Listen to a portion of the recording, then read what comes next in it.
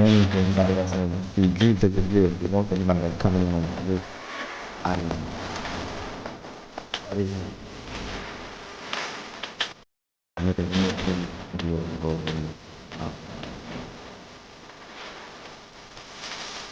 I run one more time, one more time.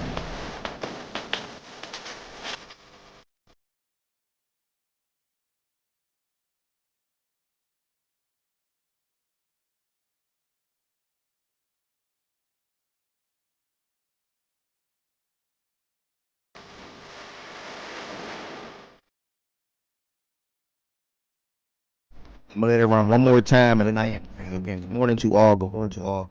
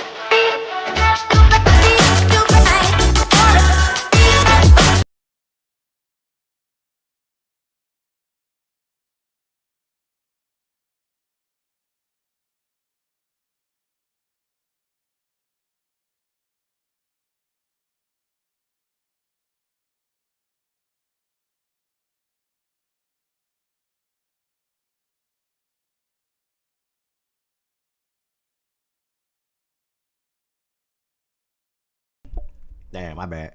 Louis Bag, what you mean you usually be on Twitch? I was saying good morning to somebody that's in here. I thought you usually be on Twitch. What you mean you forgot I had a Twitch? Double back, what's the word? Dream Shake, what's the word? Resub from Shaggy. Let's get this Monday started off right.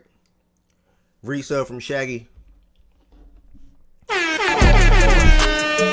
Let's go. You know, we not doing that. Aaron, what's good? We not doing that. You not about to come in here and talk about some flock this, flock that. I told all y'all goofies. Y'all saying all this about the Ravens for no reason, literally. We're going to be right back in the fold.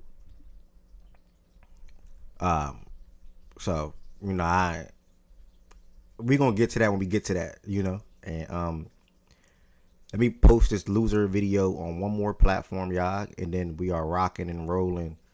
My biggest winner. You just told me yesterday the Ravens are not making the playoffs to you. What are you talking about? You just said as of right now you don't have the Ravens making the playoffs. Am I being trolled? You just said that yesterday. You just said yesterday you don't got the Ravens making the playoffs. Nah, y'all can hear me now, double back. Y'all can hear me now, right? On YouTube, y'all can hear me, right? Where the Chiefs fans at? It's a wait and see thing, man. No, you said yesterday to you don't have the Ravens making the playoffs, word for word, and I made sure to ask you very clear. You, as of right now, do not have the Ravens making the playoffs. Facts. Let's leave it at that. That's the facts. You, as of right now, do not have the Ravens making the playoffs. Why can't I edit this post?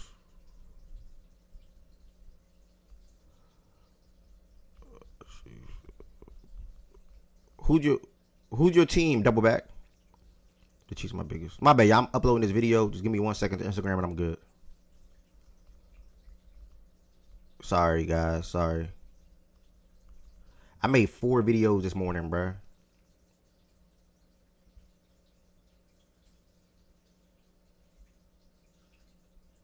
Do you hear that, Amadou? How do you even hear that, dude? You listening too hard. You listening too hard, bruh.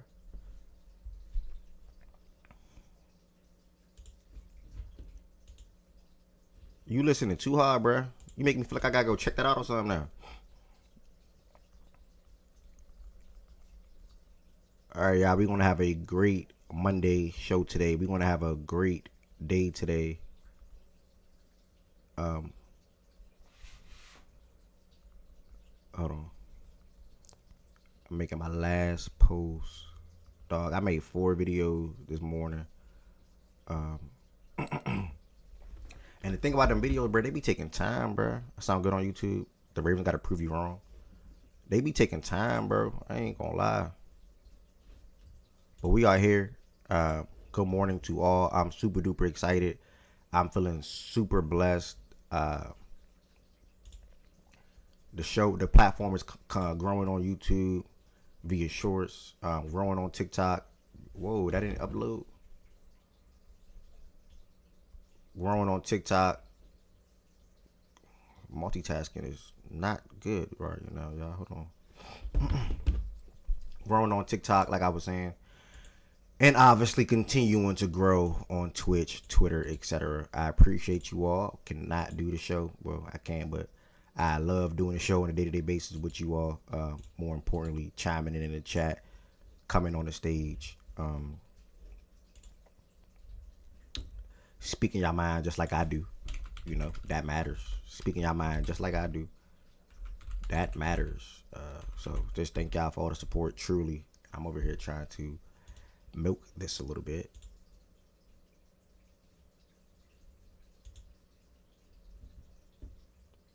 John Doe, good morning, brother. Yeah, it definitely takes time, but it's worth it for sure. For sure. All Denver major sports at the top of the league. Who has it better than us?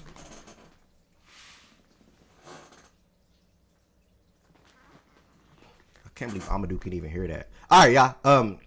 Let me change that sub count. Appreciate Shaggy for the resub. We gonna see if we can hit 100 subs this week, or by December 1st. Whether that's somebody subbing that's never subbed before, or whether that's somebody gifting a sub. We are at 47 out of 100. Also, yeah, I haven't got a new YouTube member in a while. I would love for somebody that's not a member and want to extend their support for the platform on YouTube to become a member. How can you become a member? The link is in the description on this video. You can become a member for as low as $5. For as low as $5, y'all. And it's pretty much just extending your support for the platform, extending your support for what I do on a day-to-day basis, and showing your love to the one and only Facts and Stats. Keep that in mind, y'all. Also, if you're on YouTube, you can send super chats and or super thanks at any time. The amount does not matter to me. I'll be greatly appreciative of whatever you guys are willing to send, whether it's $2, whether it's $3, whether it's $57, hypothetically. Also, if you're on Twitch, make sure you hit that follow button. We are 1,645 followers. I am going to start back gaming too. Like I want to get back to sports and gaming. Like I want to get back to sports and gaming and continue to try to grow my brand on both platforms. And you all tap into me gaming sometimes too, and or play the game with me. So whatever the game is, Madden, 2K, I'm even willing to get Call of Duty. I'm not good at it, but I'm willing to game. I'm trying to get back gaming. So that's one thing. And then what I wanted to say, join the Facts and Stats Discord. It's very important to join the Facts and Stats Discord. The Discord link is in the YouTube comment or the description on the YouTube video. And also the Discord link will be popping up in the Twitch chat as well via Nightbot. Yes, sir, John Doe. Appreciate that, man. Games are ass, though. I agree. But games only ass the people that are ass at games. Did that make sense? Because when you thought you were good at 2K last year, I took your money. When you thought you were fucking with me last year in 2K, I took your money. And I haven't even played this 2K quick match. And I will still load up right now and take your money. Facts are the facts I'm going to do. By the way, your shirt was shipped. Oh, I think I told you. Yeah, I told you already. Anybody that had a shirt that needed to get shipped, got shipped. Anybody, whether you want to a versus, or anything that happened, a giveaway or whatever. You bought a shirt, it all was shipped last week. So keep that in mind. With that being said, we are going to get into everything that we're going to be talking about today for the show. Make sure y'all tap into my videos. Do me a favor. I dropped my biggest winner and loser video on TikTok, Instagram. I got to add the TikTok thing right here too, by the way. TikTok, Instagram, Twitter, and YouTube. Make sure y'all check that out. As far as the show today, excuse me. As far as the show today, same thing. I'm gonna start changing. I'm gonna start titling the YouTube a little different. So the YouTube and Twitch, y'all know how typically if it's a Monday or a Tuesday, I'm just saying recapping things like that. I'm going to change the title to like probably the biggest game or games that took place in the respective sports to grasp more people to come into the YouTube, because people go on YouTube and type Broncos. People go on YouTube and type Chiefs, Eagles, Lions, whatever. And when they type that word and they gonna see that word in the fact and stats title, then they'll come in here and listen, maybe subscribe, maybe join the stage, whatever the case may be. So I'm gonna start changing the title just from NFL Sunday recap. I'm gonna do it like how I used to do spaces. To be honest. So either way though, as far as the show today, we will be recapping every single game from yesterday. On that lovely NFL slate that we had. And then we're gonna be, again, this is not real. Realistically, y'all, we're going to preview the Cowboys and Raiders game for whatever it's worth. Who do you have winning the game? Any bets you want to share? That's pretty much what that is. Then we're going to get to our CFB. Whoa, I take that all wrong. I said CFB Weekend 12 Rewind. I meant Week 12. It's college football Week 12 Rewind. My goodness, typed that all the way wrong. Georgia. If anybody want to do me a favor, y'all, get me a Georgia poster. I need a Georgia poster or something like that. I need a Georgia poster to go right here. Or I need a Gunner Stockton. Imagine having number 14 right under Lamar Jackson. Because that's how good Gunner Stockton been this season. I made a video on Gunner this morning, by the way. And I want to see if TikTok and YouTube fuck with Gunner. But Gunner Stockton been that good this season. Like, so damn good to where, like, I had to go out my way and make a video on him. Because he need the love and he need the praise. You know what I'm saying? So, I don't know, Byron. You think I don't know no music at all. So, I don't know. Let's just say he can't see. I don't know, Byron. So, you know, like, it's a blessing, man. Georgia Bulldog fan, Baltimore Raven fan. Like, it's a blessing, man. It's a blessing. So, Gunner been good, mid. Yeah, you're on drugs. Mike, you're on drugs. So we're going to look at the CFB Week 12 Rewind, and then we're going to get to college hoops. I also made another video on college hoops. I made my first video on Houston this morning. Houston versus Auburn, that was a good game yesterday. I made another video on that. That's another video that's going to be dropping either today or tomorrow from a YouTube short, TikTok, whatever perspective. So, yeah. NBA is just up there like parsley, to be honest. I just threw it in the title, just throw it in there. It's not a guarantee. I cannot guarantee we're going to get to that on Monday. Just being realistic, I cannot guarantee we're going to get to that on Monday. I got good and bad news before we get started with the show. I got good and bad news.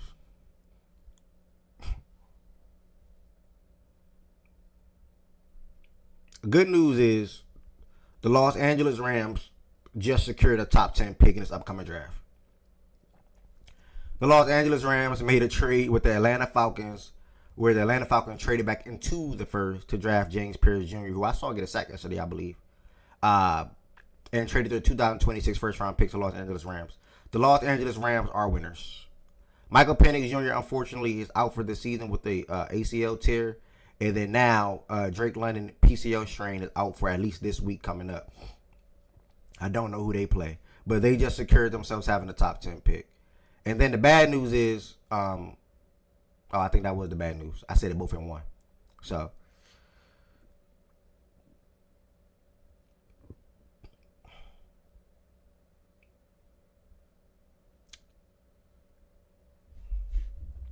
I ain't gonna lie, bro. It's some teams that just, they will never be good or really respected. Correct me if I'm wrong. There are some teams that will just never be good, and I feel like I'm lagging. Hold on. All right, I think I'm good. There are some teams that just will never be good or never respected. Nobody will ever respect the New York Jets. Nobody will ever respect the Las Vegas Raiders. Nobody respects the Atlanta Falcons.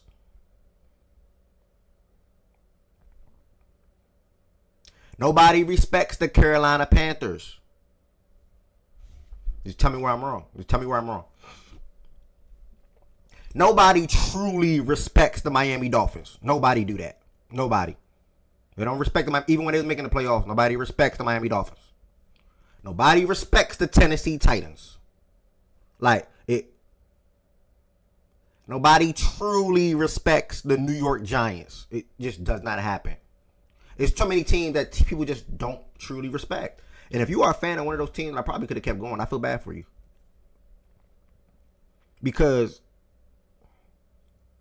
y'all don't get to, and am I lagging to y'all, by the way? Am I lagging to y'all? Y'all don't get to truly enjoy NFL Sundays. Y'all don't get to truly enjoy NFL seasons. Now, I know I have not won a Super Bowl in a while. That does not mean I do not enjoy the season, though. I just make that very clear. Seeing your team go hypothetically 15-2, 13-4, 11-6. You win a playoff game or two. You make the AFC Championship, make the Super Bowl. That's what matters to y'all in here. I was told, long as you make the Super Bowl or you make the finals, I'm lagging. You're good. Just make that. You got the experience. It don't matter now. That's what I was told in here. I don't think like that, but that's what I was told. So, I mean, yeah, fans of those teams just truly don't get to enjoy the NFL season. I truly feel bad for y'all, man. It's really unfortunate because everybody don't got this guy right here. Everybody don't got a Lamar Jackson. Everybody quarterback is not Lamar Jackson. You see what I'm saying? Everybody not a Ravens fan. Like this, I'm Ravens. It's Ravens. Flop. You know what I'm saying? I'm Ravens. Like, down to my Ravens. Like, I'm Ravens. Everybody don't got the ability to be a Ravens fan. Like, but when we was 1-5, the jokes write themselves. When we was 1-5, the defense is at I don't think we allowed a 20-point score in the last 4 or 5 weeks.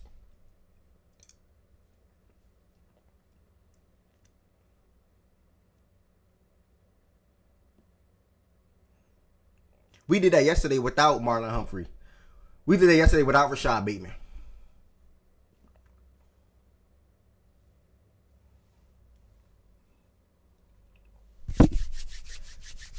All right, man. Let's get into it. Then you got Falcons fans telling me to humble up. I'm only 5-5. What am I saying? That's crazy. This win streak, I expected that. What did I say that's crazy? I didn't say nothing that's crazy at all.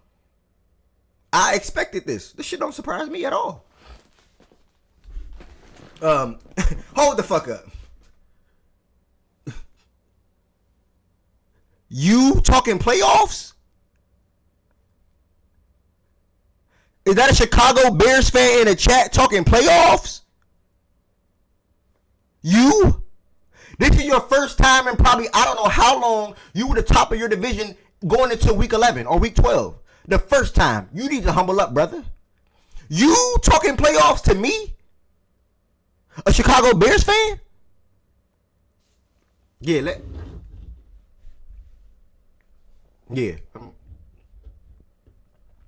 let me move.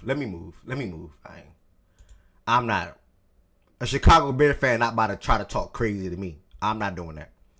I'm not doing that. Not the Chicago Bears. You feel me, Agent Zero? I'm not doing that. No. I'm lagging on my end bad, bro. Am I lagging to y'all? I'm lagging on my end bad.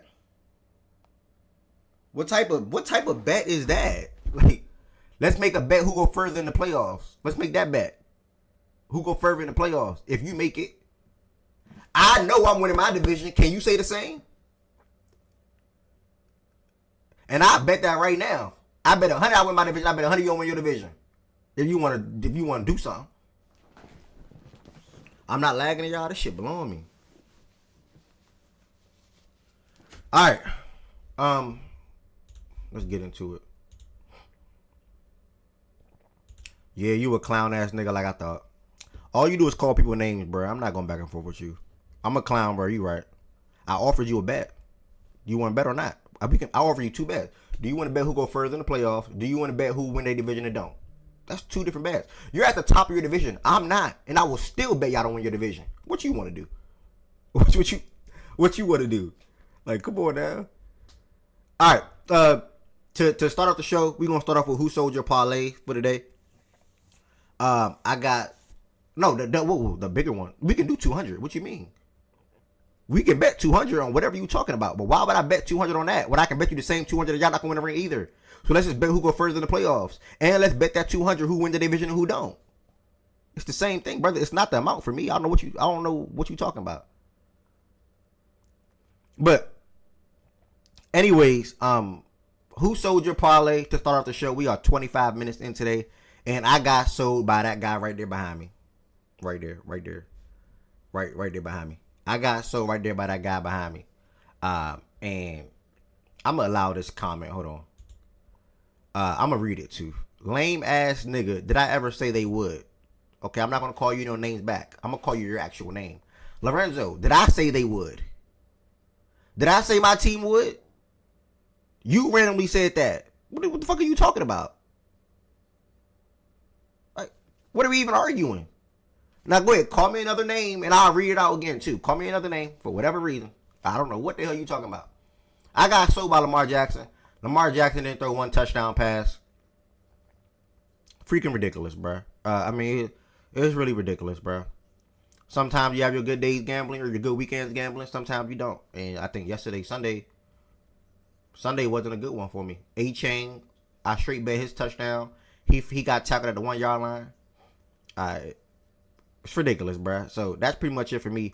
Chan came in the chat and said A.J. Brown. He needed 50 yards. He had 49. Oh, damn. Wait, what? He needed 50. He had 49? That's crazy. Hold on. I got to entertain Lorenzo. Play dumb with someone else. Get your lame gimmick off. LMAO. Lorenzo, I don't know what you're talking about. You mentioned the playoffs to me first. And I said, I know that's not a Chicago Bears fan doing that. And then you randomly said 200 y'all don't win the Super Bowl. I didn't even say we're winning the Super Bowl. Then I offered you a bet back and you said, well, lame ass nigga, did I say I would? Did I say we would? And I said, no, you did not say that. I didn't say it either. So I'm offering you a simple question. 2 things. Do you want to bet your team to win the division? And I bet my team win the division. Do you want to bet who goes further in the playoffs if we both make it? That's all I'm offering you, brother. I'm not trying to go back and forth. I'm not saying nothing crazy. You came at me crazy. You started this, not me. What the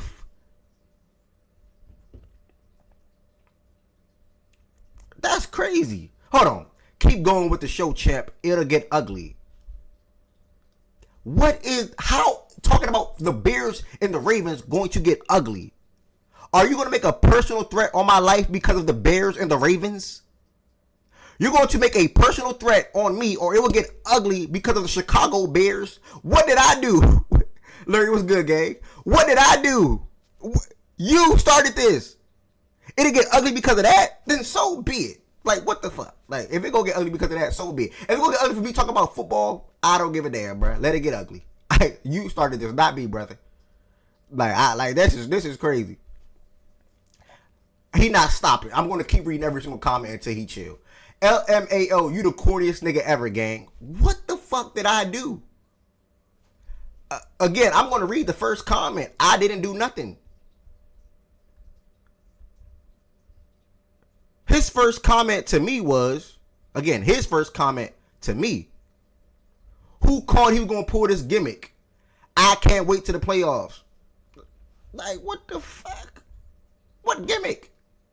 I told y'all the Ravens are going to go on a win streak. I told y'all the Ravens are going to go 11-6. I told y'all that. This is not made up. These are all facts. We were 1-5. When Tyler Huntley got that win, I said we're going to go 11-6. Nah, Larry, he not. He can call me corny. He can call me lame. He not a cornball, though. He didn't tap in just to hate. He being here every day. That's my dog. I think he's still mad because we beat him. I really truly think he's still mad because my team beat his team without Lamar Jackson. And I'm gonna let that rest right there. I saw a couple of Who Sold Your Parlays in the chat. We got Lamar Jackson, we got AJ Brown, we got Anthony Edwards went 0 for 7 from 3, went established, needed 2. I think that's it. Chicago nigga so funny, man. Wait, no, I don't like that one. Chicago nigga so funny.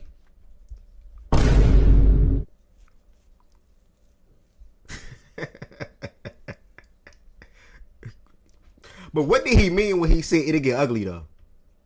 Like, that's the part that I'm stuck on. But I'm trying to grow. Like, I'm not trying to go back and forth with y'all no more. I'm not doing that. But when he said keep going with the show or it'll get ugly, what did that mean?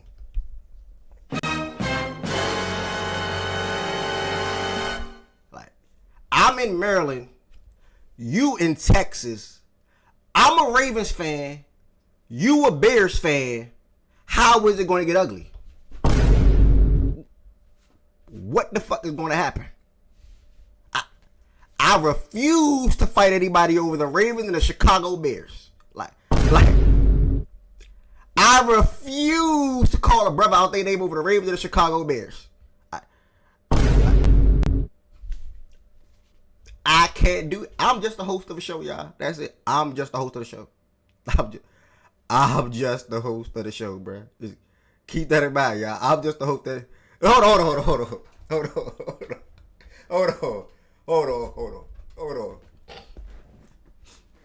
on. I love shit like this. See how you still going? Now, if I get a mic and show you, it'll be funny. So, if you get a mic and you yell at me on the internet, hold on. Let's listen to this, y'all. If you get a mic and you yell at me on the internet, that's what you call getting ugly? It's the internet. That's why I told y'all, going forward, I'm not arguing with nobody in here no more. I'm not calling nobody out their name no more. Y'all saw me get out of character like 2 or 3 times. 2 or 3 times, or 4, on a serious note. I'm not doing that no more. No more. Never again. No more. It's not happening. And I'm just not doing it. Larry, appreciate the follow on Twitch, gang. And he's saying I'm corny. We gonna move, y'all. I ain't even started, Tez. I ain't gonna lie, I didn't start this today. Nah, Mike, I'm back in Maryland. I didn't start this today. Gang tripping. My computer delayed, bro. I really gotta restart my OBS, bro.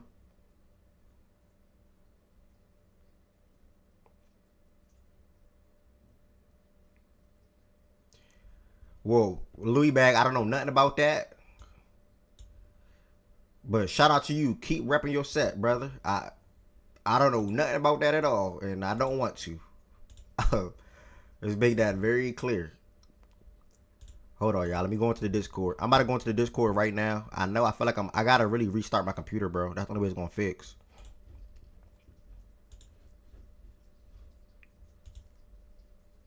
Hold on. I gotta restart my computer. My dog Larry tapped into the show today, man. Larry really my dog from elementary or middle school. That's crazy. Shout out to you for tapping in, bro. That's real. We grew up together, nigga. Don't ever forget that. Alright, y'all. I'm through the lags and all. I am headed to the Discord myself. One more comment. Lorenzo, please don't join. Like, I don't want it to get ugly. I'm not trolling. I'm so serious. I know probably like I'm laughing or trying to be funny. Or please don't join. I don't want it to get ugly. Just let me go on with the show. No. He not a hoe. We not doing that. He not a hoe. I'm a hoe. You don't gotta call nobody out their name, but just call me out my name. No. Just call me out my name. Let's leave that alone. Alright. We gonna get I'm lagging crazy, bro.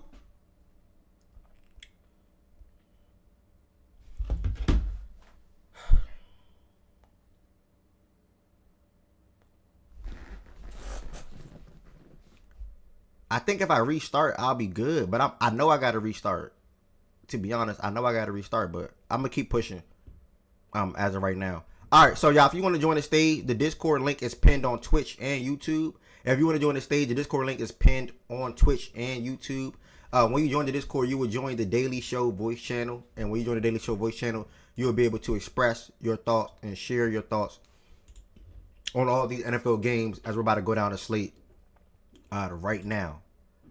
Griff, what's the word, gang? You've been rocking with Facts and Stats since Space Days, man. Shout out to my dog. I'm glad. Y'all are starting to pull up more and make it more. Do not forget to continue to spread the word, y'all. Facts and Stats on YouTube. Everett Jr. on Twitch. Whatever platform y'all watch the show on, I am grateful and appreciative 100%. Everybody that's a sub on Twitch, thank you. Anybody that's a member on YouTube, even OG, thank you. Truly means a lot, y'all. Y'all just extended y'all support for the platform and what I do on a day-to-day basis. And y'all are here and y'all are a part of my journey for when I continue to grow every single day, every single year, and things like that. Also, if you want to sub, though, and you're on Twitch, and you have Amazon Prime, I will advise you to sub through Amazon Prime. You get 1 free subscription per month with Amazon Prime. So if you are a sub and you want to sub, I meant to say. Alright, I didn't change the font color because I'm about to go to ESPN anyway. But if you want to sub on Twitch, if you have Amazon Prime, do it through Amazon Prime. You get 1 free subscription per month. All right, so let's go ahead and get into this slate from yesterday's games. Yesterday, wait, who sold your parlay? Am I missing something? Who sold your parlay? Oh, shout outs. Y'all want to shout out some players real quick? NBA. Nah, I missed the Twitter Spaces too, bro. No funny. Y'all want to shout out some players real quick? NBA, NFL, college football. Out that boy James. How you come up here and your mic cook, bro? What do you say? I said shout out that boy Harden, man. He the GOAT. Oh, shout out to Harden. I think Harden had a 40-point triple-double over the weekend. Shout out to James Harden. Who else I want? Oh, shout out to Josh. Nah, I'm not shouting out Josh Allen. Shout out to Gunnar Stockton. Right, he followed up the He followed up the 40 with a 37, twin. Appreciate Ari for the resub. Let's go. We are going to try to hit combined YouTube members and Twitch subs. We're going to try to hit 100 before December 1st. We are at 48 on Twitch right now, probably 20 something on YouTube. So if you are not a member on YouTube, make sure you all become a member for as low as $5. The link to become a member is in the description on this video. And if you want to hit that sub button on Twitch, feel free to do so and or gift the sub. But again, if you have Amazon Prime, I will advise you to sub through Amazon Prime as you can sub for free. Just connect your Twitch account to your Prime account. Tween shouted out James Harden. I'm going to shout out Gunnar Stockton. Gunnar Stockton was phenomenal against Texas this past Saturday. 10th ranked Texas at that. Gunnar Stockton had 5 total touchdowns. 4 through the air, 1 rushing. We won 35-10. He dominated. The team dominated. They dominated on the ground. The defense is continuing to trend in the right direction. Prayers up to CJ Allen. Hopefully it's not a season-ending injury or something long, because we want to need him obviously for our national championship push. But shout out to Gunnar Stockton in Georgia. We got Black Haji on YouTube. I might say her name wrong, but Audie Crooks. She had 40 points in 20 minutes. That's phenomenal. 40 points in 20 minutes. Shout out to AJ, real dog. Real NBA player, top 3 lottery pick, mud. Yeah, shout out to AJ. AJ the Bantha had a good game, especially in that second half against UConn. Shout out to Marcel Reed. That's a great shout out. Marcel Reed for the comeback and not folding. Marcel Reed and led Texas A&M all the way back and got the win over South Carolina after being down 3-30 at halftime, and they won 31-30. So shout out to Marcel Reed. Let's talk about the Bears. We're going to talk about the Bears. Shout out Bo Nix. Might not always look the best, but he doesn't feel pressure consistently showing up when it matters the most. Shout out to Bo Nix, bro. I was impressed. Shout out to Troy Franklin, too. He is emerging as the wide receiver, too, for y'all. Kingston Flemings, freshman point guard for Houston. He had 21, 5, and 7, I think. 8 for 13, and knocked down a 3-point shot. I only know that because I've just made a video on him this morning. Sarah Strong. She needs to be in the W grade. Shout out for Sarah Strong. Shout out to the shout outs. So we did the Who Sold Your Parlay. We did the shout outs. Oh yeah, shout out to Ted. Shout out to Ted. Ted had a phenomenal game for the Panthers. And Bryce Young too. Shit, how we miss Bryce? Shout out to Bryce Young, man. Bryce Young was great yesterday. 400 plus passing yards, I think. Bryce Young was great yesterday. Real shit. Just Popper, man. One more shout out. Michael Porter Jr. Hell of a year. 25 a game. Appreciate that, bro. Chicago Bears are number 2 in rushing yard, number 4 in total offensive yards per game. 3 players in the top 5 for interceptions. Without their best defensive player. Number 1 team in the NFC North. Number 3 seed in the NFC. Thoughts? That's actually impressive. Just Popper, man. I don't even know who you are. That's a funny name. Just Popper, man. You're a sub. Shout out to you. But that's actually impressive. They got 3 players in the top 5 for interceptions without their best defensive player. That's Jalen Johnson. Yeah, that's actually impressive, bro. Listen, Just Popper, man. I was pushing the Bears in here last year, but they let me down. Ultimately, I don't think Caleb Williams had his best year, obviously, due to the offensive line and how often he was sacked and things like that. But still to this day, everything I felt about Caleb Williams last year, I still feel the same way. You know, he's one of the better quarterbacks when it comes to evading pressure in the pocket or evading sacks. The hire of Ben Johnson is obviously paying off. And also, shoring up the offensive line up front has obviously been paying off as well, because now you got guys on the outside like Rome, Luther, DJ, Colston, Cole, Swift, Cal that can be effective in the run game and pass game. So, yeah, man, I'm super duper proud of the Bears, bro. 7-3, top of the division. And, like, you know, I got a lot of confidence in them. Shout out to Sean Tucker. Good shout out. Shout out to the whole UH. Shout out to the whole Houston dog. Stop hating.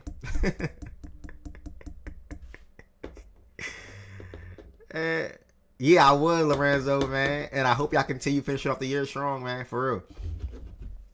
Michael Porter Jr. need to go to a contender. I don't know about all that. I think he good where he at.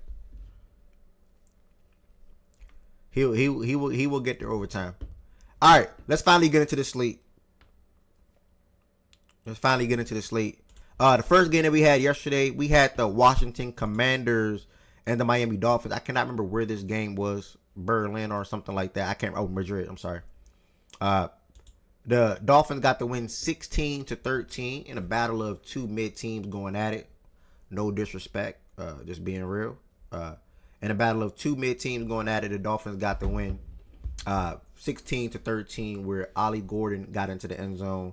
In that fourth quarter. And then obviously went to overtime, where I think was it an interception? I think Mariota threw an interception. And then that set up the Dolphins to kick a field goal. I think it was that. Wait, hold on. OG, that's to me? Oh, you talking a double back. I was about to say, wait, hold on. What bet we got? My bad. Yeah, but either way, shout out to the Dolphins. They got the win 16-13. I think they're on a 2-game winning streak. Not really much to say here, honestly, to be honest. Shout out to Deebo Samuel getting into the end zone. They're obviously still playing without Terry. Ja'Cory Krosky-Merritt obviously came into the season with a lot of hype. They have not been having the best season so far. Got outsnapped by Chris Rodriguez Jr. And yeah, man, the Commanders, after a really good year last year, NFC Championship this year, they've been derailed with injury, got hit with injuries pretty hard. And you know, Jaden Daniels did not improve on the season that he had last year. Meaning pretty much what he had to work with and just how he operated as a quarterback this season. So obviously he been in and out of the lineup. He may or may not return this season. If they were smart, he shouldn't. And as far as the Dolphins, yeah, not much to say there. You know, so they moved to 4-7 on the year. The Commanders dropped to 3-8, and we will wrap that right there. We don't got a lollygag or try to drag anything that don't need to be dragged. Next, I was just speaking on Bryce Young. Hold on. Next, I was just speaking on Bryce Young. Hold on, y'all. Sorry. Hold on.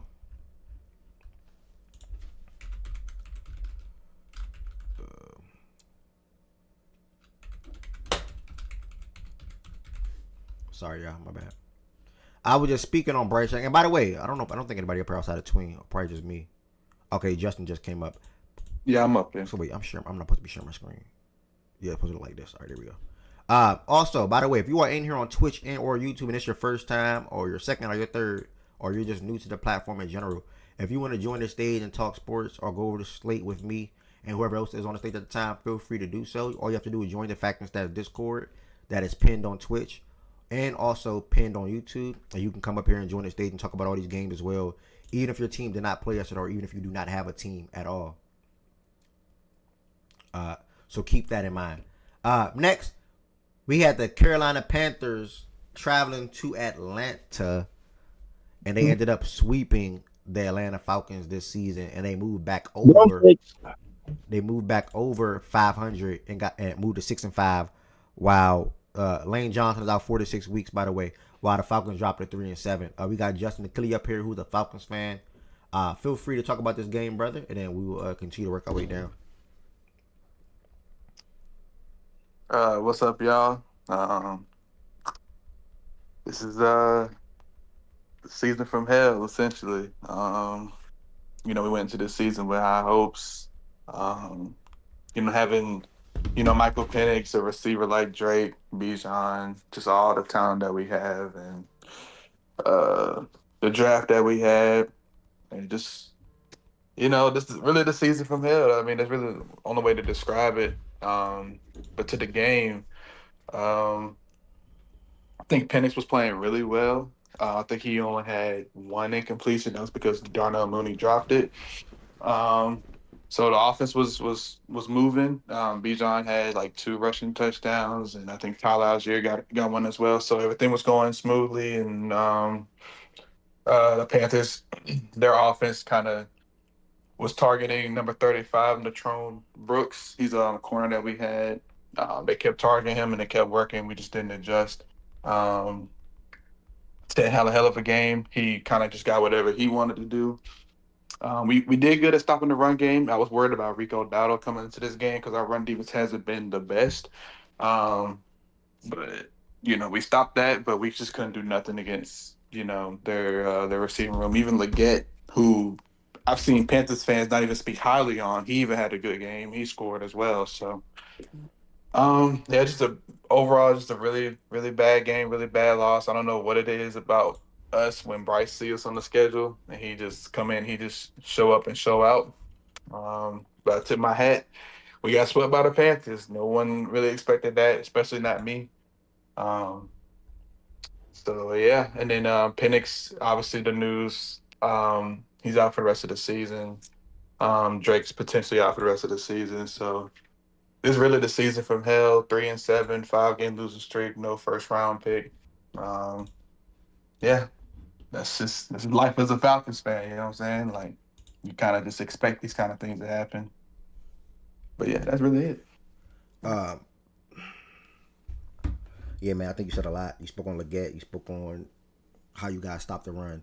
And I just want to add Bryce Young, phenomenal, great game, one of the best games of his career, 1,000%.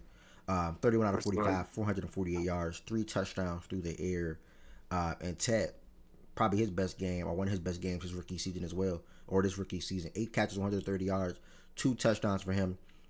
Rico Dowdle was contained on the ground, but he did have 100 all-purpose yards, so that was good for him. 5 catches, 55 yards, and really, man, this was a really good. It was a good, entertaining game. If you are a fan of one of these teams, it even went to overtime. Kirk Cousins had to come in here, and obviously Kirk is just not that good of a quarterback anymore, or whatever you guys think of Kirk Cousins. But they ultimately came up short, man. When Drake London got out, it was hard for them to be able to move the ball down the field. But like Justin said yesterday, they need another wide receiver, something that they're probably going to obviously address in this upcoming draft and probably going forward. So we will see what happens. All in all, great win for the Carolina Panthers to continue to try to at least fight for the playoffs.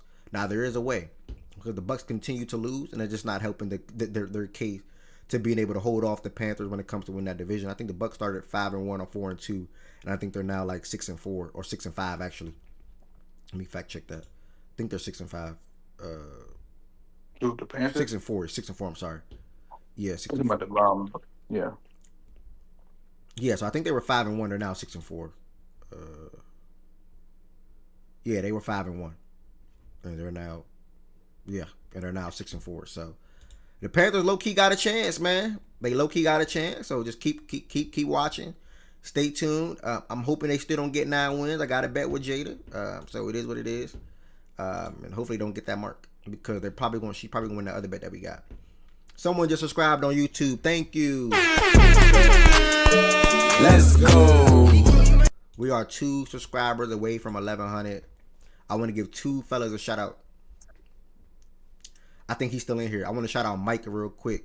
Gotta give shout outs public as well, man. Mike. If y'all do not know, Mike. When I first met Mike, I think he had a podcast called "We're Just the Messengers," right? And then he went solo. Make sure I check it out. I'm not repeating myself. That's what it's called. I'm not repeating myself. And Mike Lowry, I probably heard of him or I heard him talk, whatever the case may be. He was telling me months ago, like, bro, like, he speaks on, like, the community, the support, and things like that. And he speaks on, like, how... And I'm like, yeah, bro, but I'm not doing XYZ, or I need to do the XYZ. He'd be like, well, you know what you need to do? Like, do it, you know? And I'm starting to apply some of the things that he was saying. And also another brother, Swiper, on a day-to-day basis. Swiper was like, Swiper would be like, yo, what's X, Y, and Z plan, or what's X, Y, and Z goal, right? Or whatever the case may be. I'm not going to say the whole entire conversation. Swiper was like, man, you need to be attacking YouTube Shorts, right? And it was like the same thing that Mike was saying. So I just put it all into one. So I want to shout out both of those 2 brothers. And if you look at the Fact and Stats YouTube page right now, when you look at the short section, I probably dropped like, I don't even know, probably 10 plus shorts in the last probably 2 weeks. Probably somewhere in that ballpark. And I'm gaining subscribers. With all that being said, I'm gaining subscribers and I'm gaining new eyes and more people find out about the platform. That's what it's all about. So if you're watching right now on YouTube, with that being said, we are 2 subs away from 1,100.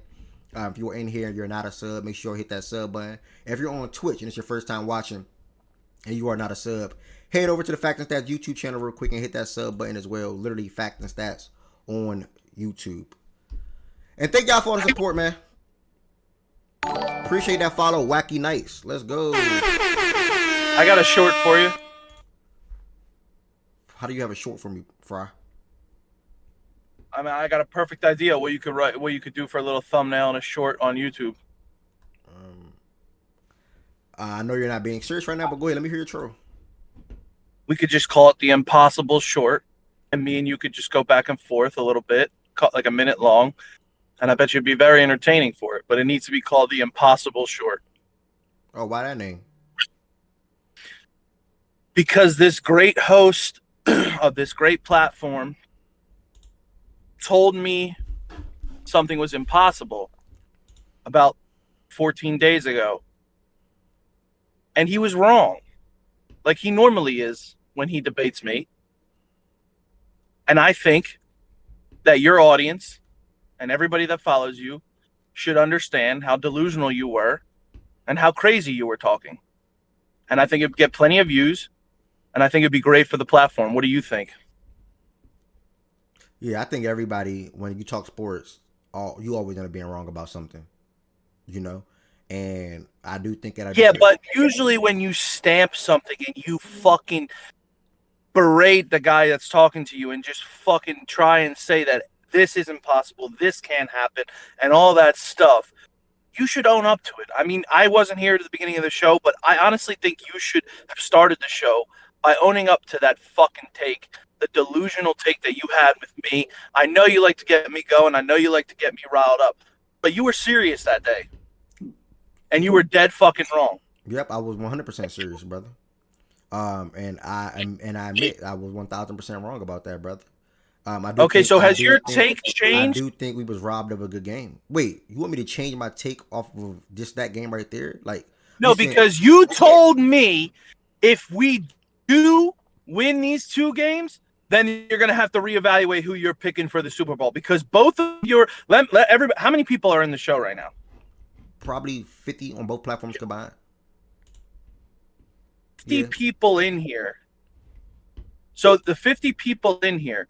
The host of the show, before the season, picked the Eagles to win the Super Bowl. After game 1, picked the Green Bay Packers. after game 2 picked the Detroit Lions, has been on the Detroit Lions since week 2 to win the Super Bowl. Yep. Last week's game against Green Bay and said we're going to win. We could win both of these games. Would I bet on it? I don't know. But we can win both these games because we're the Philadelphia Eagles defending Super Bowl champs. We have what it takes to beat both these teams. You said you said you wouldn't bet on it. That's what you said. You said you would not. I just said that. But I just said I wouldn't bet on it. No, you said I don't know. You said I don't know. No, you flat out said you would not. You said you would not. You said no. I said I don't know if we'll win both games. We definitely will win one. If I pick one that we can win, I'd probably pick the Packers. I wouldn't bet on us winning both games. Exactly. Tough games back to back. Yeah, okay. So I said games back to back. That's why I said I don't think y'all gonna win both games. Y'all did it. Right. No. You said we don't think. You said it's impossible. We can't. You used words to stamp things that were impossible. Like, it's shit that's impossible is just outrageous. Like in sports, nothing is impossible. Okay? And you should know better to use those certainties. What do you mean know better? Especially with the fucking Eagles. What you mean no? Especially with the Eagles? Because you were stamping things that are especially for the Eagles. What do you mean? This Eagles team, yes, y'all have great wins. What do you mean? You have great wins on your resume.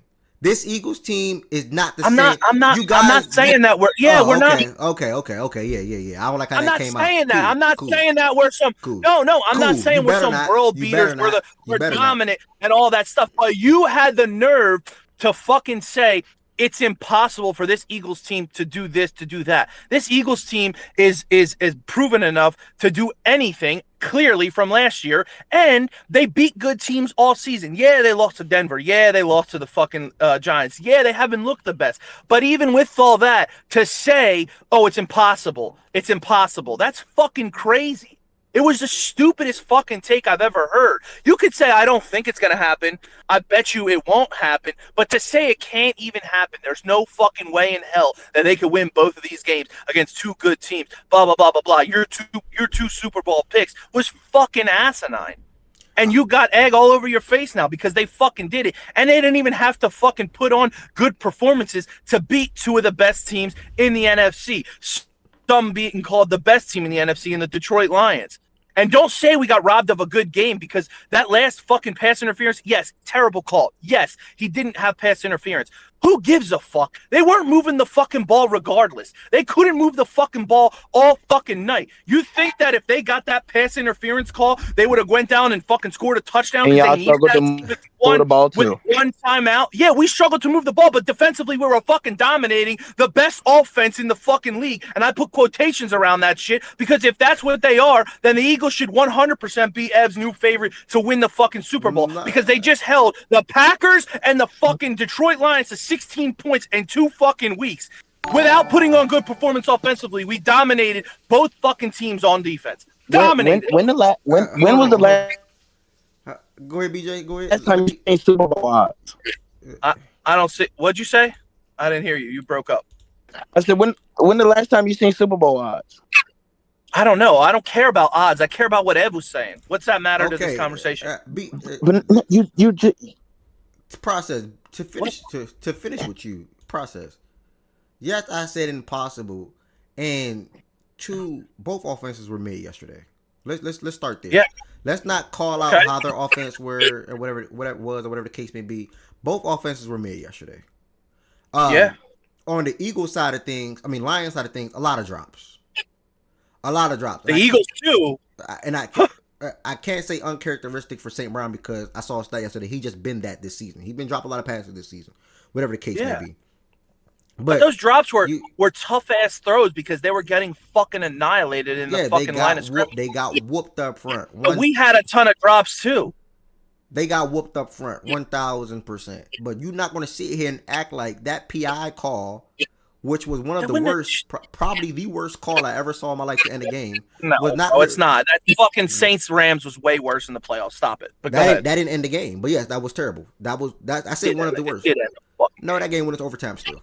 Drew Brees threw an interception.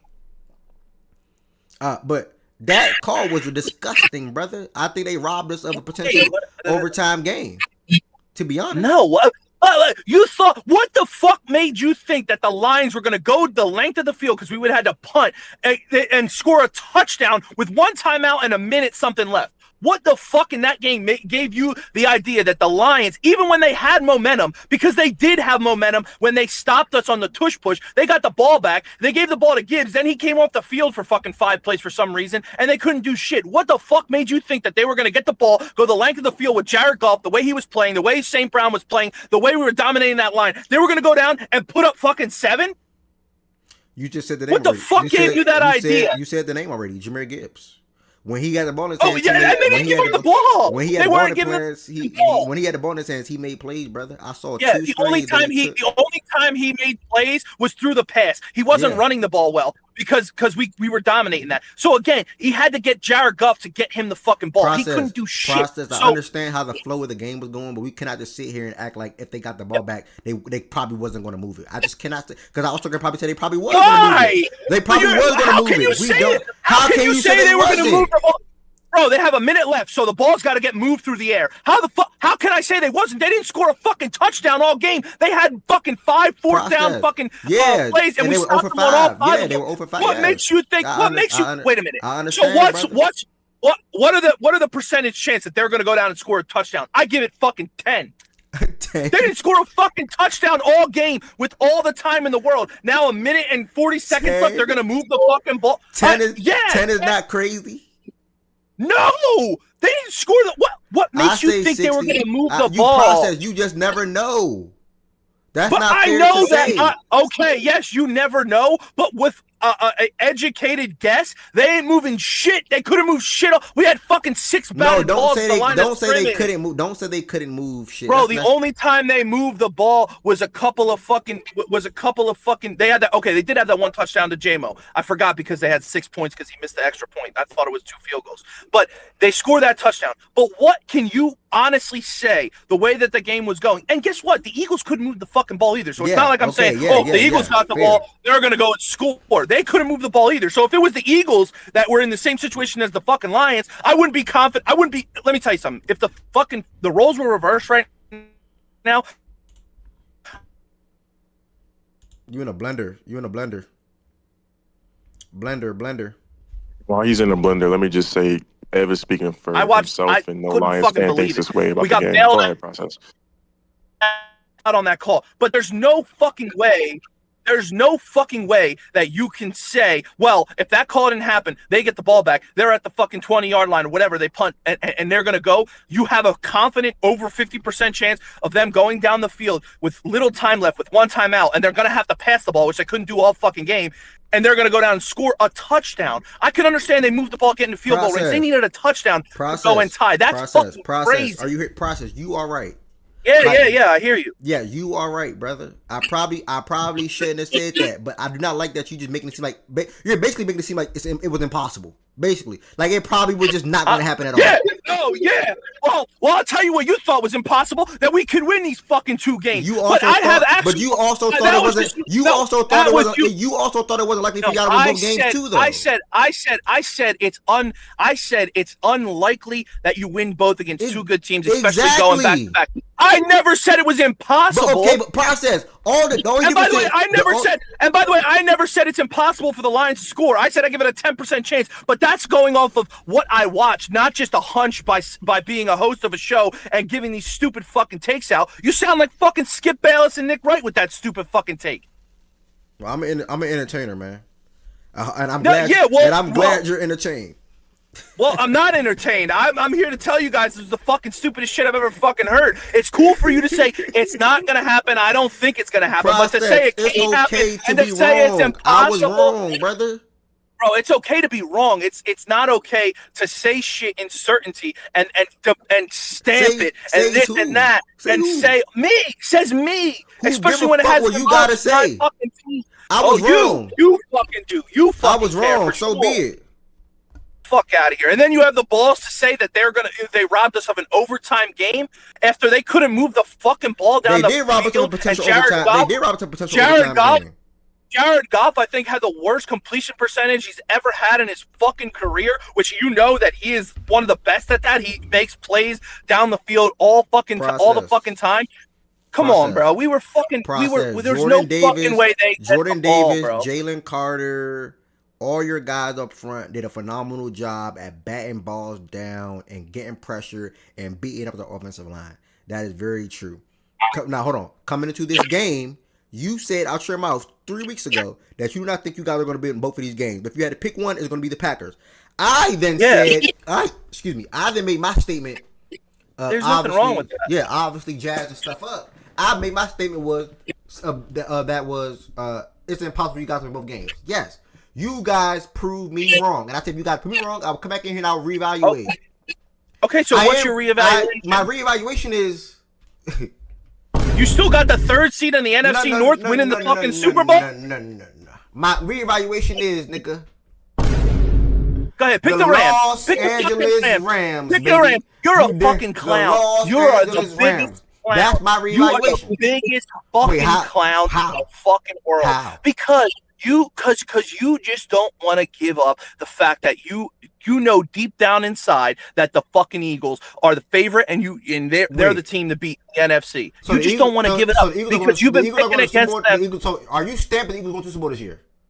I picked them since the beginning, and I've never changed. Of course, I'm stamping that. Yeah, I stamped them to go to the Super Bowl. Why the fuck would I change? I've been on this stance since week 1 of the preseason to week 9 of the fucking NFL season, week 10 of the NFL season. Why would I change? We beat all the teams that you've picked to go to the Super Bowl. By the way, the Rams, the fucking Lions, the fucking Packers, the fucking Bucks, the fucking Chiefs. Anybody. We beat all these good teams, and we did it. No, I'm just saying we beat all these good teams. Process. Humble up. I don't need to be fucking humble. I'm the defending Super Bowl champs and we had one of the hardest schedules going into the season. We have the 7th easiest schedule going into the rest of the season. It doesn't matter what y'all finish. Y'all can finish 15-2, 14-3, whatever the case may be. We won't. We're going to lose next week, but it doesn't matter. I don't even know who y'all play next week. Who do y'all play? Dallas. Okay, we're going to lose next week. Facts are the facts, though. You're still concerned about your offense. You're still concerned. Yes, you are. Yes, you are. No. Yes, you are. I am. No. You're still concerned about your offense. Hold on. I'll tell you exactly what I'm concerned about. I am. The offense is a concern for me, but this is the difference. Wait a minute. This is the difference of why I don't think it'll hinder our chances of winning the Super Bowl, going back to the Super Bowl. Because people like to complain about Hurts. He fucking sucked last night. He was terrible. Jalen Hurts, probably his worst game of the season. The offense is still vanilla. The offense has no fucking creativity to it. I do think that Kevin Patullo is a fucking idiot. I do think if we didn't have an 8-2 record or set whatever the fuck we are, we probably would get fucking booted right now. But, and this is only because I've seen it the last couple of years. Outside of us playing Tampa Bay in the playoffs, Hurts and the offense clicks as soon as it matters. And with this defense, I was more concerned about the defense not playing up to par in the beginning of the season and our secondary looking like shit. But Howie went out and got Phillips, and he's been a fucking monster on the edge. And even plugging in, I know he's old, but he still gets pressure. He still causes havoc. Brandon Graham, he still gets in there and gets quick. He's not going to get sacks. He's not going to do all that. He's not going to be a game wrecker like he used to be. But he still causes havoc, and he's still good at setting the edge on the run game as well. And those two big bodies up front are unstoppable when you have people on the edge that could do what they could do, like Phillips, like Graham, like Nolan Smith, and like Jalix Hunt.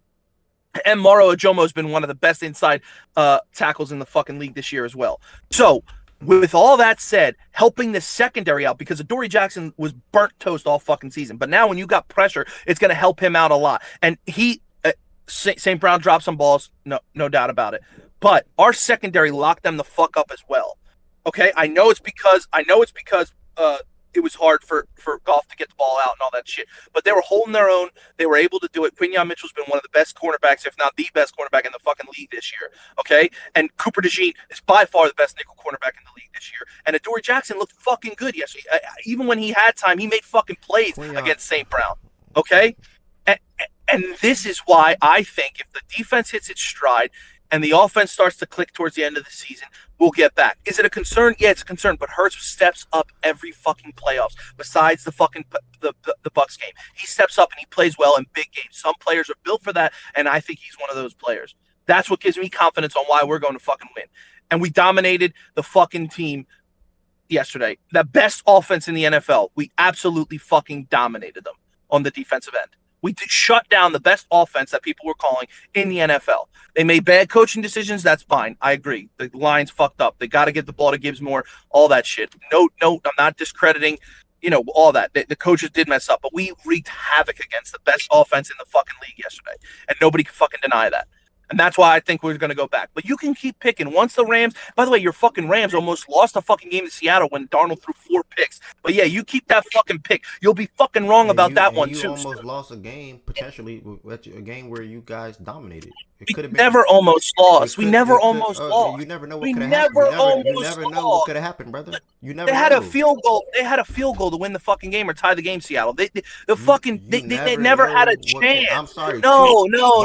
I can't believe you're saying you never know what can happen. This is the guy that told me something is impossible. Two good teams. And now you're saying anything can happen. How can you say that? Two good teams going at it. Wow. The Seahawks will beat the Rams. Okay, it's the Seahawks going against the Rams. Yeah, but that's 2-7-2 teams, brother. Okay, it's not that deep. Yeah, but he threw 4 interceptions. You're supposed to blow that fucking. It's football, and you just say you told me you supposed to blow the Lions out. You say y'all. Yeah, I know. You say y'all should won 40-9. You said that. Yes, but you that did. game, yeah, because the offense should have been able to score way more points because of the way that the defense was giving them good field position. Well, but the game was never fucking in the balance. I don't care what you think the offense should have done. It didn't do it. The game. I know, but I'm saying the way the defense is playing, the Lions had no chance to win that game. I don't give a fuck about the stupid PI at the end. Even if they got the ball, they weren't going down and scoring. There's nothing that makes you think they were doing. The game was never close. It's not crazy because it was a close game all throughout the game. No, bro. Did y'all look like the better team in the trenches? Yes. Was the game close throughout the game? Yes. Did they make some bad 4th down calls or 0-5 or 0-6 on 4th down? Yes. But to say the game was not close is a little crazy.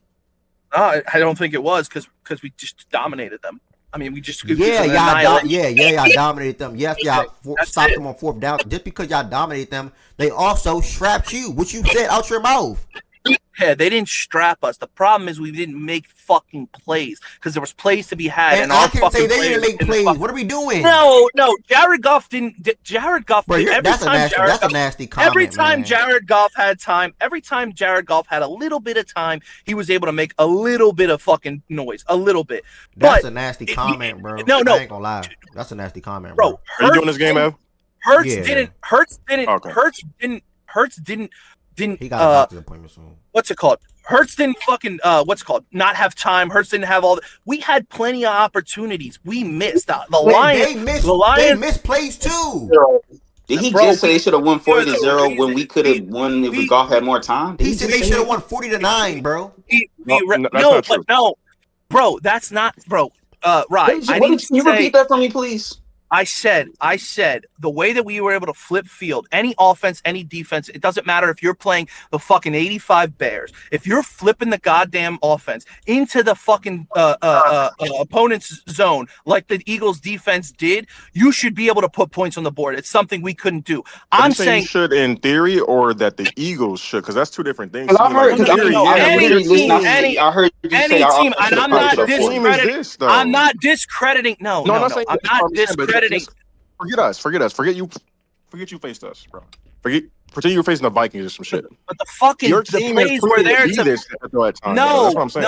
But the plays were there to. The plays were there. Goff had time. No, for sure. No. But Goff. No, that's not what I'm saying, right? Goff didn't. I'm not saying that's not an if. What I'm saying is there's no if in the Eagles. There's no if they made. No, the plays were there. These fucking professional athletes, these so-called star players like AJ, like fucking Smitty, like fucking Barkley, and like Hurts need to make those plays. Not if they need to they need to make simple fucking plays. AJ or Hurts needs to make that wide open throw to fucking Saquon for a touchdown.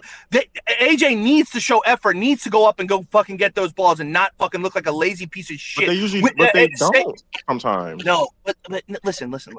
They don't. That's they in your don't traits of your team, situations. But no. This team is better than that, and you know that they need to make those plays. It's not an if they make those plays. If that, they need to make those plays. They have the talent to do that. I'm not. I'm just saying, if you do something over and over again, like over time, then I'm just going to assume that's who you are until you prove otherwise to me. But they've already proved it, though. It's not like that this has held them hostage for years and they can't overcome. I'm talking about this season. I'm not talking about. But again, and we've seen it in other games against again. The Vikings are a good defense. They did it against the Vikings. They did it against other teams. They did it in the second half of the fucking Rams game. They did it against the second half. Would you agree that it's been inconsistent though?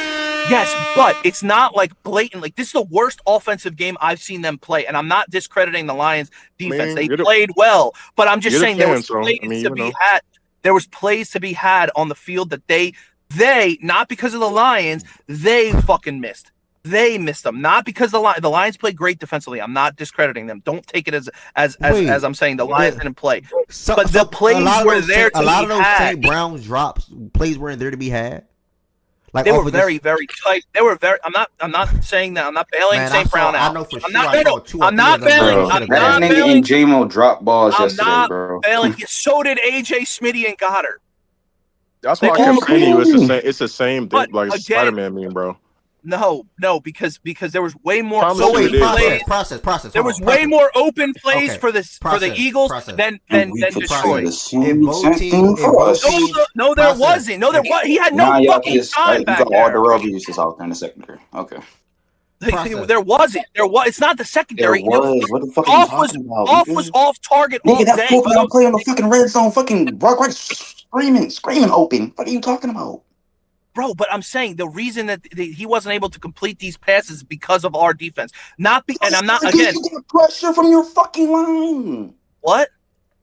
That's what I'm saying. What? You got pressure from your line. That's true for the most part. Yeah, but that's my point. You guys. No. That's why your secondary is not beneficial from your D line. Come on. There was a good 4 or 5 balls that were dropped that could have won the game. Bro, the third and fourth round, they were all in the short. The throw was made and they dropped the ball. Same with us. But same with us.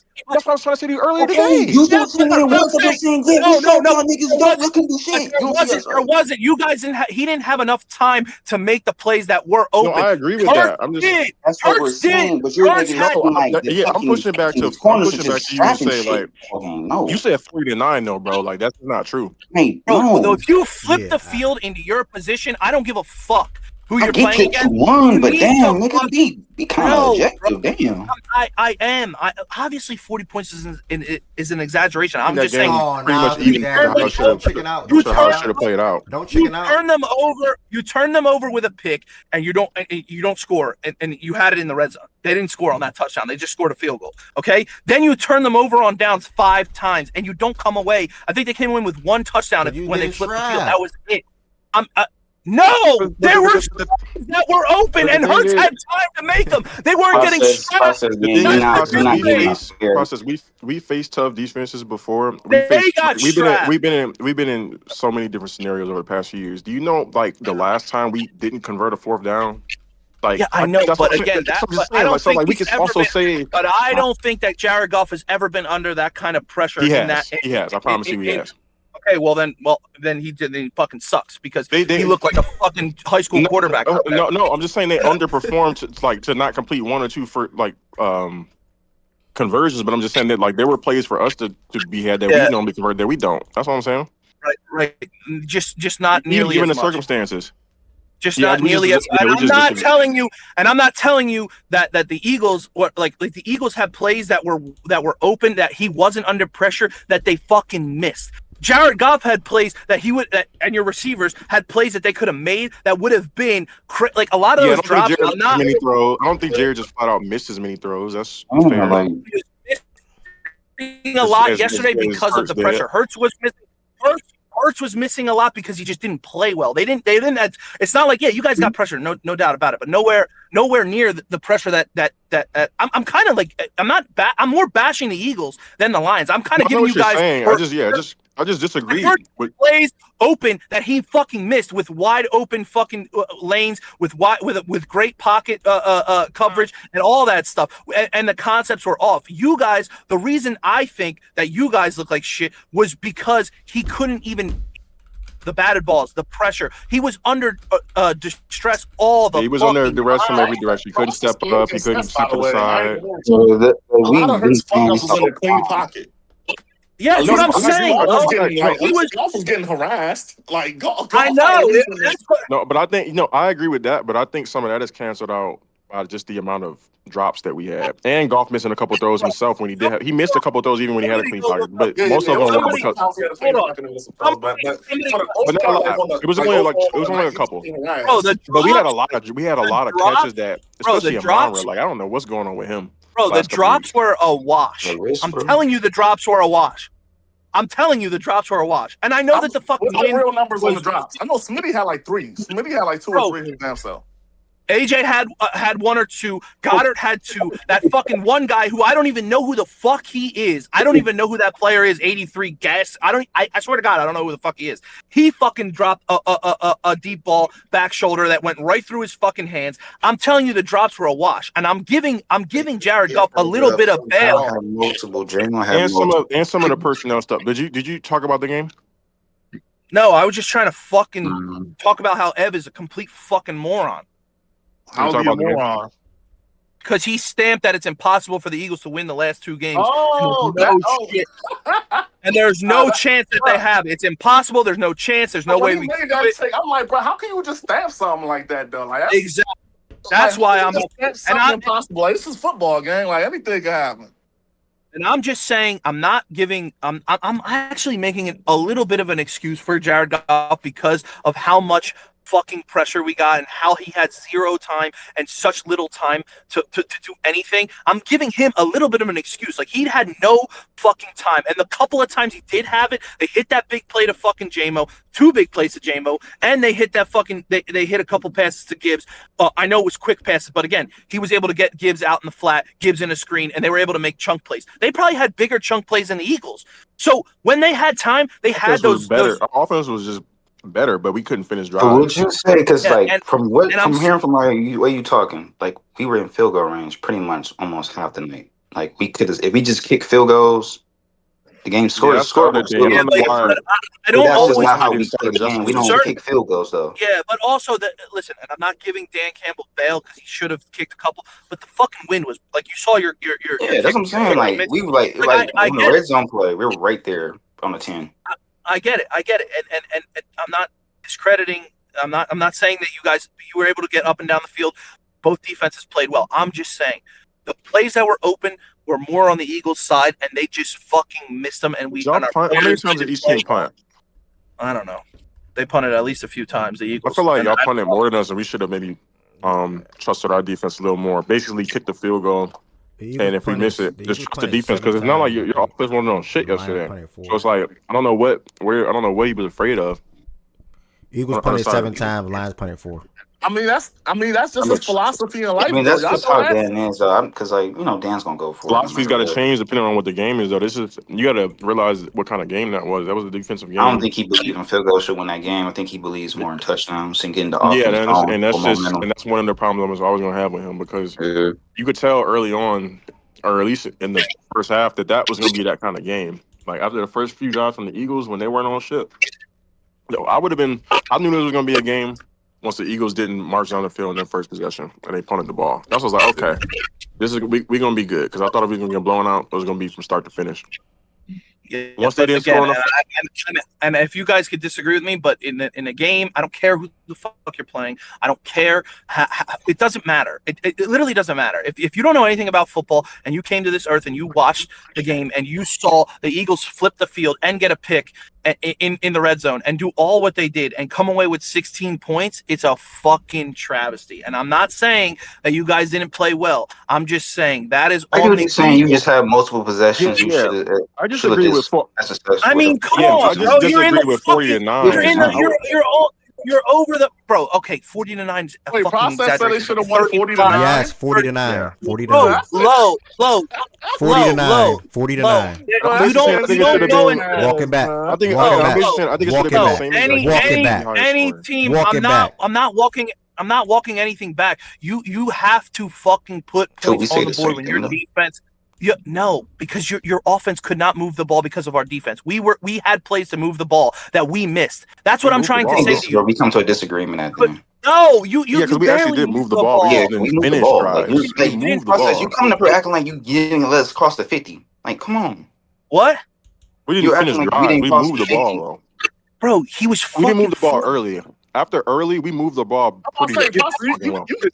You can't say they didn't move the ball. I mean, they got the field goal range multiple times. We were strapped early. Like the first three or four drives, we were strapped. After that, 3 drives, we were strapped. Jared Goff completed 14 for 37 of his passes. Okay, why are you bringing the underdogs? Like, can you talk context of those, like that 14 to 32? And we just established that he had, 5 batted balls and 5 drops? That's my point. We were the reason they couldn't move the ball. The Eagles got in their own fucking way more than the Lions did. That's my point. The Eagles got in their own way more than the Lions did. We caused the Lions to do that. The Lions played good defense. I'm not discrediting it, but more. That's what I'm saying. We were in our own way offensively because plays were there to be had, and we didn't do it. The Lions didn't have that many plays where they were just, that was a miss. That was this. That. We were the reason that Jared Goff played that way. The Lions weren't the reason Jalen Hurts was fucking terrible. They played good defensively, but it's not like they were the cause of his bad play. The reason Jared Goff played like shit is because of the Eagles' defense. The reason Hurts played like shit because he was just shit. Not because he was under pressure. Not because guys were open. Not because guys weren't open. That's my fucking point. Like we were in our own way. I think somebody can't hear you. But bro, we're back to square one, bro. We had this conversation like 30 minutes ago. Yeah, we're gonna go. Like he feels like this is a 7-on-7, and they could just throw the ball whenever and go. Like no, I don't feel like that. I'm saying that is what happened. I'm not saying that Hurts missed multiple throws. We had multiple misses. Backhand compliment, bro. You're saying, yeah, you guys strapped us, but Hurts could have made more throws, made better plays, like. No, you didn't strap us though. That's what I'm saying. There was open people down the field that he missed. Why are you saying we didn't strap you? But the offense. I'm not. That's what I'm saying. The offense has been. And he had time. We're back at square one, so it's cool. It's cool. You won. I get it. So this is where you speak. We shouldn't. Yeah, I was saying we shouldn't stay there. But the offense left plays out on the field all season long, so it's not like that's something. I know. And Jordan said that, but I'm not saying. But that's again, I know that, and I'm saying that's. And Jordan brought that up earlier. Well, this is your offense. You guys done that. You've guys done that a lot. But I'm just saying it's not the players.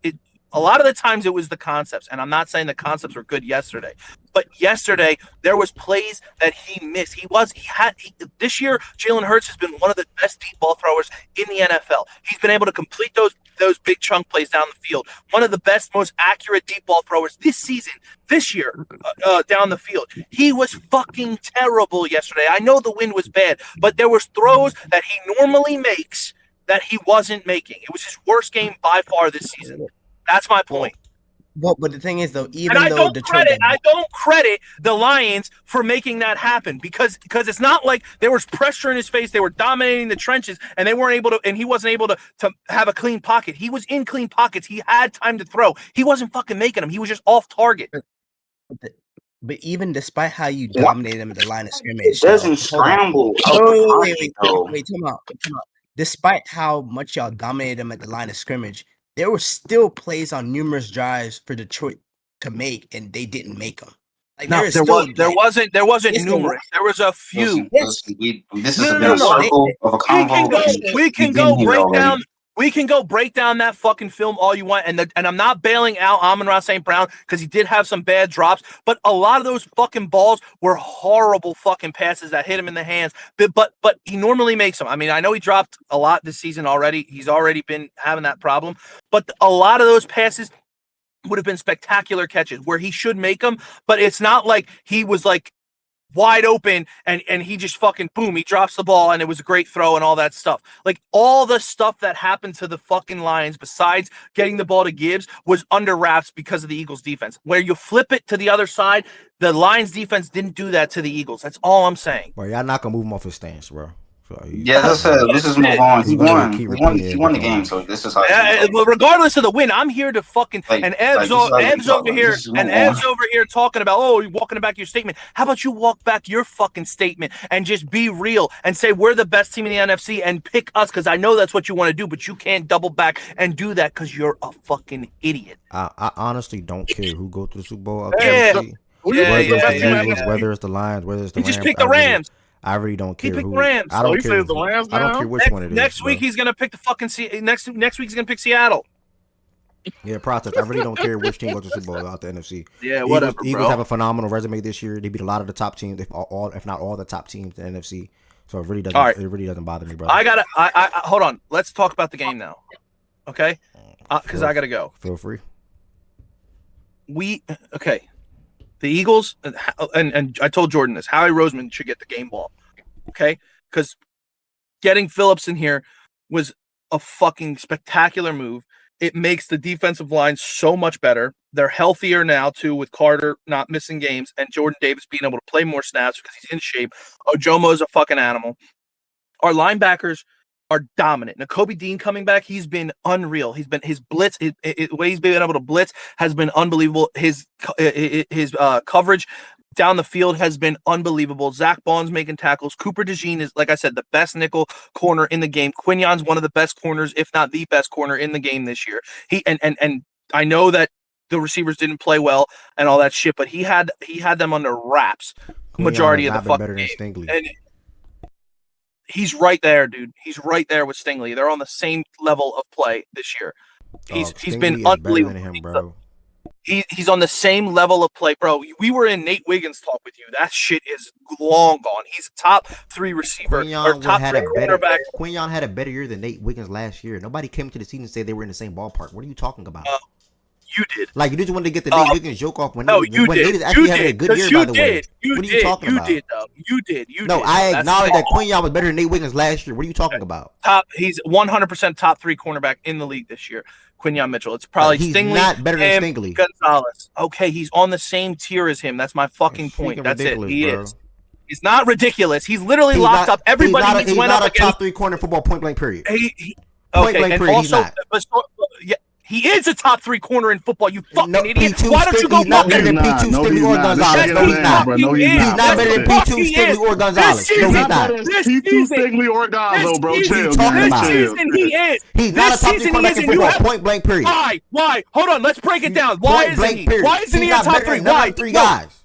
Why? Don't you say that because is he better than Stingley to you? Overall, no, but Stingley is he better than Gonzo to you? Yes. This season, he's better than Gonzo. Yes. Go ahead about the game. Go ahead about the game, bro. Never mind. Tell me why. No. Tell me why. Because you're just saying fucking names. Go ahead about the game, bro. Go ahead about the game, bro. Tell me why. Now Gonzalez is just a name. No, just go ahead about the game. No, because now you're going to say now you're going to imply now that he's better than Patrick Gonzo as well. So go ahead. Gonzo, you got it, bro. When Stingley's healthy, he's by far the number 1 corner in the league. Okay. The next 3 names are Stingley. But okay. He is, in my opinion. Okay, whatever. And when Surtain is healthy, in my opinion, he's the best cornerback in the league. You just said Stingley, Gonzo, and no, I didn't. I said right now because he's playing. Yes, you did. Because he's playing. Yeah, because Surtain's out. Okay, let's just say all 3 of them guys are healthy because he played this year too. They're all healthy. Who's the best cornerback in football? Surtain, when he's healthy. Stingley, Gonzo, and Quinyon, in my opinion, are all on the same level of players. This season, I'm talking about right now, Quinyon Mitchell has been better than Gonzo. Okay? And he's been right there with Stingley. How has he been better than Gonzo this year, though? Bro, because he has locked up, and I'm not saying Gonzo didn't, but he did have that game against Drake London. I'm just saying. Okay, it's very small. So when you're nitpicking, Drake London had 2 catches on Gonzo. What are you talking about? And one of them was a fucking check down. No, Drake London scored that touchdown on Gonzo. That was not on Gonzo. He scored 2 touchdowns on Marcus Jones and 1 touchdown on Carson Davis. None of that was on Gonzo. I don't think so. You have to go back and look. But anyway, no, you're 100% wrong about that, by the way. But go ahead. I don't think so. But we can go back and look. But no, you're wrong about that. You're literally wrong about that. That's okay. Gonzo has a single touchdown this season, bro. I know that for a fact. Like this. No, I don't. We have to go back and look. Bro, it's okay to be wrong. You're wrong about that. Even Justin, the Falcons fan, just say he didn't score on Gonzo. You're wrong. It's okay. And Quinyon Mitchell has dominated every fucking receiver and hasn't given up shit all fucking season as well. So that's why I said they're on the same tier. But Quinyon, yeah, you don't gotta lie though. And Quinyon, bro. Okay, we'll go back and look, but that's fine. You're wrong. Process. He only had 2 catches against Gonzo, and one of them was that 40-yard bomb. He did not get no touchdown on Gonzo. Okay, whatever, bro. I don't care. He has that's fine. Okay, I don't give a fuck. I'm just letting you know. Quinyon Mitchell, and he's gone up against better receivers, has dominated every single fucking receiver. This season. He literally has been a lockdown, shutdown corner, just like Gonzo. I lean towards Quinyon Mitchell because in the beginning of the season, he had no help, okay, on that line. And your line has been playing a lot better up until the last few games than the Eagles line has. So he's out there on an island, and just like Gonzo, he's following receivers this year, and he has been fucking dominant. Man-to-man coverage, nobody has been able to beat him. Nobody. And it again goes back to last year when he went up against Jamar Chase, when he goes up against CeeDee Lamb, when he went up against Jettas. He has dominated every star receiver that he has gone up against this season. And they don't do shit. They don't even have the 40-yard bombs. He fucking dominates them. The only time he got cooked last year was against Terry in that regular season game. He has been elite. He has been a top 3 corner in the fucking league this year. Nobody has been able to do shit against him. And again, they played against better talent than the Patriots this year. And in the beginning of the season, he had no help on the other side, didn't have any defensive line help up until now. That's why I have Quinyon being a top 3 corner and being on the level of all of them this season. Okay? Back to the fucking game. All right? The offense is a problem. Hurts was terrible. But we got to win. We've dominated teams. We dominated 2 teams in the past 2 weeks that were considered Super Bowl contenders, great teams in the NFC, and we've been able to do it. The defense is hitting its stride. We have a great defensive line now. Phillips makes a big difference. Being healthy makes a big difference. We just lost Lane Johnson to a Liz Frank injury. He's probably not going to play the rest of the season. He'll probably be back for playoffs. 4 to 6 weeks for his injury. That sucks. But he's been in and out of the fucking games all season with his ankle. I still think we go to the Super Bowl. I still think we win. And I think Detroit, I mean, we are a fucking, Nick Sirianni's a fucking idiot. But Dan Campbell is might be dumber than him. Doing good. Just got 9 packages. Swing on me, bro. Don't say nothing. I'm not gonna lie, that Dan shit, niggas are like, should have let him fucking go. I stopped to hear what keep going, bro. Go ahead, process. Go ahead. That's why I stopped. I put him on server mute. Go ahead, bro. Go Damn ahead. it. I kind of wanted to hear what was going to come next. I'm not going to lie to you. Me too. So the Lions, they're third in the division. I don't think that's going to be the way they finish. I don't know if the Bears shit's sustainable. But I just think that it's malpractice the way that they were able to just completely go away, especially when they had momentum that one time in the game where Gibbs got the ball. And I'm watching the game, and I'm sitting there with a couple of people. I'm like, these fucking let's go. No, my bad. I hit 1,100 subs. My bad. My bad. Thank y'all for subbing on YouTube. I thought it was just ridiculous that they and correct me if I'm wrong, Rye or Jordan. He took over play calling, right? Yes, he took over play calling. Okay. Yeah. So you again, we had him under duress, Jared Goff. We did great defensively. Now to combat to be on their side, the Lions fans, if they adjusted and were able to figure out what was working, which everybody in the world knew what was working, give the ball to fucking Gibbs, and you didn't have to give it to him on the ground because he was killing us through the air. Those short little passes where he was getting the ball, he just made play after play after play. They get momentum. When he takes that screen like 40 fucking yards, whatever it was, Okay, you're gassed. Take a play off. He took 4 plays off. He doesn't come back in the game. We stop him 4 and out, whatever they did, and we were able to stop him, or maybe they kicked the field goal, that long ass field goal that drive, and they got it. But yeah, hold on. But the fact that they weren't able to get him more involved in the passing game, and they just kept trying to beat their head against the wall, was fucking idiotic to me. Just like on the other side, when every time Tanks Bigsby came in the game, we're running the ball to the outside. He's hitting the hole fast. He's got the lanes on the outside. And then Saquon comes in the game and we run between the tackles in the pistol formation. It doesn't make any sense.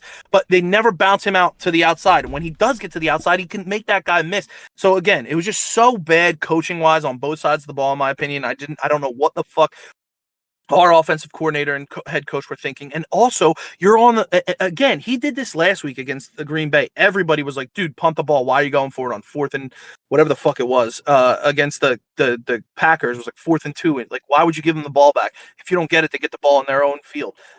Again, 3rd and 1, tush push. We don't get it. 3rd and inches, 3rd and 1 on their side of the field.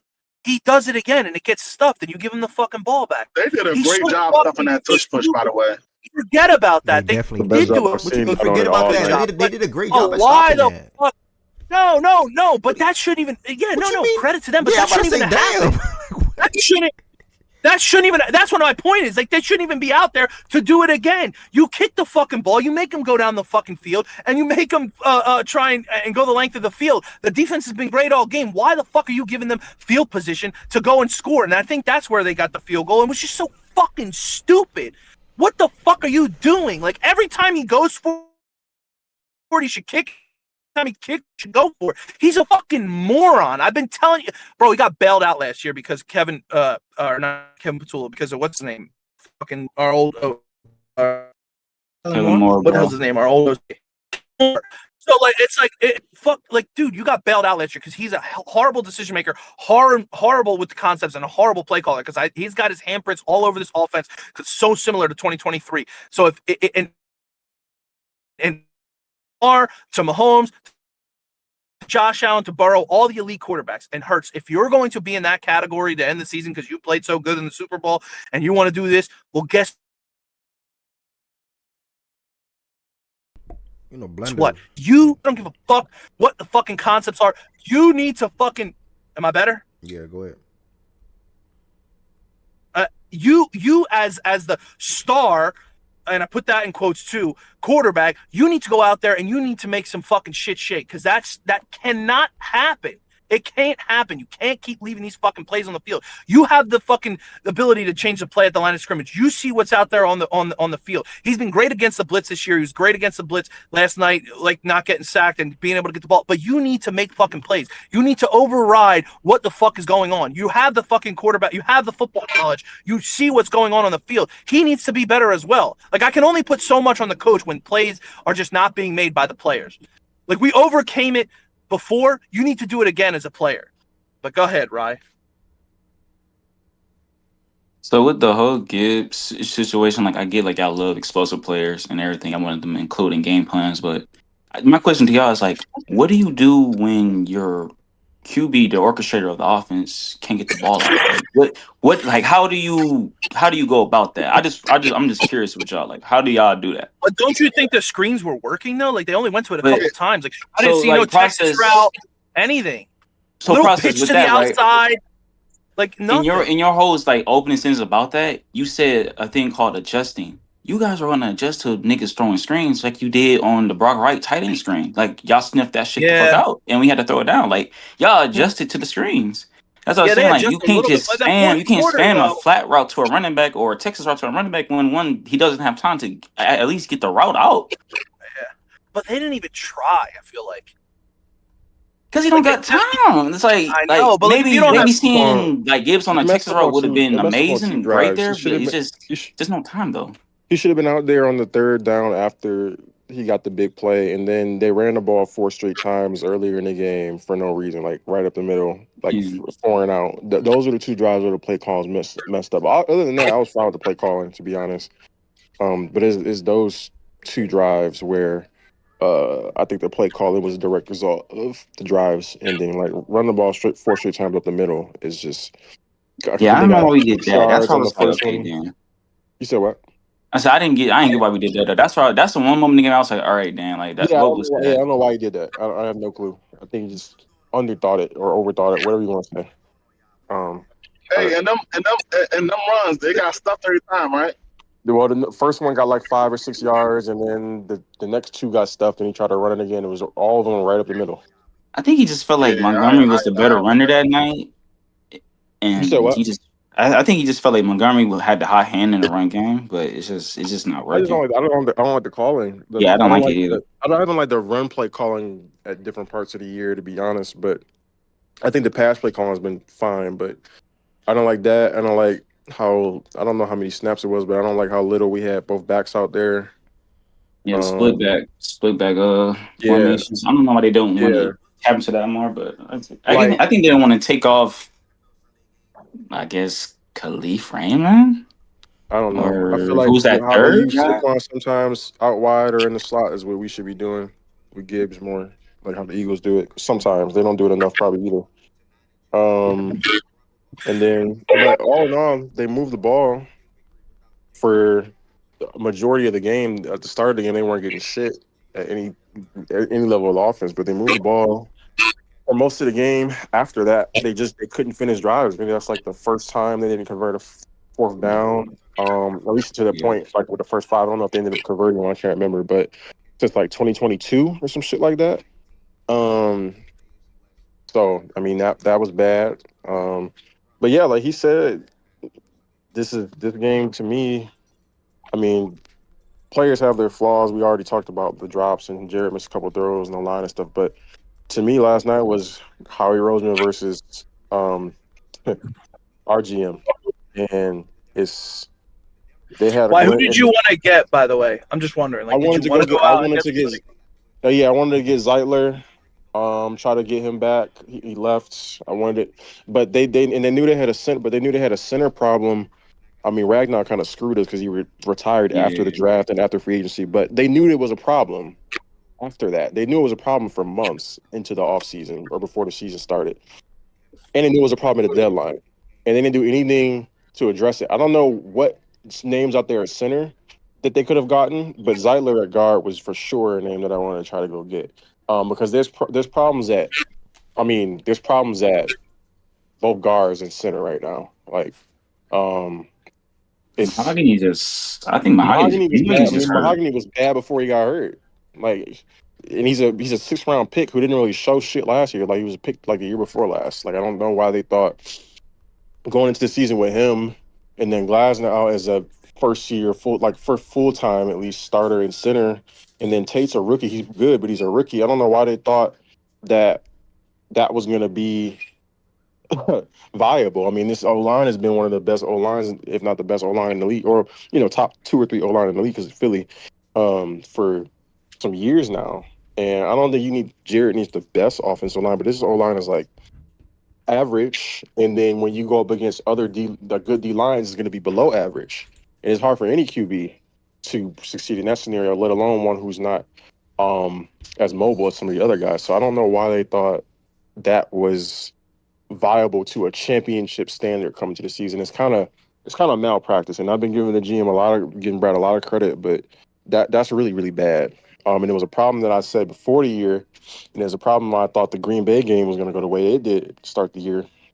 It's about where I thought it would be now, but now is the point in time where I predicted before the season started, because the record is kind of where I thought is pretty much where I thought it would be. The only game I think I got wrong for us was the Minnesota game. Just before the year, record-wise, and just how things would look. This is pretty much how I expected it to look, but now is the point where I said they were going to start turning around. So from now forward, it's like, okay, this shit's got to start, at least to my eyes, got to start looking better. I'm going to start reevaluating expectations just overall, like with the O-line. The defense is pretty much where it needs to be. Guys are hurt. I'm really happy with the defense, but yeah, I mean... Every fans is on, like Lions fans want this shit to be easy and 15-2 and all this shit. I mean, the year we went further than that, it wasn't easy at all. So just relax a little bit. We have some issues, but relax a little bit as well. Like it's not we're 6-4. They're acting like on Twitter like we're like 3-7 or 4-6. Like I'm not even paying that no mind. That's like NBA Piston fans commentating on football. It's just like that's what I bro. started. Yeah, I wish I hadn't clicked and read even one or two of the tweets because now that's all my timeline is filled with. That's literally my whole time. I don't have an NBA in my timeline anymore. It's just butthurt Lions fans right now. But you go ahead. Can I nudge in here? I apologize because I know you guys are deep into the Sunday Night Football discussion. I've got a little bit of limited time here before I head out. If I wanted to stop in real quick, I just wanted to say I have not watched the game yet. I have only seen a whole bunch of tweets.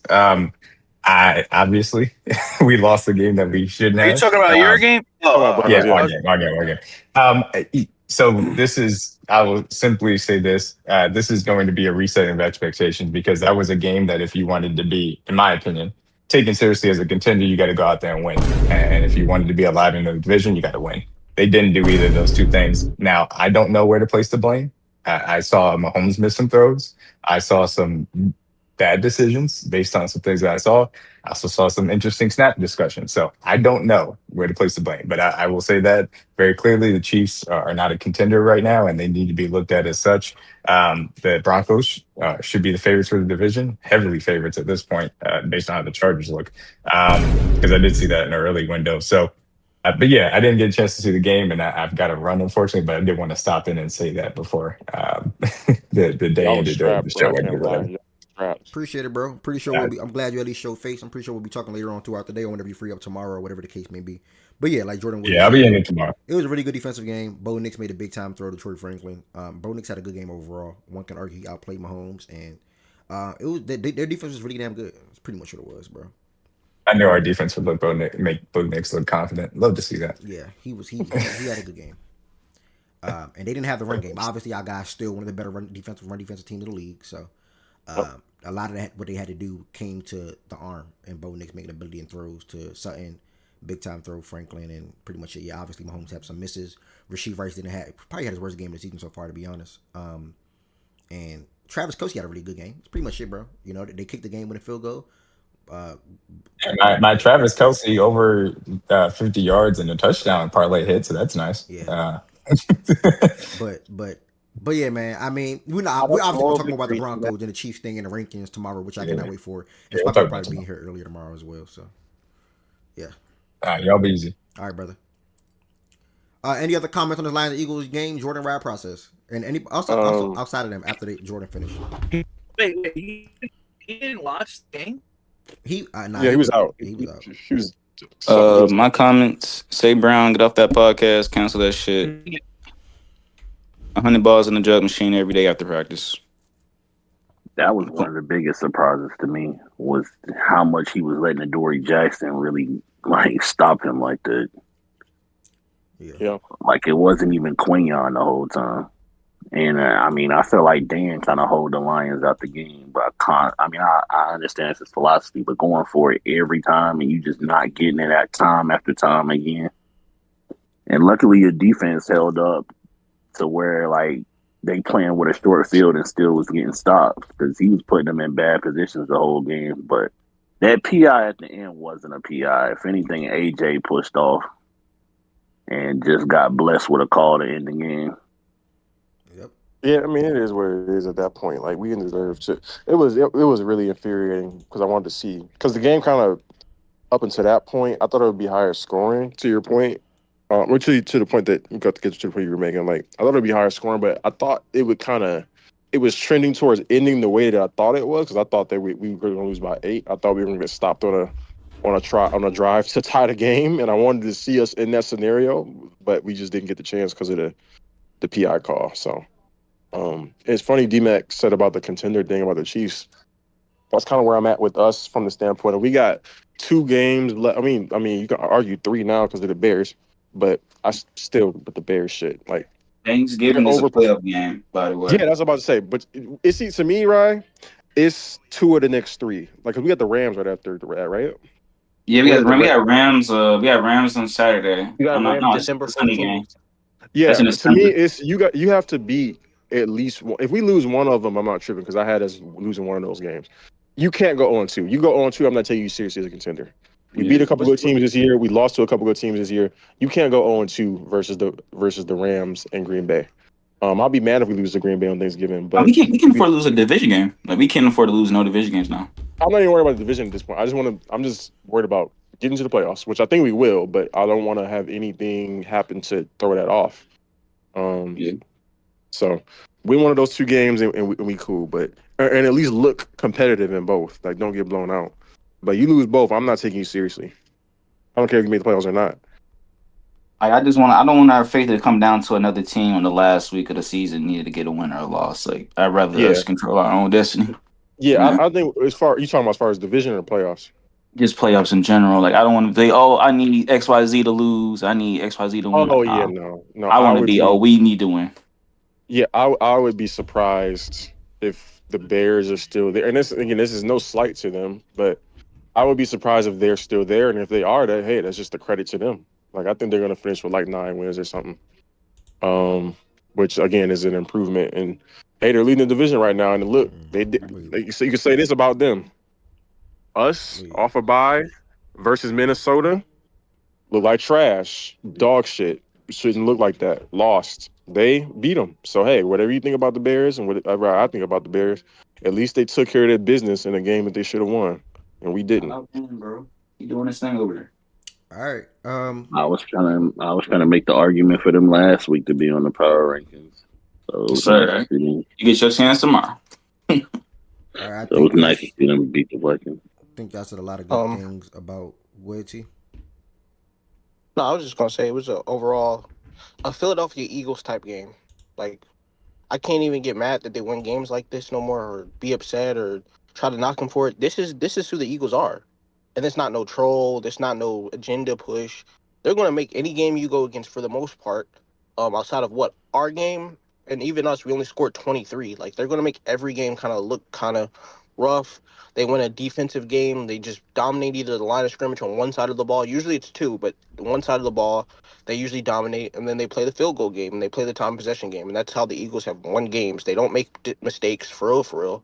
Kind of have to force them into mistakes, and these are the games the Eagles tend to win against good teams.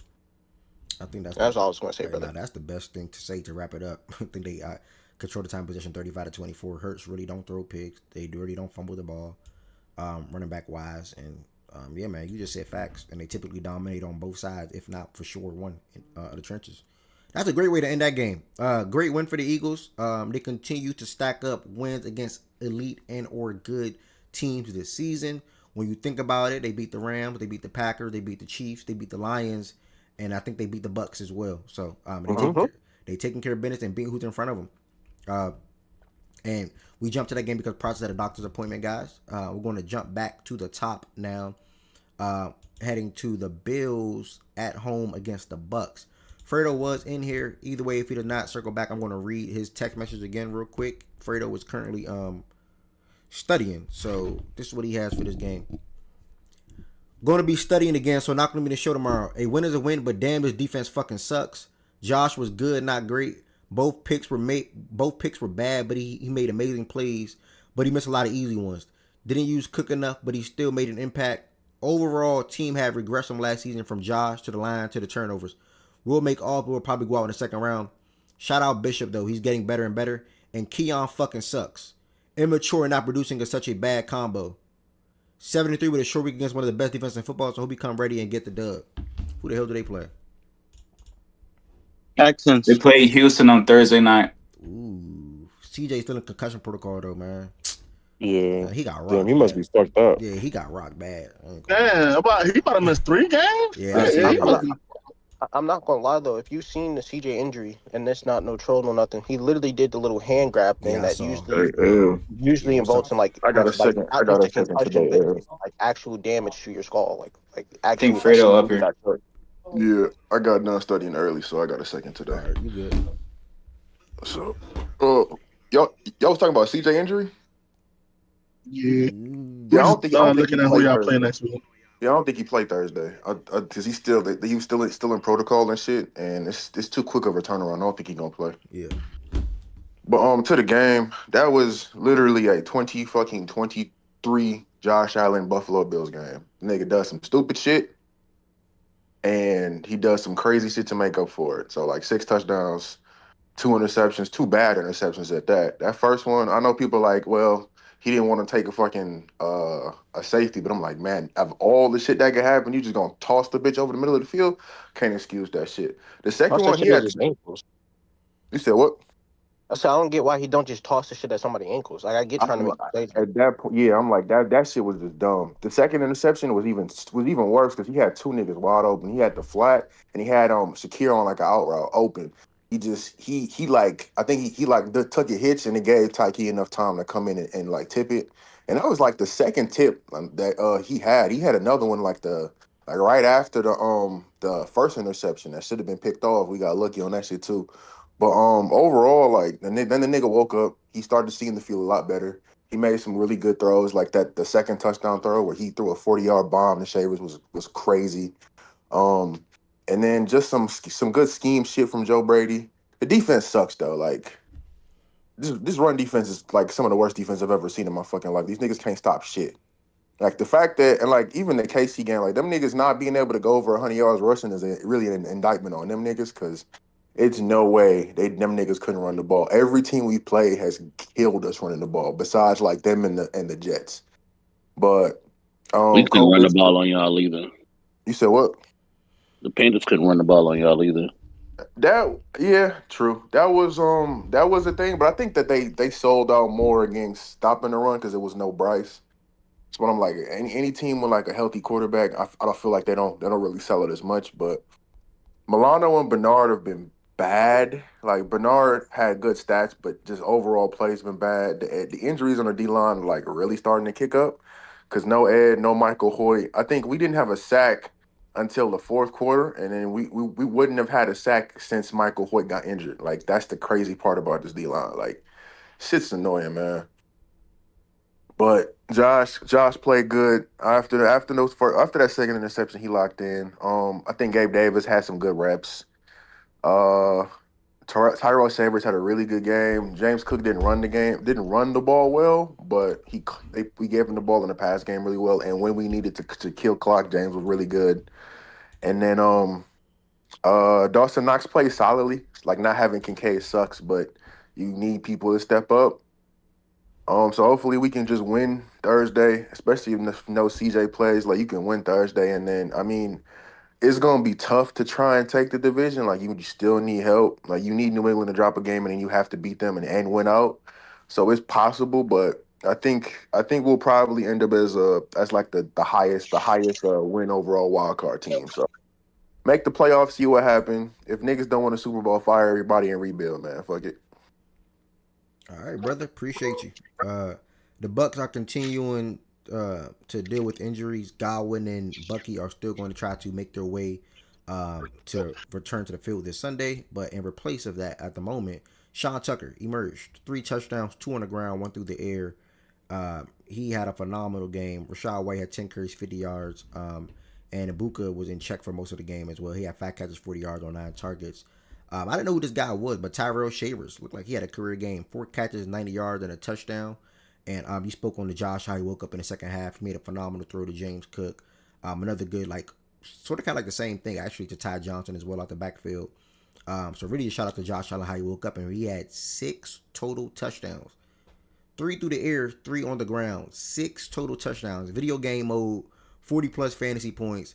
Shout out to Josh Allen and the Bills. The defense is obviously still terrible, but you guys moved to 7-3 on the season. As far as the Bucks, started 5-1, now 6-4. The Panthers are on their heels, man. That NFC South division is so terrible, but the Panthers are on their heels. The Panthers are 6-5. The Bucks are 6-4. So we're going to see what ends up happening for the rest of that way. But yeah, man. Overall, shout out to the Bills for getting that win because they're still trying to win the AFC East. You don't want the Patriots to come in and sort of kind of take over your division or steal that. Same way the Broncos are doing it to the Chiefs right now. And same way the Steelers can probably do it to the Ravens after we won the division the last 2 years in a row. So we'll see what happens. Who do the Panthers see next week? I just can't remember right now. I just It's a genuinely good can't team. remember. I think it's the Rams or the 49ers or something like that. Play the Niners Monday night. We play the Okay, Niners they on play Monday the Night Niners. Football. We play the Bucks next Sunday. That's primetime Sunday. Okay. Bucks, okay. All right, next is sort of kind of a quick one. This game was a divisional game, close game. Real quick, could I say something about Ty Bowles? Yeah, go ahead. I was gonna say that to me, Ty Bowles being stubborn is what messed him up the most in that game. He kept on trying to zone blitz where he was blitzing corners and stuff and dropping his lineman back in coverage, and almost every time he did it, that bit them in the ass. Especially Yaya trying to drop back in coverage, like he looked bad trying to do it. Ty Bowles, okay. Terrible Drop who back in decision. coverage? The greatness of Josh Allen yesterday. Disney. Excuse me. Okay. Appreciate that, T Money. Everybody. I'm with you though. Fredo. I'm with you, Fredo. It's like, nigga, I'm on that boat already. It's time to get all them niggas out of there. Sean McDermott sucks. But it's the whole front office, bro. And it's like, bruh, it's like I want these niggas to lose so bad, bruh, and not make the playoffs, bruh, just so they can do that. Fire everybody, get rid of everybody, and rebuild. And realize how bad they messed up Josh Allen's career. If these niggas don't win a Super Bowl, they should still do that shit, bro. I just seen like the nigga McDermott been there for 9 years, bro. Like I think that's him and Josh been the longest tenured quarterback head coach relationship that hasn't been to a Super Bowl. And you not like Josh, and he did absolutely nothing to help the offense. Shit sad. Well, when y'all do that, just put Sean McDermott and Joe Brady on the bus and send them back to Carolina and Brandon Beane if y'all want to. Y'all can have all them niggas. Take it. I was about to say, I had them niggas. Shit, y'all can have them niggas. Skip what draft picks have they you want a GM that can't fucking draft a receiver? Go for it, bro. You got it. Skips on YouTube. You're a funny guy, bro. I don't know about Bryce Young going to the Super Bowl, but y'all definitely have a chance to make the playoffs. You saying something, Jordan? What's up? No, I was gonna say because Fredo, you said it was like a classic 2023 Josh Allen game, literally. But honestly, with the way the offense is, that's better though, because it's what they need now, bro. That's for sure. Because at the end of the day, like, you kind of unleashed them, and you kind of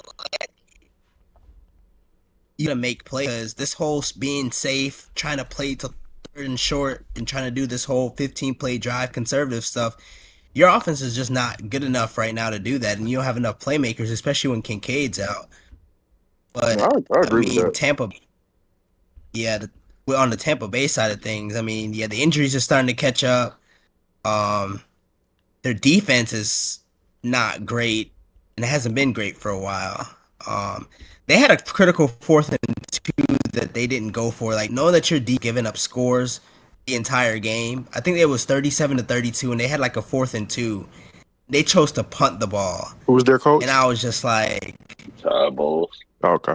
That was terrible. He did that twice, actually. Oh, he does. Yeah, but the one in the fourth quarter was especially bad because it's like they had already given up like 3 scores in a row. It's not even that, Jordan, bruh. He had that dumbass challenge where clearly the nigga, like, it's not even a discussion. He didn't hold on to the ball all the way through. This nigga still challenges and you lose the timeout. Like, it's just little shit like that he does. Like, he's an old coach. He's gonna always do stuff like that you don't want. He's like, well, I'm a defensive coach, so I'm a punting. I'm like, thank you for punting, but that shit's dumb as hell. Your defense does not really stop these niggas that much. Besides Buffalo beating themselves with turnovers. Like, them niggas had 3 turnovers and still dropped 44 points. Like, if them niggas have a clean game, is bad. I'm not gonna lie. I think you guys are suffering from losing Cohen. I think that's the biggest difference because my biggest thing I've seen with the Bucs so far this year is the play calling. There's no I'm not gonna lie, consistency. T. It's not the play calling, T. It's really not. Cause like watching that whole game and seeing niggas play the whole season, the play calling's been fine. It's been just like not being able to consistently run the ball sometimes because of injuries to the running backs and the line, and the receivers being in and out. Like, the play calling is like Grizzard's been good. I don't think that's the problem. It's defense and it's injuries. And sometimes Baker hasn't been consistent. I think like Baker's play hasn't been the same level. I think the consistency of Baker goes to the play calling. I think there was just more consistent outs, and I see him holding the ball a little bit longer this year, trying to make things shake for a little bit deeper of route. Than last year, I felt like there was a lot of things to get the ball out of his hands quick that you guys aren't doing this year. They Toledo, it's always like Baker get locked in on one receiver at a time. So like last year when Chris Godwin was complaining, it's because you locked in staring at Mike Evans the whole time. Then when Mike Evans is hurt, okay, then Godwin's stats done went up. Then when Godwin got hurt, Trey Palmer's stats went up. It's like, to me, he only be focusing on one receiver at a time. And that's I why think he was Puka doing was good getting when they up. were I disagree with all that healthy though. because like Chris Godwin had a career year before he got injured. It wasn't him forcing the ball to Mike Evans last year. Like Chris Godwin was on pace for having a career year and then he got injured. They're When like Evans, they had to. because when Evans got hurt, and then he was Yeah, focusing on Evan, and that Godwin. was happening when Evans was in the lineup too. Like the first 4 games of the season last year, like him and Evans played, and Chris they were calling plays to get Chris the ball more and shit. Like that wasn't a problem. I don't think he gets locked on a one receiver outside of Mike from time to time, but it's Mike Evans. Like if it's a third down situation, I'm gonna look to my number one wide receiver. I was Again, I gonna think say I it's don't think really just. It's really his injuries. It's injuries. Like, bro, even the shit with Cade Otton, like they don't have they're the only team in football that doesn't have a touchdown to their tight end yet. And a lot of that shit to start the season is because they have both tackles out. You had to have Cade chip, and when you chip, you can't run too many routes to the tight ends. Like if Emeka wasn't having a crazy season for a rookie receiver, all the injuries would have been even shown earlier in the year.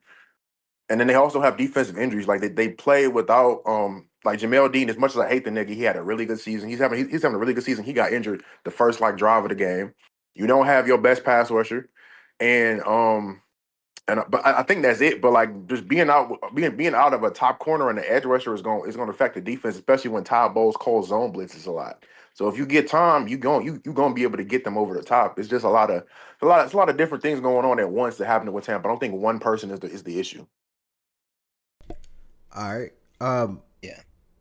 Just Popper, I'm gonna watch this video. Skips on YouTube. You're a funny guy, bro. Y'all probably can't see my It was screen. absolutely insane. Well, y'all can't see my screen. At the snap, you'll see Nice Dexter little Lawrence pass. collapses the pocket pretty Shout out quick, Caleb, and man. Kayvon Thibodeau slants inside, forcing Williams to escape right. Once he gets to the 40-yard line, he loads up off his back foot like a shortstop and fires an absolute seed of a throw. The ball placement on this throw is literally perfect. There's probably only 1 or 2 quarterbacks in the league that can pull this off, but I don't know if anybody could do it with the velocity that Caleb Williams puts on this ball. Unfortunately, DJ Moore can't haul it in, but if he did, this play would have been the highlight of the That's the weekend. DJ Moore drop. Yeah, that was a great pass though. Oh, okay. I mean, Cool. Just Popper. Thanks, bro. I mean, look, like I said, Caleb, the evading, how he moves in the pocket, and how he delivers on the run to me has been good this year. Play that joint again. Damn, are you serious, Lo? Caleb Williams may have thrown the best thinking it's incomplete pass literally you'll see all year. like, This throw is absolutely insane. At the snap, you'll see Dexter Lawrence collapses the pocket pretty quick, and Kayvon Thibodeau slants inside, forcing Williams to escape right. Once he gets to the 40-yard line, he loads up off his back foot like a shortstop and fires an absolute seed of a throw. The ball placement on this throw is literally perfect. There's probably only 1 or 2 quarterbacks in the league that can pull this off, They're doing but I don't know enough if good shit anybody this could do year it so with where the they don't have to velocity glaze that an Caleb incomplete Williams puts on pass. this Like, ball. Unfortunately, DJ Moore can't there's haul plenty it of in, real but shit if he that they're did, doing this play well. would have Like been the highlight of the you would have weekend. turned the ball over. You know, I mean, yeah, really close that is. game. I mean, shit. If that pass gets complete, yeah, we seeing that on highlight reel for sure. But Lorenzo, I think his name is now that pass was trending on Twitter too. But Lorenzo, just Popper Man sent that. I think he's a Bears fan. We'll take it to the next game though. Yeah, Paul George is back playing basketball tonight. Definitely. He back? Oh shit. Yeah. He back? Who they Let's play fucking against? go, baby. You know we gonna bet on it tonight. Let's go, Pete. We? Whoa, whoa, whoa, whoa, whoa, whoa, whoa, whoa. I don't know where they That play. nigga said, But next game was the Texans traveling to Tennessee to play the Titans. The Texans got another win with Davis Mills at quarterback, but this time it was against the Titans, so not much there. Unfortunate news for them. Calvin really returned back from a hamstring injury, but I think he went out with I want to say broken fibula, I believe. Yeah. He's out for the year now, obviously, working his way back from that. And man, talking about Calvin Ridley's career is just so sad. It's one of my favorite wide receivers. One of the Ravens to draft him. Well, one of my favorite wide receivers going into the draft. I'll make that clear. One of the Ravens to draft him. Obviously, we passed on him. And, had a phenomenal, really good years alongside Julio in Atlanta. Got suspended for gambling. Came back. Just things was never the same for him, man. It just really praised up to Calvin Ridley, his mental, his recovery from that injury, and hopefully he's able to produce in Tennessee next year or maybe elsewhere. And Tennessee know what they need to do. You got to get talent around that young quarterback who's trying to up and come, or that's up and coming. I'm sorry. similar to what the Bears just did for Caleb Williams, and what any other quarter, what any typically other. Excuse me, I'm talking too fast. Similar to what the Bears just did for Caleb Williams, what the Patriots did with adding Diggs for Drake May and others, what the Broncos, not the Broncos, what the Commanders did, or thought to try to do with adding Deebo Samuels and Zach Ertz for Jaden Daniels. That's typically what teams do. So we're going to see what the Titans do around their young quarterback, and also the Bears. We already spoke of Caleb Williams.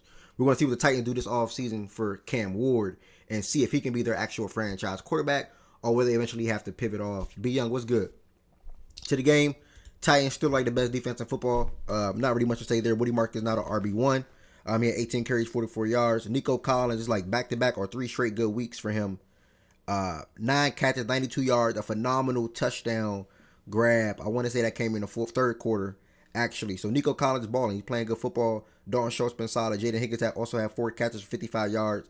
And on the Tennessee side of things, I mean, it's hard to really talk about anything on that team, to be honest. So they fall to 1-9. I think they got the first pick right now at the moment in the draft, and hopefully they keep that, and they'll be able to trade down if they need to and gain more assets, or they'll be able to take whoever they feel like will be best there at that pick for them. So I don't know. We'll see what happens. Nah, they'll get rid of it. Yeah, it's probably the best bet, to be honest. I think they should. I mean, they said everybody is subject to go, so outside of Jeffrey Simmons, they probably trade as well. It's no offensive player good enough to get picked with the first pick. Yeah, I agree. All right, so that's that. Shout out to the Texans. They moved to 5-5, and they're still strengthening their chances of making the playoffs as well. Texans 5-5, Ravens 5-5, Chiefs 5-5, and all three of those teams are looking upwards when it comes to being in the top 7. The best advantage out of all three of those teams is the Ravens, though. The Ravens have a real possibility of winning the division, while the Texans and the Chiefs literally don't have one. In my opinion, at least. It's probably a 5% chance, 10% chance. Nah, you're right. Neither one of them niggas winning their division. Yeah. The Texans are playing, like, just praying that the Jaguars lose a game or two that they're not supposed to, and the Texans just. Who you think the Jaguars are? Yeah, it's the Colts. It's the Colts. No, it's the Jags. I'm saying for a playoff chance because they're not winning the division. For a playoff chance, the Jags. They're 1-1 with the Jags, so they're dead even with the Jags in terms of their division record, I believe. You kind of have to have them lose a game. That's what I'm getting at. If you want to see a playoff chance, because you're not winning the division. That's not something they even got to pray about, bro. It's the Jags, respectfully. They're going to do some shit that they shouldn't do. I think the Texans play the Chiefs. They play a couple hard opponents going forward, though. Yeah, kid. All right. So shout out to the Texans. All three of those teams, like I was just speaking on, they're trying to work their way up to get into the playoffs. We'll see what happens. Next, we had the Chicago Bears. Top of the NFC North, man. Who would have thought? Heading into week 12, 7-3. Ben Johnson, welcome. Offensive line help, welcome. Luther, Colston, welcome. Doing this without their best defensive player. Someone said earlier in the chat, and Jalen Johnson. I've been impressed. I was a year too early on them. I thought they were going to do this last year. I think I had them win 8-9 last year. They're well on their way to do that, maybe even exceed that this season. They do got a rough 5 games to go, I think, or 6 games to go, whatever it is. We'll see where they finish. But they got to win 19-17, where they got walked down, but they still kicked the game-winning field goal to end up winning the game over the Minnesota Vikings. Caleb Williams was 16 out of 32, 193 yards through the air. Did not throw a touchdown pass. Got sacked twice. DeAndre Swift had 21 carries, 90 yards. I think this is Kyle Monanga's 3rd straight game with scoring a touchdown. So that's good for him and that rookie when it comes to building that confidence in the run game and just in general. They had 140 yards rushing overall as a team. And through the air, wasn't that great. You know, nobody actually popped out. You got Cole Kmet, 5 catches, 45 yards. Rome, 2 for 41. Colston, 3 for 40. Luther, 3 for 27. He was on the field a lot more. So that's a plus. And then DJ Moore, who just doesn't really have a real role in the passing offense. Just to be honest, he doesn't really have that. He's been really underwhelming this season, to be honest. 421 receiving yards and 1 touchdown. Maybe even Rome probably at 6. Yeah, damn, I'm right on the money. 600 receiving yards with 6 touchdowns. So that's what their wide receiver room is going to look like this year. But DJ Moore can probably go elsewhere, to be honest. Going send him back. Yeah, he can probably go elsewhere. Send him back. Far as the Vikings side of things, JJ McCarthy threw an interception in every single game he started this year. You heard that right. Every single game Shut up. JJ McCarthy started this year, he threw an interception. 9. Yes, sir. Shut up, 9. He threw 2 interceptions in yesterday's game, 1 touchdown pass. You saw Jettis continue to be frustrated throughout the game as well. Aaron Jones had 16 carries, 70 yards. Jettis did, though, have 5 catches, 61 yards. And JJ did throw a decent ball, I would say, to Jordan Addison, who didn't really expect it coming, to be honest, at first. He had 2 catches, 20 yards, and a touchdown. Minnesota fought to come back into the fourth quarter. They ultimately came up short with the Chicago Bears driving down the field, being able to kick. Well, not even driving down the field. They had a good kick return, I want to say. And then they made a couple. Am I talking facts? My bad. I do not like talking. What did they kick? By the way, somebody need to tell JJ McCartney to shut up. I get on the field and I turn into somebody else. Yeah. Nine takes over. Yeah, Duvernay had a big return. My bad. I want to make sure I was talking facts. Duvernay had a big Ravens return. legend. And then Swift and whatever else the case may be set them up to get in field goal range, and they kicked that game winning field goal. So shout out to the Chicago Bears, 7-3, top of the division. That is a big surprise. This is a division that features the Lions, the Packers, and for whatever it's worth, even the Vikings as well, who dropped to 4-6 in this game and 1-4 at home. They are 1-4. Which Philly was here? He told me they had the best quarterback. Wait, I think one of the better quarterbacks in the division. I think Philly said that. Somebody said that. Yeah, they're 1-4 at home, and one of the biggest changes in the Bears this season, and maybe this goes to head coaching, but I think they're 5-0. What did the stats say? I think they're 5-0 in one-score games. What the freak the stats say? When in comparison to last year, they just weren't winning those games. I'll make sure I'm speaking facts. 1, 2, 3, 4. Yeah, 5-0 in one-score games this year. When last year, we know how the Commanders game went. We know how. Let me just look at it myself while I'm right here. 24. What was the record in one-score games last year? 1-0-2, 0-3, 2,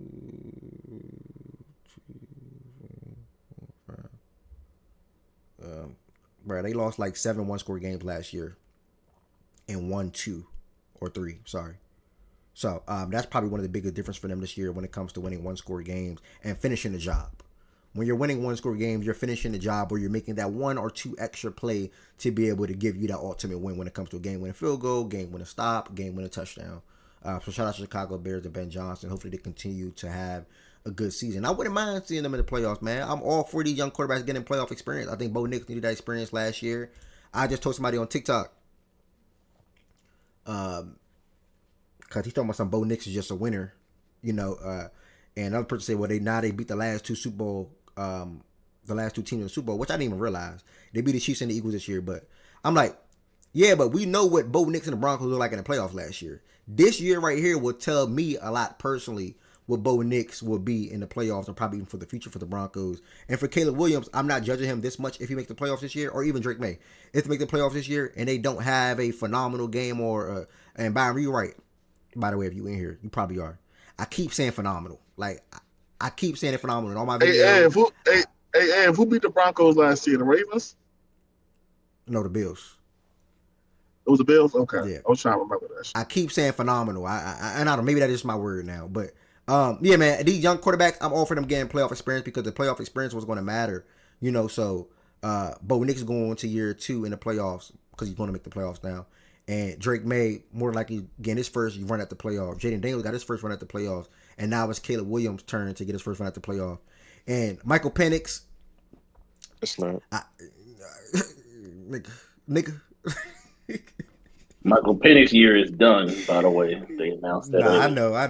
Well, Michael Penix, I mean, brother, I can't even say you're going to make it next year either, brother, because you're probably not. So he's not. He's mid. By the way, the Bears also. The biggest thing about the Bears is that they're they lead the NFL in turnover differential. That's the biggest thing right now. Like, say that again. What's that stat? They like, I think their turnover differential is like plus 1.5 per game, which is by far and away like the leading the league. So they're living. And now that's not to say it's a fluky thing. It's just I do think it's hard to sustain it, but there is something to be said for turning the ball over, turning the opponent over, and they're doing that better than anybody, or at least the margin of them turning it over versus the opponent turning it over. Like, it's like a 1.5 spread. So like them turning over almost 3 times to 1 them turning over, and then the opponent turning it 3 times, shit like that. So it's. I think that's a Dennis Allen thing, honestly. When you leave Dennis Allen as just your coordinator and don't make him be a head coach, it's pretty damn good. Yeah. So the only it's not a Dennis Allen thing, by the way. Their defense is not even that good. It's just I'm looking at it right now. Like their turnover differential is plus 1.6. The next person is 1.0, and then it's a bunch of 0.9s out there. So it's like far and away. Yeah, Lorenzo says that they're plus 16 difference in turnovers. I don't know Yep. about the plus and all that type of stuff, but good stat though for sure. So what does that mean? Like their opponent turn the ball over more than them, basically. Yeah. So like here's the best way to put it. If it was possible to have 2.6 turnovers, if opponent turn it over 2.6 times, basically almost 3 times, they only turn it over once. Yeah. So shit like that. That's So throughout this season. Yeah, that's throughout the season. That's on a per game basis throughout the season. Yeah, Lorenzo's number is probably like just overall plus 16 on the turnover margin. So they have 16 less turnovers. Is that plus in all the games that they played, or just their opponents in different games as well? All the games they played, I would assume. So that goes to all the Bears games. Yeah, someone earlier told me that they got 3 guys in the top 5 in interceptions. That's crazy to me. That's crazy. No, that's crazy. That's a crazy stat. Somebody told me that might be the craziest one of them all. Yeah, that's crazy. Now the big question is, can that scale in when the competition gets better? Probably not, but they've already overachieved, so I'm not going to get down on them. Fair enough. Yeah, I mean, yeah. I mean, my nigga, what more competition do you want them to face? Wait, what you mean, brother? You saw the schedule, brother? Wait. I'm not gonna say that. Well, we will see because I'm glad you're in Nick.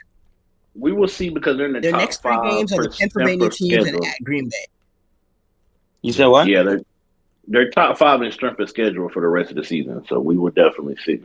And they do have by so if they in the next 3 games, if they go 3-0 and they make them turn the ball over, what's the conversation? You need to see it in the playoffs. Boom. There's nothing to say. No. There's nothing to say. All right. There's nothing to say. So they're looking like this because they play bad teams. Got it. Who said we'll see? We'll see in 3 weeks. Whoa. No one will see. What? BJ, we just asked the question. We just asked if they can maintain it when they face better teams. Yeah, I just think they're. I think they're mid. Bro, I don't think BJ they're bad at all. Talent, bro. Like, he does. I do think that they have the worst strength of schedule faced in the division so far, like by far. So it is kind of a thing. Well, I mean, not even. They still play y'all twice, right? Huh? They still play y'all twice. We played them once. We kicked their ass the first time, but I think they're a little bit better now. Oh, you know, y'all did play that. Y'all did play that. Okay. I remember. Can't even count as a good win. Pittsburgh game's gonna be interesting. The Pittsburgh game. They get Pittsburgh at home, so Mason Rudolph probably too. Yes. Okay. So some defense. Thank you, bro. BJ, man. All right, where we at? Yeah, man, they got a tough stretch coming up, man. Pittsburgh, I'm assuming they're probably gonna win that game. Mason Rudolph will be starting at quarterback. Prayers up to A-Rod. I got a slight tear or like something grade on his broken wrist or something like Breaking that. Breaking his left wrist. Yeah. So yeah, man, it's a little tough. Assuming they probably win that game, probably go to 8-3. Traveling to Philly and Green Bay. I think Green Bay's gonna be a really good game. I think Philly beats them, and I don't want to guess the rest of the schedule. We'll see what happens. Jumping back to the slate. Do not forget, y'all, after this, we'll be picking up college football, week 12, key matchups, and also talking about key matchups or shouting out some of the top players that performed or played college basketball over the weekend. We may not be able to get to the NBA side of things. Maybe that'll happen in playback with like some open talks and things like that. But I'll obviously be heading to work after the show today. Next, we have, speaking of Green Bay got a much needed victory against the New York Giants and Jameis Winston. Jameis Winston threw just a terrible interception in the game. I mean, there's really no other words for it. I mean, damn near like he had the Packers money line. Like at this point, bro, I don't know who gambled. Somebody came out today, an ex college basketball player came out today and said, yeah, he was point shaving. Like, yeah, he got something to do with some point. I didn't click the link, but yeah, he had something to do with like some point shaving ring or something like that. Bro, too much shit going on right now these days. Like the throw was just that bad to where you ought to think something like that. Even down to last night's game. I don't blame Rock Ya-Sin for pointing at the referee like, yeah, something going on with you, basically. Nigga, I believe it. Nah, he real started laughing at the nigga like, okay, yeah, you got like the finger way. Like, yeah, you got money on this. Like you gotta respect it. Like you gotta respect it. Like, okay, I respect it. Yeah, like, yeah, I know what's going on deep down, nigga. Break me off though. Like if you gonna do something like that, nigga, break me off, nigga. On this for sure. Break me off, nigga. That was a crazy call, bro. I can't lie. I'm still mad about that call because I feel like we got robbed of a finish of it. I know Jordan Wilson said probably gonna be interception. I know Proctor said they probably was. Nah, interception is super reverse glaze. Like you don't know it's gonna be a pit, like, but probably wouldn't have scored. Yeah, I mean, but because you can see how the game, was. Yeah, I did want to see it. Sirianni went for it and didn't get it. If what's it called? If it would have ended in a pick or whatever, like still, we should see that, bro. Like we got to see that. Yeah, man, it's bogus, dog, for real. I'm pissed, but it is what it is. Packers though, Josh Jacobs went out in this game with the knee injury. They say he avoided a major injury today, so that's good news for them. Hopefully, he's able to return to the field at some point this season, if not sooner rather than later. Emmanuel Wilson stepped in. He had 11 carries, 40 yards, and got into the end zone. One catch out the backfield, had 9 yards. And Christian Watson had 2 touchdowns in this game. 4 catches, 46 yards, and 2 touchdowns. Romeo Dobbs also had 4 catches, 53 yards. So, Jordan Love, who also went out in this game, came back. Still, in my opinion, overall this season, been a mid quarterback. But hey, they ended up with the win. So, I mean, that's really all I can really say. I see as I'm looking up here now, we got Josiah, who's right on time as always, ready to talk about his New York Giants. Mind you, Ev, you said you thought they was finna step on the Giants. Oh yeah, good point out. I definitely thought the Giants were the Packers were going to come out and sort of kind of try to make like a fake statement or whatever, or at least win by 2 scores. I had them winning by at least 10 or more. They ultimately obviously did not do that. So yeah, man, I was wrong. I was for sure wrong. But Josiah, what you got to say about this game, my brother? Yeah, first, good afternoon and good morning to everyone here, speakers and listeners. Second, to say something about this game, another week, another bullshit. Just get this season done and over with. Oh, okay. All right. Damn, that's it. Yeah, okay. Drop mic. Shit. Okay. All right. But what else? But like realistically, what else would he have to say though? Fair. Decide who you looking towards to, who you looking for in the draft, brother? What would you like what position you need most? I have to address defense.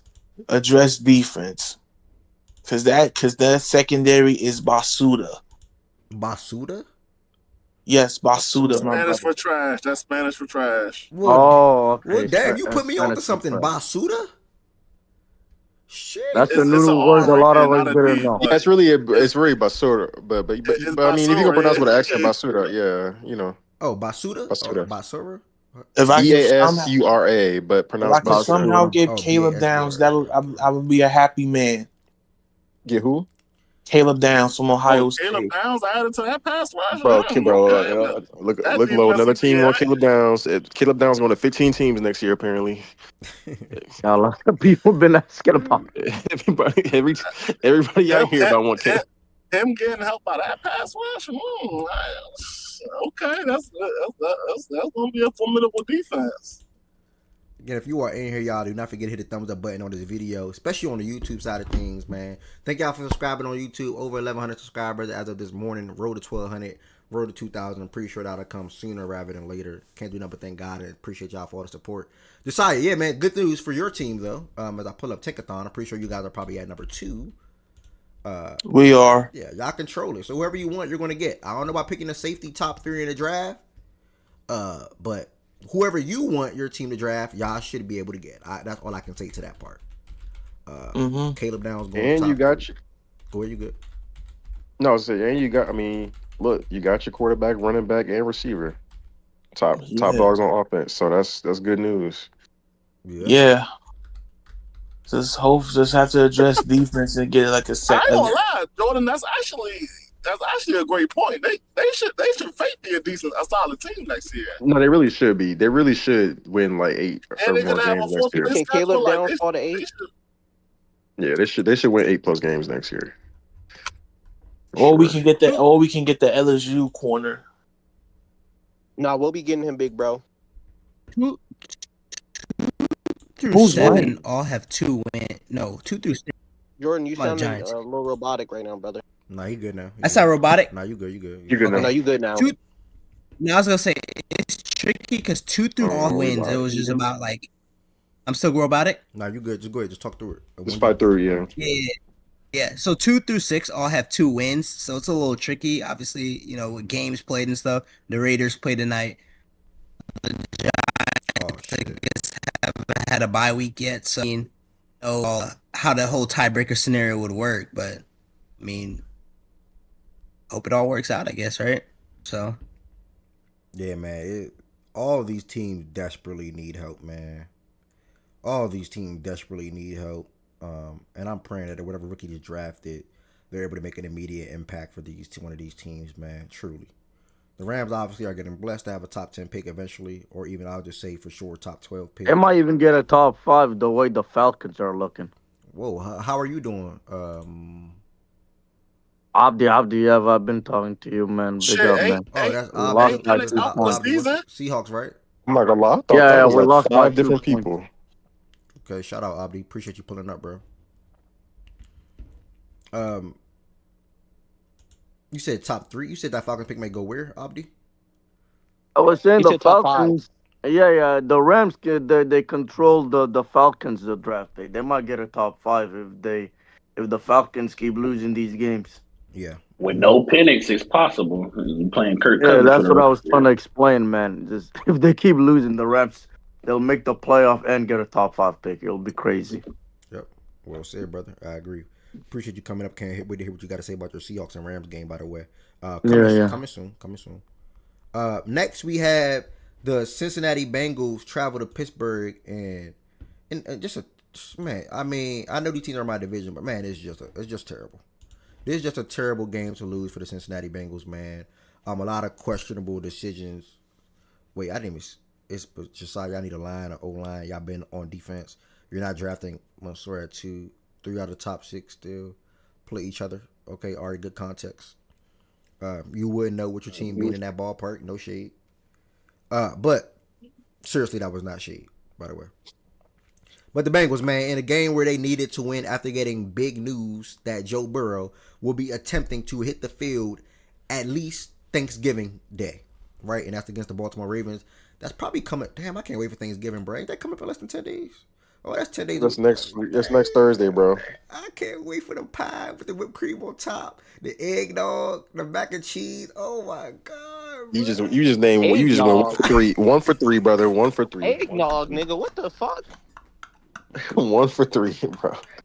I love eggnog, bro. Eggnog and what else? I love eggnog. That boy is. What That pie man you eating is with the whipped cream wicked. on top? I don't even like pies for real. Yeah, pie with the whipped cream on top. My goodness, Which bro. pie though? I like both. Which I type like of both, pie? but I think I like pumpkin more. I always forget. I think it's pumpkin though. Oh, you talking sweet potato or pumpkin? Yeah, I'm with you. I'll be with you. Pumpkin better than sweet potato, but niggas Put it in the niggas be black. microwave, take it out, put the mac and cheese. I mean the whipped cream on top, add in the baked mac, and then man, Y'all can have both. But anything you can think of, deviled eggs, potato salad. I'm not a big deal. I like deviled eggs, potato. Anything you can think of food wise, bro. I'm eating. Pause. Yes, eggnog. Yes. Sir, my dog. Yes, Yes, next sir. week. Next week. Yes, Yes, nigga that yes. fuck with the eggnog, man. And you know what makes eggnog so good? You only can get it around one time a year, and that's November and December. brother. Nowhere else. You can't get it no other time. November and They December. need to make it one. They need to make it one day. That's good enough. That'd be good enough. I love some eggnog, bro. Especially growing up. Now I can just have like 1 cup, and that's it. But I can't drink it like I used to growing up. Don't they put like alcohol in that stuff when you're an adult? Some people do. Like I don't. I never. A little bit to spice it up. I think they do. Yeah. Like what is it? My family put Guinness in it. Okay, yeah. Yeah, I don't know about the apple pie part, Chan. I'm a pumpkin. Whoa. Yes, Chan. Yes. Good eats. Yes. I don't know about that. One thing I cannot vouch for when y'all and if y'all do drop y'all plates this year, I don't know if it's gonna happen, but y'all save the yam shit. Like save the yams with the marshmallow. Save that shit. Like with the marshmallow. Yes. save the yams. Like Hide it off your plate when you drop your picture. If I see your picture, Wait, I'm nigga, not what? gonna. I'm not gonna front. I'm not gonna front. Crazy. You don't know The good ends with East, the brother. mac I and thought you cheese, knew that's a ball. must-have. we cool on the yams, gang. I can't lie. We cool on the yams. Nah, with the marshmallow, I'm Nigga, cool. the yams with the Cool mac and without. cheese is a must-have on your plate, No, gang. What are you sir. Bad talking eats, about? No, bad sir. eats, bro. Bad combos, No, bad sir. Best combos. eats, best eats, best eats. Say Not the bad. yams, Best bro. eats, best eats. Say the yams. No funny. You do But not like it. yes, play for plate next week in the community. Yes, Yeah, yes, drop please. y'all plates in the community, We can do man. that. Yes. Drop y'all Play plates for in the play. community. Don't be scared. I'm 2 for 2 in my plates, bro. You never gonna see a bad plate over here. It's a fact. And I'll kick it off. I won't be scared. I'll kick it off. Make sure y'all join the Fact and Stats community on Okay, Twitter. kicking it off. Okay. Yeah, make sure y'all join the Fact and Okay, Stats community y'all on Twitter, are for sure eating dinner before me. Yes, yes. My family's always late. Now you eating at Yes, 9:30. We know. Yes, I ain't gonna lie. Guys be setting plates at like 10 a.m. I be like, goodness gracious, niggas. Niggas ain't even went outside and ran the 707 yet. God damn. 7. Niggas definitely do be dropping plates at 12 o'clock, though. Y'all blessed. Not me, though. I never ate at 12 o'clock before. But shout out. Ain't nothing wrong with eating early, by the way. I don't think Like, nothing wrong. part of Thanksgiving is starving yourself through the day. What you mean? Bro, that's why I'm happy my parents are divorced. I get to go eat early and then go eat late too. 12 and You're 5. happy they're divorced? Best of both worlds. Yes, bro. They weren't right for each other, but I get 2 meals now. Man, one plate to the other, bro. Yes. 12 o'clock meal, 5 o'clock meal, and they still happy and they still cordial. So we good, bro. That's the Y'all both worlds. ain't never went to 4 different houses, got 4 different plates, nigga. Tween talking I get 4 different plates from 2 different you got to houses. say about this combo, Tween? Like, you having your way. I walk out with a paper shopping bag from the grocery store. What's going on, bro? Because I know you don't bring nothing. My family cooks for that, though. Tween the nigga that show up at your door with nothing. It just Bro, what? Just leave with a plate. No, I'ma Tween bring definitely the do that beds, for bro. sure. No, I'ma he bring the bring the cups. He bring the beverages. cups or the ice. The ice. The beverages will You gonna definitely stop be at the there. corner store right Bro, a 12 pack of Sprite is not a 12 pack. Yeah, 12 pack or a 2 liter is not the beverages, bro. You need to bring like a bunch. Man, what? I'm I'm not gonna lie, Tween. I be forgetting. 24 packs. Because you Muslim. Talk to me, brother. Like, if realistically, only because you're not Muslim, I was gonna say you at least gotta bring the liquor if you ain't coming with nothing, gang. Like, you bring Nigga, what? Fuck no, you tripping. Nah, if you're not gonna bring nothing, you for sure gotta at least bring a bottle. Fuck no. This game was And if you This really game was janky, ass, though. when you leave, you grab that bitch on the way out. If you janky. I'm not gonna lie though. Like, shout out the Joe Flacco couple weeks, but the Steelers just took advantage of a bad offensive line. I think he was under constant duress.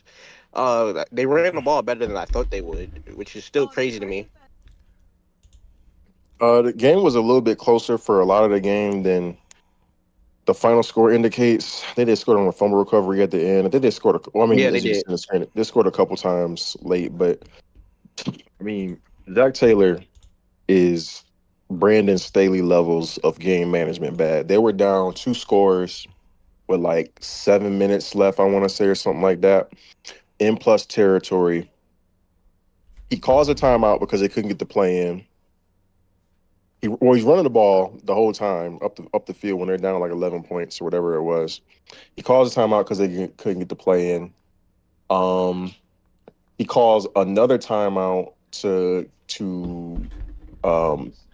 switch the play, I believe, and then they call a timeout at the end of the drive and ended up only getting like, I want to say 3 points, or they turned it over on downs. Like, basically they wasted 3 timeouts to not really get much out of it and still be down the same amount of points as they were before they went into the drive. Just terrible clock management, especially when you're down 2 scores, and they've been doing it all year. They continue to run the ball when they're down multiple scores and they need to score more quickly. They're ass without Joe and their defense is ass, but their coach doesn't do them any favors. So I don't even think it's any use in Joe rushing back. If he's healthy, cool. But if they lose again next week, don't rush unless you're ready to go. I guess you're not technically eliminated till you get 8 to losses. make it worse, But they got us next week, and now there's no Jamar Chase because he won't. yeah, because he's definitely getting suspended. Did it get announced yet, or nah? But he has to get suspended. That's what I'm mad about more than the game. That Jamar Chase had the nerve to sit there and lie to my face. Yeah, that's bad. Yeah, that was. Man, you mad that he lied. I'm mad that he spit on somebody ain't punch.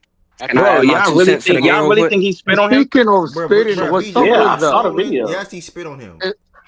Guys, question. Yeah, it was a spit. Question. There's Why actually is video all evidence of the it, by the way. What you BJ. saying? why is There's all like you could these actually. yeah. What's up with all these NFL guys spitting on each other since week 1 till now? Is just everybody spitting on each Well, I other? think all these is gas. I think all these is Everybody. gas. I don't think it happened that many times to say all these. And Yeah, it's only majority. happened what? The, It's the been like Eagles two. game all the way till now, people are spitting at each Okay, other. the Eagles game and this game, and then what else? That's the there was another game, wasn't it? I don't know. Just 2-3 times. Oh, you Somebody, trolling. I somebody like needed. you, bro. You a good troll. Bruh, Somebody needed. I like Somebody talking needed to all these to pull a different No, people Miles. on a I'm not day-to-day trolling, basis, man. I dog. remember there was like 2. No, bro, it was really, it was probably 3 if anything, brother. This was worse than Jalen's though to me. Like this was bad. Like this was real bad. I will say though, Jordan, just to end on like the serious talk about the game. Though you were right though. There was 14 points off of defensive scores. That makes this game 12-20, and they took that late field goal to get them to 12 because it was 9-12, I believe. T, your mic went out. Hello, can y'all hear me? Yeah, I thought it was me. I mean, can I add like my quick 2 Yeah, I cents got you. before I see you up here. I'm about to Big step bro. out? Yeah. Big bro, my bad. Yeah. Respect your I team, mean, Amadou. exactly like, but what's his face? I mean, they got beat up last time by the offense, so I was interested to see how they had bounced back against guys. I mean, Kyle Duggar's doing a good job. I think the coaches are doing a good job of just like picking out the problems. Like the problems is the quick pass, guard the quick pass. It seems like when they're getting interviewed post game, they're answering the questions as if like how we're seeing the game. So shout out to the coaches for that. But it's hard to really, have any hope for the team because I just can't see consistency on both ends. Like the offense started out pretty well, the defense was bad, and now we made some adjustments on defense. We brought in some guys, and now Aaron Rodgers starts to play bad, and now unfortunately he's out. And then we'll have Mason Rudolph, and I like what he did yesterday. He was able to come into the game and not like cause those self-inflicted sacks that Aaron Rodgers do, because I just think he's just more posed in the pocket right now because he's a tad bit more athletic, and A-Rod's seeing ghosts right now, so he's just running around getting himself hit. But Mason Rudolph did a good job of just moving the ball and end up getting a touchdown. But yeah, shout out to the defense. It's interesting. I'm interested to see how they respond against Chicago next week because they've been playing well. If Mason can figure something out, if they can have a game plan for him, I mean, use Darnell Washington, use Jalen Warren. Those don't seem like your weapons. And then, like, I know we're struggling to get DK the ball, but I think Mason Rudolph can just get more pass attempts up than Aaron Rodgers. Aaron Rodgers seems to just like, always dump it to the flat because he's just super scared right now. So we'll see. It's just I don't think they'll be consistent enough on both ends to really they're probably the playoffs are going to come to the end. The defense fluky, AFC North low key fluky. Like both teams, Ravens and Steelers, well, they can lose on any given night. So we'll see to the end. If they make the playoffs, they'll probably lose. Yeah, You know that too, bro. That's why he's not gonna say nothing. Don't You put know us that in the too, same boat as y'all, bro. brother. You know that too. Look at Are we y'all. better when we Look play? at y'all. Are we better when we play? Yeah, you know that Okay, that's cool. locked. Yeah, let's leave it You at know that. the 50 is always My locked, team bro. is not But like your team, brother. y'all look ass too. You But I'm not was gonna in lie, the y'all still morning got some celebrating. allegations, Ev. Okay, I'm not You gonna was lie, y'all in the celebrating this same boat, morning bro. as if Don't y'all bring not that. looking ass too. Okay. Y'all still got some Y'all in the allegations, same bro. boat. But we played. I don't want to. I want to wait. I'm gonna hold my comments. I'm gonna do what I gotta say. I'm just good win. Y'all needed it because we on y'all ass. We're gonna lap y'all. You know it. The whole world know it. Everybody know it. Like we're gonna win that division for 3rd year in a row. You know it. Did Asante We'll see. play or is his Yeah, first he game? didn't play. He gets signed to the practice squad. They haven't brought him on yet. I think they won't bring him on until he probably play the Bears game, but they'll see because I don't know. Our corner's playing well right now. He's probably going to be an addition. James Pierre had a good game yesterday, we shouldn't see Darius Slay no more. So he's probably done. So like we'll see with him, but I don't know when they're going to bring him on because that surgery is pretty rough surgery he went through. So but shout out to him. I'll ask both of y'all this. Both Amadou and Ev, are y'all winning when y'all say we win in division? Y'all banking on sweeping the other, or y'all winning even if y'all split with each other? Oh, I know for a fact That's the we're winning the thing. division. I don't know if it's going to be a sweep. See, Listen, I said it's one not gonna thing. be a sweep. It's not. I know we're sweeping the Browns. Okay. I know we're sweeping the Bengals. That's facts. Like I already laid that out. Now the Steelers one I just don't know yet. I knew the Browns and the Bengals because we played both of those teams early on. Bro, yeah. Wait, I don't think they sweep. But like you still stamping shit. The process gonna come in here and yell at you again. 'Cause, like it's football. You can't just keep stamping that shit and you gonna come here every single time you gonna see. You keep trying to stamp shit, bro. Are y'all winning? Okay, do you think y'all win the division? Do you think y'all win the division? Do you think y'all win the division? I'm gonna give you the bet of lifetime. You think y'all win the division? This nigga, you do that same play. Like you got the same division? playbook. You know that, right? You ask that same question I'm- every single time. I never said we were going to win division, Okay, but good, you can't stamp good, shit. You can't good, stamp shit though. That's my point.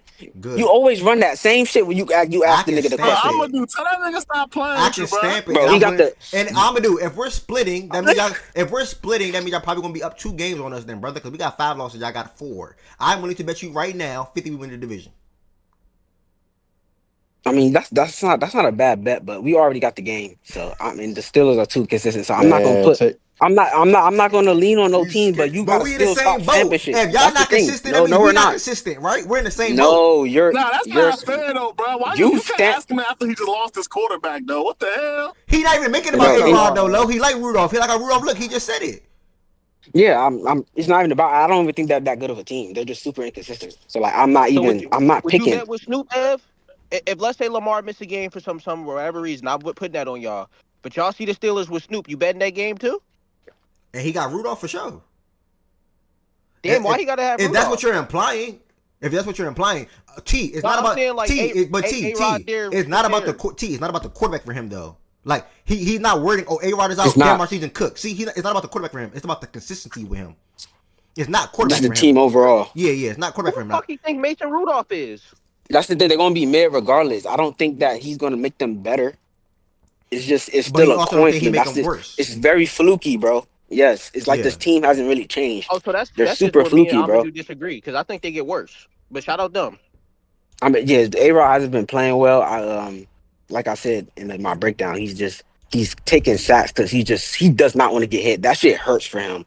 Like he be in pain. So this nigga is scared damn near every play. I'm He's not playing used bad. to seeing. I'm not used to seeing him that skittish in the pocket. I mean, I know it's because he's older, but it's jarring to see it though. He took some hits this I year. also think He's some of taking it some comes hits, and down that to shit the is play calling scary. though, Jordan. In terms of why he's so skittish in the pocket, because like I don't think he's seeing some stuff open, and their system is kind of predicated on 3 tight ends, 13 personnel, and shit being open easy, like flat routes, flat to either running back or one of the tight ends, something with like tight end hitches and tight end drags over the middle, and that shit ain't open, and I think that's scaring him because if that shit's not open, nigga, you about to get hit. Man, His eyes is dropping. Old A-Rod says, "Fuck that system, bro." As soon as it collapsed a little bit, his eyes is dropping, and he's running around into defenders. He not the check down is usually there. Yeah, he runs into more He's just sacks. not seeing it, bro. He runs He into definitely does run hella into more sacks, sacks bro. than he used to. Mason, our old line, our pass protection, I can stamp. That is very good. I'm very high on that. They're young. They've been playing well. Mason Rudolph, I know it was the Bengals. They're out there pass rusher, and their pass rusher is not that bad, but still, Mason didn't even move an inch, and he was just straight dotting it, and it looked way better. The offense just looked better.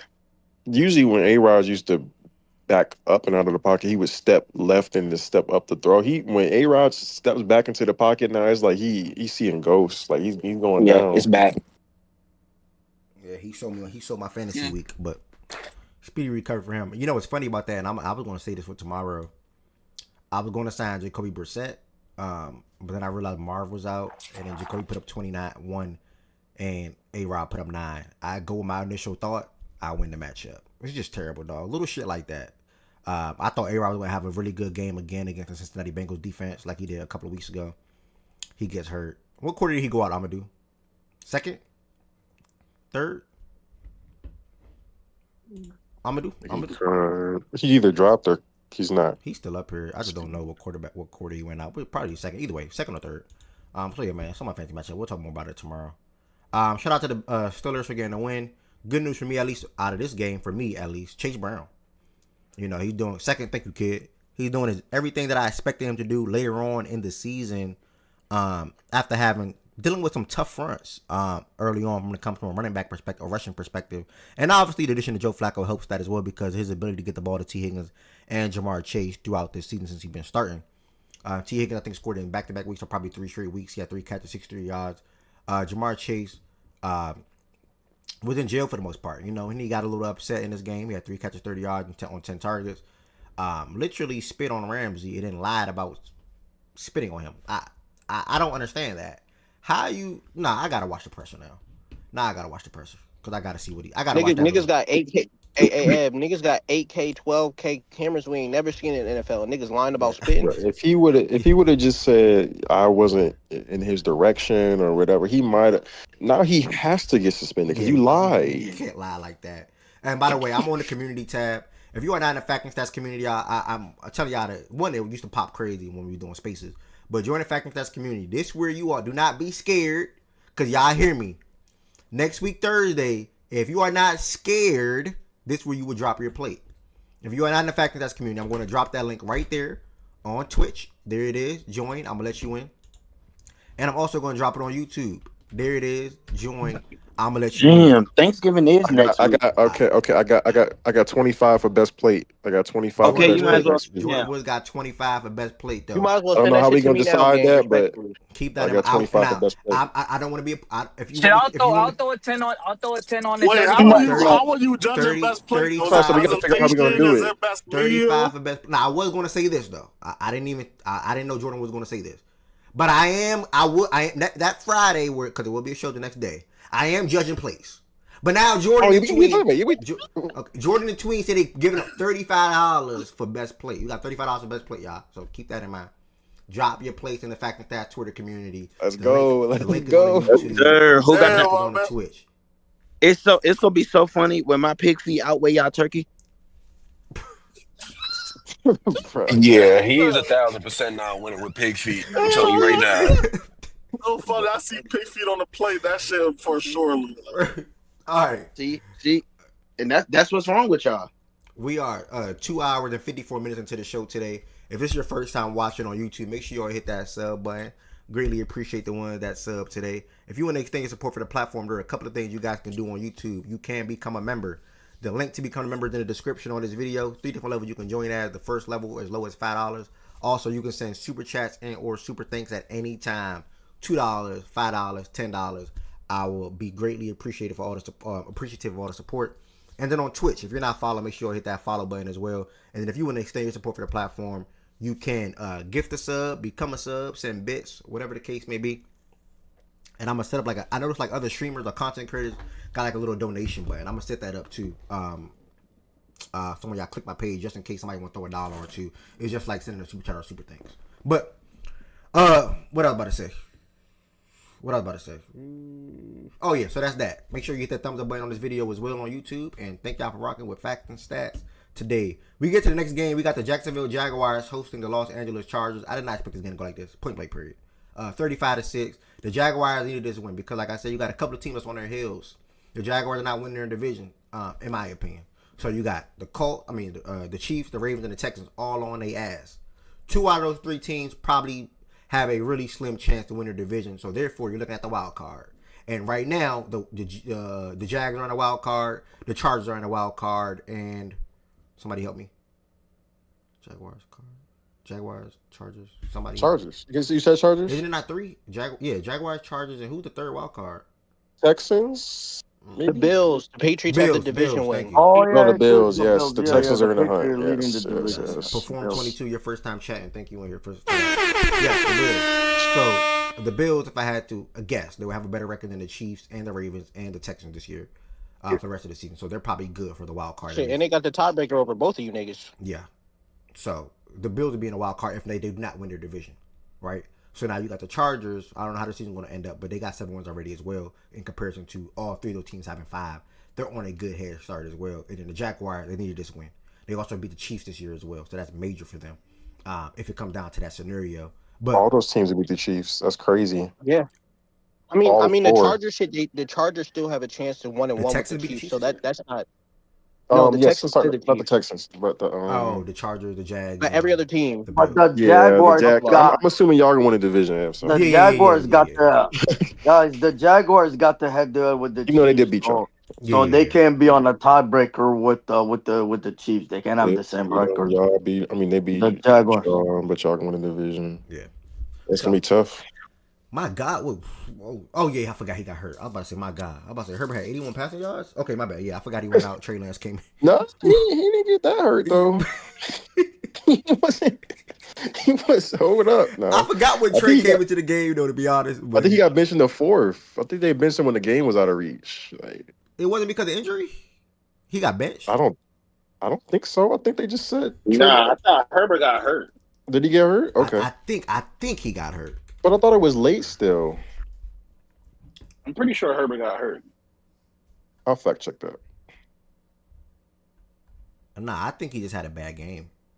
Yeah, I think the game was just over. But either way, I think even if he did get hurt, I think when he left, it was still the game was. Yeah, he left at this point right here. This is just what he had. Yeah, he just had 81 passing yards. Yeah. They were just ass, bro. Yeah, but I forgot something, y'all. I need to hear what Jamar Chase said word for word, even if it's not long, real quick. Cause I did not watch that little thing. I just saw the clip of him saying he didn't spit. Hold on. Oh, it's 3 minutes. Yeah, I got time. Why not? First and foremost, this is the clear spit. This is disgusting. Ugh. Bro, no, it looked worse than yesterday, bro. If I'm Ramsey, there's a video evidence he lied, man. He might got to get two, bro. He might got to get two. That's disgusting. Like, just grabbing the helmet, no, fuck that. That's disgusting. He might got to get two, bro. You lucky Ramsey's wearing a helmet, man.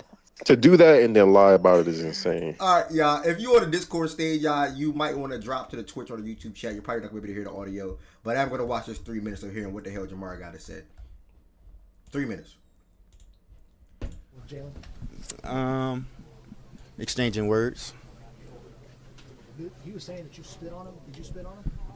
I ain't never opened my mouth to that guy. What do you think prompted the reaction from him? Well, he don't like some of the words I told him. We've been going back and forth the whole time, so I'm sure some got under his skin.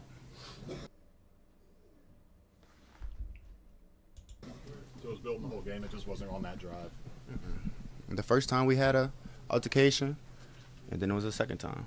Is that the first time in your career anybody's ever punched you in a game? You seen me get punched? Looked like you threw a punch. Oh. So, just to be clear, you did not spit on him at all. That's what he's saying. I ain't spit on nobody. How frustrating? You talk about the game. How frustrating is this loss, given what y'all wanted, what y'all want to do in the North to come out and lose this one? It's hard knowing how hard we work for practice and coming in here and not executing to our best ability. We gotta do better as a team. Were you doubled on every snap, basically, Jamar? No, not every snap. First series was like Cloud with like a two-man show. Second series, the first third down was when I got doubled. Did they change it up from last month? Yeah. How did they change it up? A lot more too high. Cloud my side the whole time. Try to make it look like two-man. And then when they did, give me one-on-one, safety just cheated. Why do you think it was so hard to get into a rhythm tonight as an offensive? Good question, man. There's a lot going on. We was running the ball a lot too. Trying to get him out of the too high. So, we was trying to execute that, but when it was time for us to execute and pass the ball, we wasn't getting our best looks. Did you feel, given the fact that you guys were close at halftime, that this game on the road was there for the taking? That's pretty much it. I don't understand how you make a comment like that. When it's just that clear. It's just that like and then he lied twice. Like the first person said he spit on you and you like, nah, I didn't spit. I opened my mouth to that boy. And then he doubled back a minute later and said, nah, I didn't spit on nobody. I don't know, bro. That like, all right, I don't even want to look at that no more. I'm sorry, I can't do it. I can't look at that. He a clown. Then he gonna say, "Oh, did I get punched?" Yeah, nigga, you did. We all seen it. He said you saw me get punched. Yeah, you just. Oh yeah, at this point, I don't He's know. supposed to say that's incidental. I ain't mean damn that. liar, You gotta hit him with He that. might be a psychopath. Like At this point, I don't know if he's just a legit. liar Like or if he's delusional. for Like the you got first Honestly, for if what? the you're Did if he? you're if you're if you're receiving Appreciate out a that sub on psychopath, YouTube. you're asking for one. I don't know, man. This shit, that nigga's a fucking. Go get he's it, been a bro. clown. But we've been knew he was a clown, bro. Spit, spit on a nigga is like the lowest of the low, bro. Like that's Yeah, like that's wild. ultimate disrespect, bro. That's wild. Ultimate. But the thing that's throwing me off goods is Did I hear got Reese spit this? on. The nigga punched him in the face, and he just stood there like he ain't And he shit. Like stood there like he confused why he got in the punched. nigga, That's what I bro. did. That's the Yeah, I The man originally, just got. I He's, originally say he had to do something or say something disrespectful. But I mean, yeah, for Ramsey to react like that. But a spit, obviously, that's top of the top. Like nigga, like nah, that's crazy. You spit on somebody in the street. If you spit on a nigga, you gotta expect to get punched, bro. Yeah. Whatever repercussion comes behind that, bro, you gotta expect it. Well, that's the most he said, "Did you see disrespect me get that you punched?" Hold could on. do to someone. Did you see me get punched? Hold on. Did you get punched? Look at this nigga spit on him, bro. And he did it so Bro, swiftly too. you And he put spit his on him hand on the first back. and then you got punched, bro. You Man, spit on him Ramsey got to first. throw a combo though. Like Ramsey just do one little joint. Ramsey got to throw like really throw something. Like Oh, you Ramsey grabbed got him to and really he throw slapped something, you. bro. Ramsey after he spit on him, grabbed him probably right there. Oh, Was he like, did damn. grab him. That's nothing, though. That's nothing. He probably looked at the ref He like, yo, this grabbed him nigga and just then he spit on slapped me. you. He probably was like, yo, this nigga just spit on me, bro. Like, Chase ain't even doing nothing. Chase know he wrong, bro. That nigga Chase a wild nigga, bro. I ain't gonna lie. Shout out to the Jaguars. He's just a liar, bro, that guy. For a lot, everything I was just thinking. I mean, everybody else, big win. Obviously, they needed it because they got teams on their heels. As far as the Chargers, they better wake up, and you don't want to try to drop back into potentially missing that Ev, do wild you card. think, question, you think the tackles are affecting, because both of their right and left, I think, are out, right? Yeah. To this day. Yeah. It must be affecting them by now. Yeah, it affects everything. It affects the run game. It affects the pass game. It affects Justin Herbert comfort in the pocket. And I think a lot of that's been altering his play, obviously, throughout this season after their hot start or good start to the year. So, obviously, He went from not throwing picks to being sped up and throwing picks, bro. Yep. Because he has no tackles. Yep, just that simple. So, Abdi, I do. As far as the Jags, good win. Brothers over there, they moved to 6-4 in the year, and the Chargers dropped to 7-4. While this AFC wild card or just playoffs race will continue to be heating up with week 12 or 6 more weeks to go. I'll just say that 6 more weeks to go of regular season play at least. Next we had booyah! Finally, we got the Los Angeles Rams, which is T team versus Seattle Seahawks, which is Abdi team, who've been talking a good amount about the Seahawks. You want to talk about your team Hold on, first, brother. or should I go now? Hold on, brother. Yeah. Abdi, who's been talking a good amount about the Seahawks in the YouTube comments, pretty much every day, every week. Shout out to you for holding down the YouTube chat. I'm gonna pass this to both of you all. T, I'll let T decide who wants to go first, if he do, or he wants you to go first, and then everybody. Let the losers go first. All right, cool. Let them get their bullshit ass excuses off. No, I'm never one of those people that make excuses. If you see me on Twitter Spaces or on the timeline, I will never make excuses. You guys won fair and square. At the end of the day, I like what I seen from my team. Last season it was Mike McDonald's first season, and this is his second season. Our defense is for real. I just Sam Donald is just for whatever reason. He gets pressure, and if the O line is not protecting him, he'll just throw a pick, man. He's just one of those QBs that he needs a whole team around him to protect him to be good, man. That's the only way, man. There's just no excuses, bro. But JSN, he's still that top 3, top 5, and Puka, he's a dog at the end of the day, you know what I mean? But JSN, he's him. But no excuses, T. You know what I mean? Good game, man. All right, appreciate you, bro. What you got to say, T? My defense is, I believe, second. Yeah, only behind the Texans in terms of opponents' points per game. Give me a quick second. Give me like 25 seconds after. All right. If that's a real stat, that's good, actually.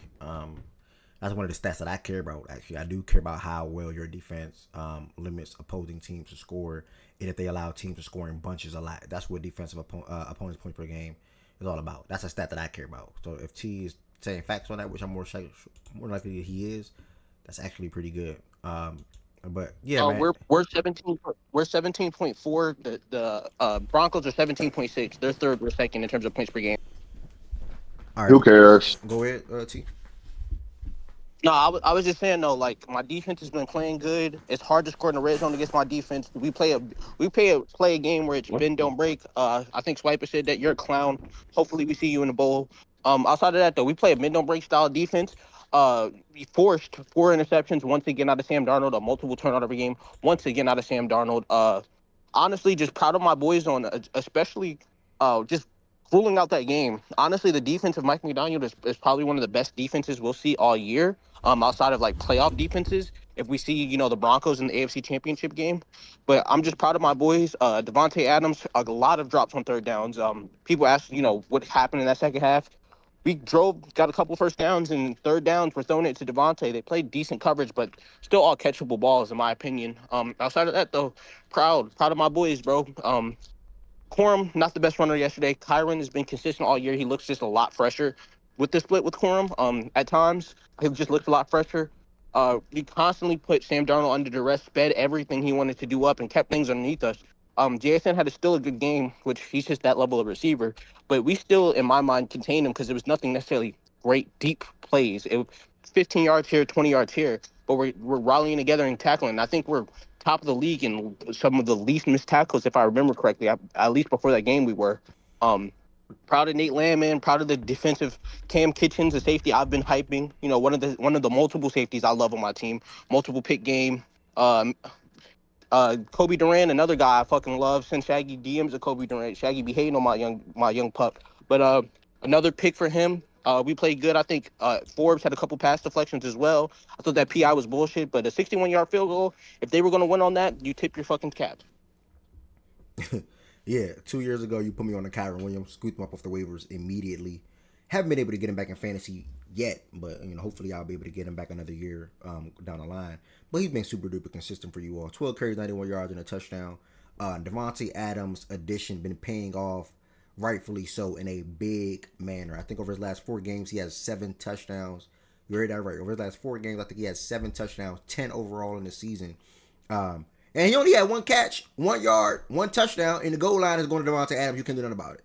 It's just that simple. Pook on the other side, obviously had 7 catches, 74 yards, and you spoke on. I've been hearing you speak on a lot. The 13 personnel. Obviously, you guys got 3 tight ends that can make grabs. And have good games. Obviously, or probably even get into the end zone. And this one, it was Kobe. So yeah, man. I mean, it was a good win for the Rams. I mean, yeah, the Rams. They obviously the Seahawks. One final thing, Ev. My apologies, brother. One final thing. We went from one of the worst red zone offenses the prior last 2 years. A lot of people are asking, why are we inflating Stafford's numbers in terms of passing? We were not great at running the ball. Kyron was the only kind of strong suit in the red zone, and people started honing in on just, blowing up a lot of our 11 personnel or 12 personnel, which is 2 tight ends, sets when we had Kyron out there. Now we go just 13 personnel, and Devontae Adams has been one of the best additions just for our red zone offense, which we've struggled with the last 2 years under McVay. That's the biggest addition he's added to the team. It's just being that guy in the red zone that one-on-one you can trust. Throw him a good ball and he can go get it. And you see it once again. Yep. And then, like I said, Pook on the other side, 7 catches, 75 yards. I did honestly think this game was going to be a little bit more high scoring for both teams, but T laid out a good facts to what the Rams are when it comes to point per game. And then also just Sam Darnold throwing 4 freaking interceptions. Like that's just insane. Credit to the Rams defense. They had a lot to do with that. Not a little, a lot to do with that. He looked shook. He looked like Sam that was in that playoff game last year, or pretty much Sam that closed out the year last season for Minnesota. We'll see how the Seahawks go the rest of this way. They're 7-3. I think that was their first road loss under Mike. They're 4-1 now on the road. It was season. The streak is over. Yeah, it's the first one. Yeah, so they was on a good little road streak under Mike's tenure so far. He's still a great coach. He's a phenomenal guy. I'm glad they was able to have him in Baltimore that year, where he, we did the Triple Crown. As far as the Rams though, 8-2, 4-1 at home. Really good damn team. Matthew Stafford, hell of a season that he's having so far. Not getting any love for his MVP shouts, but as much as he should probably. Statistical favorite. Plus Malo. He jumped to plus 125. I think Drake May is like plus 250. He's the MVP favorite after yesterday's game.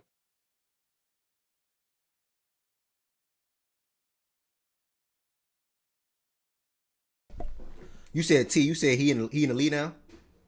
Yeah, I looked yesterday. He was plus 125. I think the highest was plus 150 across all the boards I can view. You know, me being Cali, I can only view a couple in private browser. But from what I've seen, he was the statistical betting favorite for MVP so as of now. Good. He need more media love though, but I'm glad he's a statistical better favorite for that. So shout out to the Rams. Anybody else got anything that they want to add to the Rams in the Seahawks game yesterday? All right, going once, going twice. All right, great win for the Rams. We'll move to the better team, the NFC, going at yesterday. Cannot wait to see how the power rankings shake up. Next, we had the San Francisco. Wait. My fault. I didn't even hear the going once, going quick. What about is Greg? What's his name? Zabel. Their guard, is he hurt? Yeah. The So year? I'll explain. Basically, Mike McDonald just spoke this morning. He's probably he's a positive. He's probably gonna go on IR for 4 games only though. So he's not up for the season. He just has a bad knee right now. Bad. You going? All right, bet. I'm not gonna lie, guys. That's a great shout because that's huge for them. Yeah, that's really big. That's their best O-line. Facts. All right, bet. Next, we had the San Francisco 49ers travel to Arizona to play Jacoby Brissett and the Cardinals. The 49ers got the win 41-22, and Brock Purdy returned to action. We got Goods up here, the 49ers fan. We'll hear what Goods got to say about this game, and we'll continue working our way down the slate, and also see if anyone else got anything to add into this or add on to this game. I mean, really not that much to say about this game. This is what the team is going to be going forward. Defense going to have to rely on turnovers, big red zone plays to get off the field. And the offense is going to have to do some heavy carrying going forward, bro. But I believe in my offense. I think we can score on anybody whenever we want. And I just think if defense gets hot at the right time, we can beat anybody. Brock, he played really well yesterday. Was efficient. Big time plays are back. Him and the Kittle connection is back. I think Kittle had 2 touchdowns yesterday. EMC had 3. That's going to be there for the remainder of the year. We should be getting Ayuk back after this bye coming up soon. So this offense is just going to get better, bro. It's just about this defense. But yeah, we allowed, I think, 47 completions. What's his name? Jacoby Brissett or something like that. Yeah, the Cardinals didn't score a lot per se. Yeah, he turned it over twice, but it's like 47 completions, bro. Like, come on, bro. Yeah, I think he was like too efficient. I might be. Yeah, wrong. it was an NFL yeah, record. Okay. Yeah, it was an NFL record. Yeah, that's insane. But yeah, bro, like that's just what the defense is gonna be now, bro. Like, it is what it is. And yeah, they did. It's like, yeah, they were down for a majority of the game, so he did have to throw the ball because they went down quickly, like 14-0 within like the first quarter. So yeah, they had to throw the ball a lot. But it's still like, damn, bro. Yeah, that's really it about the game, bro. Brock is back. Defense is back. This was the highest scoring game we've had all year. George Kittle's the best tight end in football. Yes, sir. Still. Yes, sir. Still the best tight end in football. But yeah, man, we just got to keep pushing throughout the year. Schedule is not that bad. We got the Panthers coming up. I'm gonna get another win. I say that like you just gonna beat the shit out of them though. I think Bethune is. We're probably not gonna beat the shit out of nobody the remainder of the year unless somehow this defense gets a little better. I don't know. And Bethune is out probably next week. Like, he got hurt in this game. Something with his ankle. I think it's a high ankle sprain. So now we got to rely on our rookie linebacker, Nick Martin. So that's another guy down. But we'll see, bro. Like, it's just a lot of injuries that keep piling up, but offense can carry. We got our QB back. Fuck it. We gonna have our Commanders run of last year. after Monday, maybe after Monday Night Football. Yeah, I was very confident on the 40. Not I wouldn't say high, but I was one of the ones I was watching for the 49ers early on this year. For the power rankings perspective and just of them overall as a team. Obviously, they dropped a couple of games. Still have a really good record at 7-4. And when you add a quarterback, I'm not saying he's top 5, not saying he's stamped top 10, but when you add a quarterback like Brock Purdy, you ought to clap for that. You ought to be happy. Obviously, the loss of Fred, obviously, the loss of Bosa, sort of kind of impacts or hinder what they realistically, to me, can get to or the heights that they can reach this season. But I do think that they could have entered the talks with the Rams. I do think they could have entered the talks with the Lions. I do think they could have entered the talks with maybe even the Packers, whoever else you want to say is next or after Philadelphia. 49ers would have been right there in that ballpark. Maybe they could still be in that ballpark the rest of the season. I don't know. But as far as the reality of the situation, no Fred, no Bosa, it's hard for me to see a defense like that, what they have now on the field, on young guys and guys like that trying to step up and make plays, be able to make a deep run in the postseason. So we'll see what happens. I don't know. I'm glad Brock Purdy's back. Obviously, when he's back, George Kittle is back. George Kittle, 6 catches, 67 yards, 2 touchdowns. CMC, 3 touchdowns overall in the game. I mean, even the quiet as kept, he's having a phenomenal year. One can argue CMC and Jonathan Taylor have been the 2 best running backs in football this year. Easily.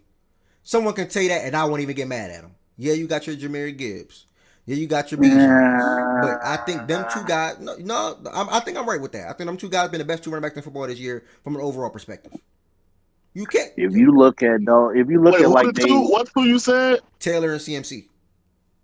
CMC just get the ball a lot. Taylor for sure. And what do he do when he get the ball? Like what you mean? If you look at all the top runners in the league, he had like the lowest yards per run. No, I know for sure. But CMC only averaging 3-4 yards a carry. Bro, niggas still do this shit with CMC talking about yards per carry. Bro, y'all need to like level up with y'all football. I had CMC, so I we all know feed him. We all know he's the best catching back in the NFL. And we had to utilize him a lot like that, especially because Ayuk and Ricky were out a majority of this year, and Kittle was out for like 4 games. So of course we're gonna have to use him as a pass catcher. And our O-line, inside O-line, been mid as shit to start the year. Puny was out for a few games. He was injured to start the year. So yeah, we're gonna have to use him as a pass catcher. Nah, Black. He's been killing it. He's been going crazy this year. He's probably gonna get 1,000 rushing, 1,000 receiving again, bro. Yeah, CMC. Yeah, and when he does that, he gets damn near shit. Not even high running back. He gets damn near number 1 target numbers. Okay, I know because I did it with him. Rightfully so. It is interesting. Are you trying to? I mean, it is. Go ahead, Jordan. I was gonna say it is interesting that he has 4 more carries than Jonathan Taylor, but like 400 and something less yards. So like, Jonathan Taylor has 200-yard rushing games. What are we doing? Come on now. No. Again, listen to what I said. He has on the season. He has 4 more carries. Right. And 400 less yards. Right. I mean, to be fair, I can give you the reason why. One of their offensive lines is really good. One of them is very mid. No. He's a better runner right now. He's just a better running back. He's a better runner. I mean, obviously, Jonathan Taylor's a better runner, but if you want to have that's like actual context for why CMC carries, but that's not the only reason. Let me you lay said this the out reason there. why was the O-line. He's just a better runner. If you look at everybody, no, I'm not saying it's not a good reason, but he said that like it was the reason. He's also on top of the O-line, not as good of a runner as Jonathan Taylor. Okay, Taylor. Okay, let's lay another one. Hold on. Wait, hold on. Fine, Jonathan Taylor's having this amazing season. How about fine? Throw him out for a second. 11 more carries. Everybody in the top 10. You're talking about 11 more carries than James Cook. 260 less yards. Why are you only doing it like that? I made a statement that CMC and Jonathan Taylor, one can argue, been the 2 best running backs in football. I'm sorry, running backs catch the ball as well. He has 700 receiving yards and 5 touchdowns. What is James Cook and Jonathan Taylor receiving numbers? Is it fucking with CMC's? So I think the James Cook might be.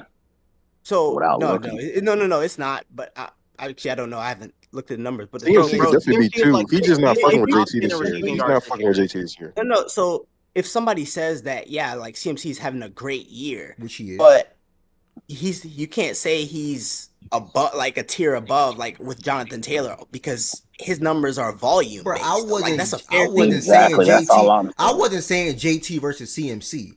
I Y'all, said I one No, no, can think no. we I'm argue can. not. I'm not. those I'm not two saying. been the No, no. I'm not saying you're saying that. And I I'm think we can saying say he's not even in he's that been a same he's been a tier. I'm top saying you four. can. He's been a top four rusher this year. There's 4 running backs that have all been elite. He's been one of them. I think What are CMC, the what are the four? Oh, my Jonathan fault. Taylor, CMC, James Cook, and Jameer Gibbs have all been elite this season. All of them. Now you can add in Derrick Henry as of late. I don't know who else is going to be on the list, but those 4, all of them are having all pro seasons. All 4 of them. Yeah, and I was gonna say, and if you say Jonathan Taylor's been on a tier above the rest of them, then it's fair to say that CMC, James Cook, and I forgot who the fourth guy you said. So but it's fair to say that those 3 are all on the same Yeah. tier, So bro. what? So what's wrong with what Ev literally just said, bro? Like, nothing's wrong with I'm saying that, saying to Jordan. me, it's not. He's a top No, 10 no, no. running back this year. All I was saying is I just think it's incorrect to say he's a clear second best running back. I didn't I'm say saying that. he's That's an just incorrect somebody. statement. But my I'm initial not saying statement he's a was, top 10 I think I running back. did end up saying that. My initial statement was, one can argue they've been the 2 best running backs in football this season. And I would say no. I Okay, would say that's that's just cool. a No, no, dude no, that no. At the gets end the of the day, ball every one play. can argue, which I think I can, I think Goods can, I think others can. One can Yeah, also I don't, argue I with don't James think you Cook. can argue. One can I also don't argue think for you. Jameer Yeah. Gibbs. Like, it can happen. Well, I don't think he's better. He Yeah, that was hasn't been better right. than Dion? he hasn't been better than James Cook this year as a runner. I think the passing stuff mattered because of what you're talking about. I think what Good said, because obviously somebody who watches all the 49ers games, they definitely lack passing threats. They had so many injuries, and they're scheming CMC for 6 yards per catch because they're substituting short throws for runs because they can't run the ball. So like they're also utilizing him like that because they just don't have the weapons and or the offensive line. So I think his numbers are being crushed by the kind of routes he's running to The offset the volume. running game. No, It's not that not he's the that volume. great. It's to offset the run game. Like when you go after 5 or 6 yard catches or 7 yard catches, the reason why your catch numbers are lower on an average is because we're not designing home runs. We're designing plays to be able to make up for the distance between what our offense needs to do on first and second down in the run game by utilizing more screens and quick routes for our running back. Same thing with Devon Achane. Devon Achane's also been better than him between the tackles too this year. That's another one. Yes, good point with a comparison with them 2 Achan guys. is a great name. I'm not gonna lie, Swipe, because you said Henry Achan's probably the 5th best running back this year. Bro, Achane's been crazy this year. I was not a believer, T. Like at all. He's at he also has the receiving yards as well as between the tackles. If you look too, he's definitely top 5. I would argue, even though the touchdown numbers might be low, I would say Bijan's probably still in there as well. But I do think there's a tier gap. I do think it's Jonathan Taylor on a tier by himself this year. If I had to rank it in terms of tiers. All right. We'll continue moving. I think Goods. I gotta find a comment. These both the little bros. Goods doing all this happy shit because they beat up on a fucking Cardinals team that's defense has been shitty all year. You played Jacoby Brissett. This whole notion like, oh, I'm expecting my offense to do this. Yeah, you got some shitty games because you're a 4th place schedule. But outside of that, you will be a 1st round exit, buddy. Okay. Next we got the Baltimore Ravens who travel to Cleveland. They have not swept the Browns in like 5 years or something like that to play the Cleveland Browns, and the Ravens got the win 23-16. My biggest weight, I said biggest weight. You telling me good luck, Black? Tell yourself good luck. What you mean? I'm winning my division, brother. So you good luck. You're fighting for the wild card. This was my biggest takeaway from this game was for a couple of things actually. These are games that typically the Ravens will lose, and these are back-to-back weeks at that. That Vikings game, that's typically a game the Ravens will lose. Just being real. This Browns game yesterday, this is typically a game the Ravens will drop. Steelers game, I think, last year or 2 years ago. Colts game, Raiders game. Raiders game, I meant to say. Dolphins game. I can go on and on over the years. Games that typically the Ravens will lose because of turnovers, special teams, whatever the case may be. And all of that was literally on display yesterday. 2 interceptions by Lamar Jackson. Obviously, he didn't literally throw them to the defense, but at the end of the day, it still ended up being a turnover. So 2 interceptions for Lamar Jackson. Special teams fumble. Got them in good field position. And just the whole everything just wasn't going our way. We went to this game down 16 to 10 at halftime against the Cleveland Browns team. Going to the fourth quarter, still down 16 to 10 against this Cleveland Browns team. Where Shador did have to come into the game after Dylan Gabriel went out, and Shador, as we saw after the game, didn't have any first team reps right throughout the show up to this point in the season. So I guess not only that, there's not a confirmation, no confirmation that he's running the scout team either. The offensive line for the Browns self-reported that they had not heard Shador Sanders' cadence the entire season, which means he's not even doing. There's potentially not even doing scout team reps with the second team offensive line. I mean, if you look at the rest of Stefanski's comments, that kind of tracks because he's not even named him as QB2 most weeks. Bro, that is like that's like so egregious though, bro. That you're like, I'm not gonna lie. Go ahead. Go ahead, Swiper. Go ahead, Swiper. Well, I was just gonna say he's backing up Dylan Brooks. Like, there's no reason Gabriel, you have Dylan Gabriel. Yeah, Dylan Brooks. Dylan Gabriel. There's no reason why you wouldn't be getting him ready for just in case something happens. This seems very specific and targeted. And again, it could just be as simple as they didn't draft him like the owner did, and they don't like him, and that happens all the time, by the way. But even Dan Orlovsky was said today as a career backup. The idea that I wouldn't run special teams reps, or scout team reps, is insanity. And so it just sounds like a very weird situation, because even the people that are that former offensive linemen that work in the NFL.com, NFL Network, they're just saying, I've always heard my backup quarterback cadence, just to be ready, just in case something happens. So you go into this game, he's the backup behind Dylan Gabriel. He's the backup. Like they you know what I mean? He's scheduled the number 2, and they don't know what his cadence is like. It just seems really fishy, dog. No, it definitely seemed fishy. I'm gonna jump back in. It definitely seemed fishy, and obviously it's a little unfortunate for him. You saw Roquan Smith come in the pool. Roquan Smith said at the end of the game, Shador's a good player. Shador would be great in this league, but our job as players is to make rookies' life difficult. And I think we did that pretty good yesterday. He said you could do anybody back there that was a rookie. Our job is going to try to make that game difficult for him. And I think we did that for the most part against both quarterbacks. I know Dylan was 7 for 10, 68 yards, but they weren't too well when it comes to moving the ball. And Shador definitely didn't do too well at moving the ball at all. Now, he did make a couple of good throws on his last drive where they had a chance to potentially tie the game. Shout out to Awuzie for knocking that ball out, by the way. Great defense. That's how you play great defense without getting a PI. Great play. Yeah, that was a great play. Probably the play of the game.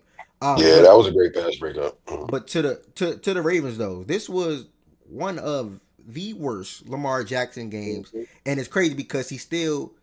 this was one of the worst games I ever saw Lamar Jackson play. And it wasn't as bad as the box score looks. But if you watch, and the type of player that you know Lamar Jackson to be and is, this was probably one of Lamar Jackson's worst games. Myles Garrett is a force to be reckoned with. I mean, he literally, and I'm a curse, he literally fucks up games. He literally, no, Milo, don't even think about it. Come right back here and lay down. Don't even think about it. I saw you trying to sleep. Come here. Come back right here. Lay down. No respect. He tried to, come here. Lay down. Myles Garrett literally fucks up games. He's on punishment right now. Don't move. He literally fucks up games. He did that yesterday, man. 4 sacks. I think, 4 sacks. He had 4 sacks. 9 in the last 2 weeks. 9 in the last 2 weeks. And then he set an NFL record, I believe, I saw yesterday. 6 straight seasons of 12 more sacks. Yep. Insane. Shout out to Myles Garrett. Insane. It's insane. Unfortunately, he's probably not going to be playing any playoff football this year, maybe even next. We'll see what happens for the rest of his career. But, man, it's one of the Lamar Jackson's worst games. But the one thing I couldn't say, though, Lamar did a good job at making the quick throws and the check downs and things like that. And also, the Browns, we were going against the opposing front seven. I saw something yesterday watching the game. They lead the league in behind the line of scrimmage contact. Like when it comes to getting in that backfield quickly and getting to the running back. 54.3%, something like that. They lead the league in that. And even that was on display yesterday. I know Derrick Henry broke a couple of big ones. He had a 59-yard run that made him go over 100 plus yards, which probably he was not going to do against the Browns because the Browns typically contain Henry pretty well. And they did that early on in the season. Mark Andrews, Ravens all-time leading receiver. Shout out to Mark Andrews, man. He broke Derrick Mason's record. He's the best tight end on that team, brother. I feel like y'all keep trying to replace him. He's still like the most valuable threat you have in the pass game. I don't know about valuable. I think it's Zay Flowers, but I do think that Mark Andrews is still showing up to be useful and also probably more useful or valuable than Isaiah Likely. Now, reality Well, situation. but I'm saying they've been trying to replace him for this is going on year 4 now, and I'm saying that like Isaiah has never actually been better. I feel like he's always been hypothetically he should be better. But the thing is, Andrews is still one of the best red zone threats in the league, and Lamar more than anything else feels more comfortable with Mark than he does anybody else when on money downs and third down and in the red zone. And I think that speaks to what he actually means, like not just to the team but to Lamar. Oh yeah, no, of course. I mean, they came into the league together. So 1,000%, they gained a lot of repertoire. They gained a lot of chemistry, a lot of connection, a great connection and whatnot. But I think it's him and Zay. But for whatever it's worth, question on YouTube real quick.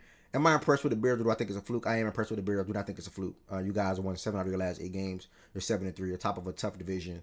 You do have a tough stretch coming up. So I would not say it's a fluke. But I'll be more impressed if you guys are able to win like 4 out of these next 6 games. Or win 11 games. I'm still impressed regardless.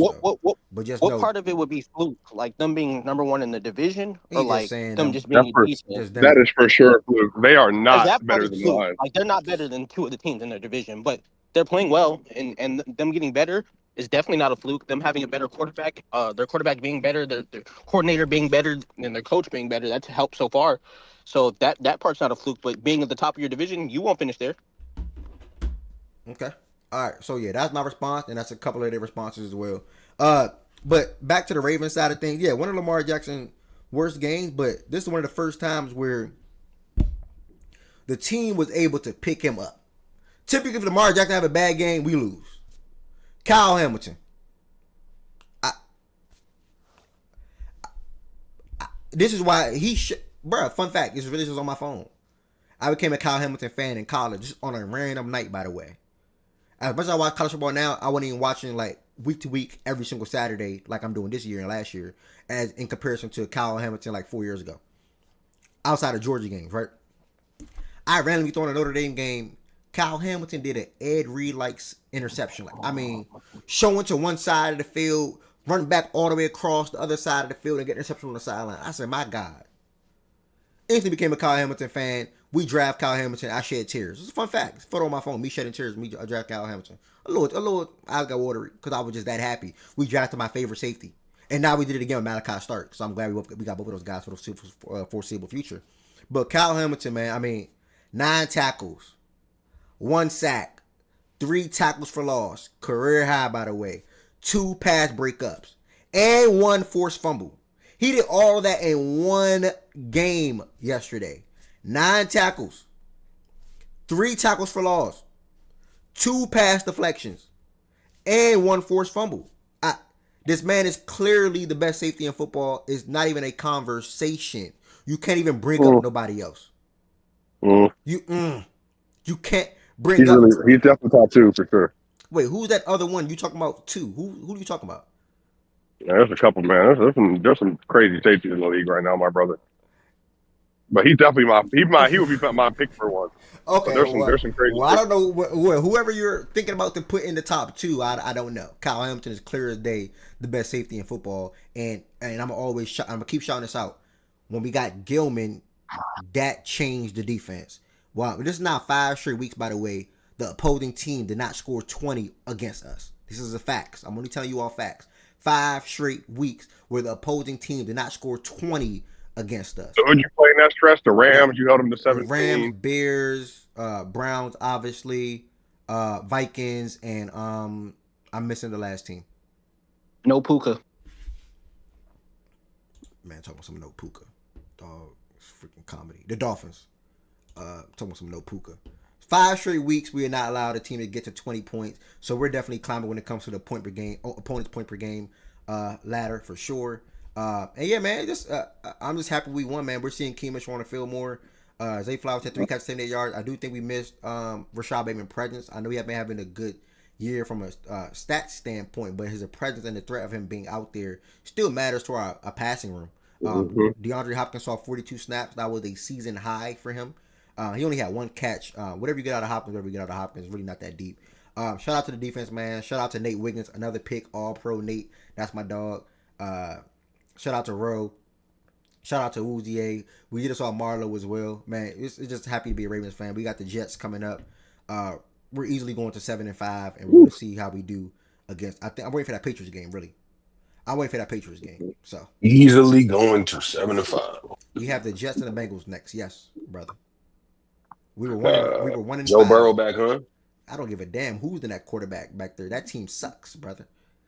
Okay, I'm just saying. Joe Burrow will be back, brother. That's all I'm saying. And we don't know what Joe Burrow's gonna look like when he comes back. Joe Burrow. They're 3-7, bro. I think Joe Burrow's sitting down. Personally. You don't think they want to play spoiler? 3-7? Nah, not for Joe Burrow's health. I don't think so. Ain't worth it, man. So yeah, man, that's all I wanted to say about keep thinking that. I remember we was 1-5. We had a lot of, in my opinion, pointless jokes in here. I think I still said we're going to finish 11-6, and I still do feel that way. We will drop one game down this stretch, but I would not be surprised if we just went out. I know it sounds crazy, but I won't be surprised. But I'm still going to say we'll lose one more game, and that's going to be to probably like maybe that Packers game or something in Green Bay, like maybe that Packers game. Like I don't know. The Patriots going to be a tough game though, for sure. I think y'all beat the Patriots. That's in Baltimore too. Yeah, I think we beat them too. I can't wait to bet low and Carl. So and Mish. And anybody else. So yeah, that's all I got to say, man. Anybody else want to add anything to the Ravens and Browns game? I think I said a lot. No, that game sucked, bro. I'm not gonna lie to you. Shador Sanders went 4-16, dog. They didn't have a quarterback to play, and their coach. They clearly have so many agendas that are at play behind the scenes. It just wasn't even like a real game, dog. I'm not gonna lie to you. If that tip pick six doesn't happen, then that game is over. And Shador almost tied the game, mind you. Like he had a chance to do it, but if they ran any plays with them all year, maybe they can run an actual route concept. And then they were getting pressured, and then you got an offside that was blown, that was never called, that he got immediate pressure on. He should have had another play. It was just a nasty game, but it's just the same thing. You got to win those games. And that's how the Ravens. You just got to keep winning. That's all that matters. It doesn't matter how it looks, how you play. As long as you got a win in the column, you just keep going. Yep. I think with Shador, I think some of the stuff that people said wouldn't be able to translate, you could see signs that it may be able to. Like even him spinning out the pocket on that last drive, that's a move that people been saying all the whole time. Oh, he wouldn't be able to do that move in the league. This and other. I would have been with you if that didn't come out after the game. That them niggas didn't give him any first team reps. Now I can't even like fully give you a real. Yeah, I want to know how many live reps he had this preseason. Like that's just inexcusable, bro. You got to give him at least some reps with the first team if you know he's your second QB, bro. Like it makes no sense. And the preseason would have been worse because remember the preseason he was the fourth quarterback. Mm-hmm. Because it was Flacco. It makes no sense. Flacco, I can't even analyze that game, bro. I'm sorry.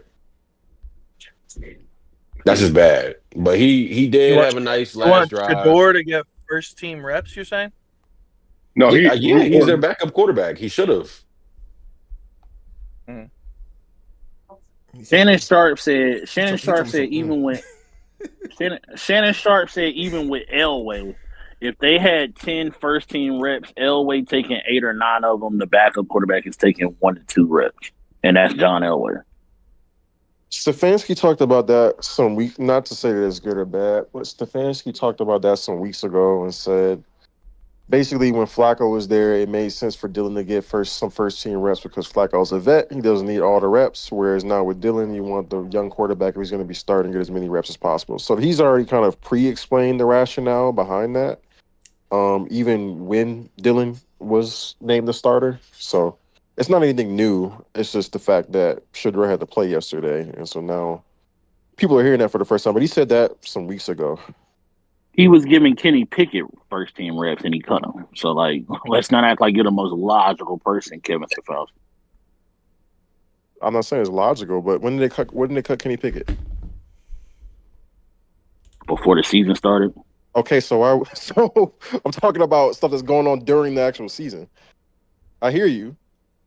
And they were giving Kenny reps because they were thinking about potentially starting Kenny. They were at no point were they thinking about potentially starting Shador. Even crazy to now, contradict if all Adam. if all if Yeah. all the NFL people are saying it's crazy that your number two gets absolutely none. Like you don't even in your mind is in your mind it's not even a possibility that Dylan Gabriel could get hurt. Like that's just illogical. Yeah. I mean, from their perspective, yeah, it's dumb. I can only, but for Shador's sake and his career, I can only be so whatever, because he could have went to a place where he would have got some reps. Could have went to a place where he probably would have started a couple games this year, and he didn't want to go there. So tough luck. Baltimore? Yeah, probably would have started a couple games this year already. Somebody sign up to be Lamar's backup for 10 years. Yeah, Lamar. Yeah. Okay, look what you signed up for then. Lamar, they would have Baltimore. I'm not gonna lie, would have probably made sure he got If reps. they get You know how they think. because Stefanski might be out after this year, you could be the starter next year. The ownership doesn't like him. That's the other. The ownership doesn't like. It's not just Stefanski. You think it's the ownership or the coaching staff? I heard the owner. You think it's the ownership or the coaching staff? I heard the owner was the one that liked him. The GM, Andrew Berry, and Stefanski is the ones that didn't want him. Is what I always heard. When the owner spoke after the draft, didn't the owner speak? Someone can correct me if I'm wrong. Didn't the owner speak to, hey, that was the GM picks? That's not. No, he said that what was said was is that Andrew Berry and them took Dylan Gabriel in the third, and what was reported is that in the fifth round, when he was still there, the owner came down, or not, probably not down, but was in the room and said, take Shador. We need, like, it doesn't make sense to not have to not add him to the and either it was a football decision or it was also a fan base decision. Who knows? But that was the report that I remember that came out. I'm about to say, it wasn't Haslam's sons wearing Shador jerseys at the game and stuff.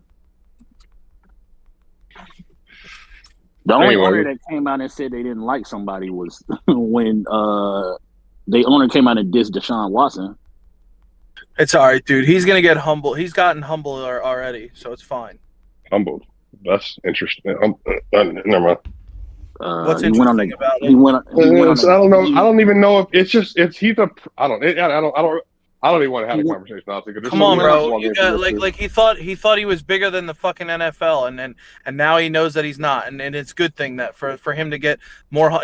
Myles Garrett spoke after the game. He said Shador came in the locker room. He was talking about how he cost us the game, and we're a team. We can't let him take full responsibility for that. He talked to the press after the game, shouted out Dylan Gabriel. Said that I know the fans were excited to see me, but our teammate got hurt. Like he's being he's being a good teammate now. He's being humble. He understands. He's always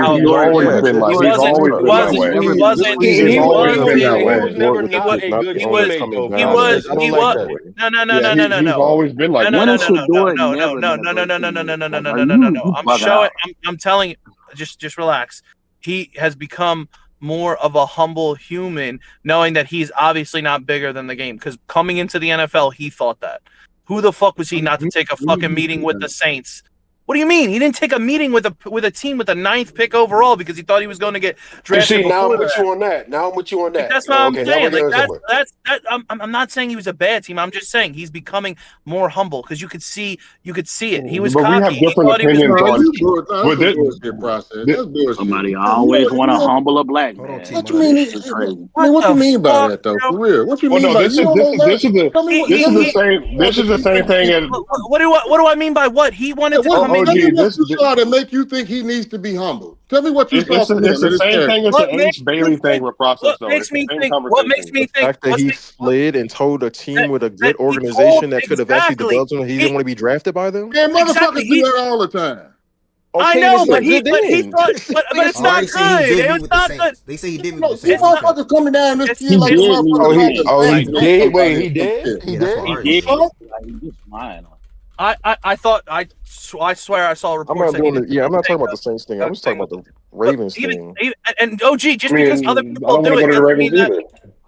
Didn't one of them Manning boys say that they didn't want to go? That doesn't make it right. That doesn't make it right either. If I mean, I think it's perfectly fine to take your career in your own hands, but we had to conversation. But you also have to be. I think you also have to be smart enough to know what kind of leverage you do and don't have. And so the Manning guy was able to do it because he had the leverage to actually be able to get to where he wanted to go. Shador did not have that His leverage. daddy, not because of Eli talent. It does not matter. It does not matter. Did he have the leverage or no? Yo, I mean, I got a phone. Eli was like a definitely. Wait, His hold on. talent I was got number one overall. a phone But that doesn't. I got But that a phone doesn't call. matter. OG, hold on. I got a phone call. That just because other people fucking did it, that doesn't make it right. I never. If we It's not talked about about Eli right Manning, process. if we talked about Eli Manning today, if it happened today, I'd say he's a punk and he's a fucking bitch. But you have right or wrong. I don't remember nobody Fifth coming event. down on the kid at the time. Wait, hold on. I Nobody can't hear you. coming What'd down you on say? him talking about he needed to be humble and shit. Well, When I that shit was wasn't. going down. I was a fucking child when that happened. Well, So I'm talking I about. don't I'm talking remember. not just talking about you. I'm talking about Okay, but people in if general. well, okay, People but I in don't care general. what That's what I'm people. talking about. I don't care what people think. I don't care what people said about certain people. I'm telling you, no matter who it was, no matter who it is, I think coming in and thinking you're bigger than the NFL, like he kind of did, saying that you don't want to be a backup to Lamar Jackson when you know damn well that could help you grow as a player. And from my information, what I It saw, helps you grow as a player to do what? It helps you grow as a player to do what? I don't know. If you're playing, if OG, you're you're playing, cutting. OG, you're cutting in and out. I'm sorry. There's nothing wrong with a man saying, I don't want to go sit behind somebody for the next 6 to 8 years. I don't want to do that. Lamar But ain't you going don't know. nowhere. I want Yeah, to but go you don't play know if too. you're That's going. cool. Yeah, but That's cool. you don't But know. Hold I on, wonder you what don't his- know. Hold on, wait a second. You learn behind a great quarterback like that. Lamar goes down. You play 4 or 5 games. Your fucking stock goes skyrocketing. They could trade. They could. You weren't playing. Even beyond that. You weren't playing. You weren't playing behind. You weren't playing in the fucking NFL to come in anyway. After you slid down to the 5th behind a round. motherfucker that I know gonna be there for 2 years as You opposed to were playing behind Lamar Jackson. Even beyond that, what was your that plan doesn't then? guarantee. So if that's what you didn't want, what did you want, and was it possible for you to Man, actually don't get ask that? me. Don't ask me. I don't know. I'm not him. I'm just telling you. I'm You're just saying- going to go out in a limb. You put and yourself say, in his shoes, saying you don't want to do that. Now you can't answer that question. I'm just going to go out on a crazy limb Plan and is, say, somebody else I'm not gonna be sitting for the next 6 to 8 years. I would You just don't go out know on a that's going to happen. So now I'm gonna be crazy wishing, limb I'm and gonna be say, hoping that a nigga might get hurt and I might No, get a it's chance not to play. I'm gonna that. bank on that. but what good is that if you're with a staff that is not behind you, doesn't believe you like we're talking about right now? Ain't a good enough reason for everybody to be sitting around acting like the kid need to be and put in his fucking place because he wants to play. Everybody that come in the league wants to play. And if you don't want to play, I got a question to ask about your fucking character. Shit, who wants to be sitting around waiting on a nigga to play? And the fact that I say I don't want to go there because I know Lamar gonna be there for the next 6 to 8 years, That's and I out of don't want to have respect to go for do that. Lamar. I'll never get a chance to play. I don't want to be a lifelong backup. And we gonna hold that against him and say he needs to be humble because of that? The fuck out of here. And being good in them couple of games that Lamar doesn't play doesn't guarantee you a job anyway. Nobody said, "Oh well, Snoop made the Pro Bowl playing for Lamar when he was hurt. Now let's go make him a starting quarterback." Nobody says that. Nobody does that. We haven't seen that happen since what? Fucking Matt Flynn got paid for playing a couple games and then got a big contract. It doesn't happen like that. So nobody. My question is, he still went. So, but like what? This makes sense if he had actual opportunities lined up to actually go somewhere else. He's in the draft. He doesn't know where he's gonna go. He doesn't know what the other opportunities are gonna be. So you turn down this one good opportunity, then what's your plan beyond that? What's wrong with that though? The plan. I'm not saying it's anything. The plan is. Yeah, but he do I also have a didn't think better he was shot? going to fall to the 3rd round. No, I mean, in the 5th round. And I think to be fair, Jordan, this is the mix of, if we think that he didn't interview well based on reporting, by the way, and he also turned down these other opportunities based on reporting, by the way, which could be true, and it probably is true. I'm agreeing with it, whatever. Yeah. I'm saying the other end of the spectrum is no one thought he was going to slip to the 5th round. What happened is he got blackballed to a degree because of the stuff about his reputation and everything, and he slipped to and this is the other thing to your point. Now, maybe he goes to the Ravens, it's a better situation, but what did happen... 1,000% a better situation.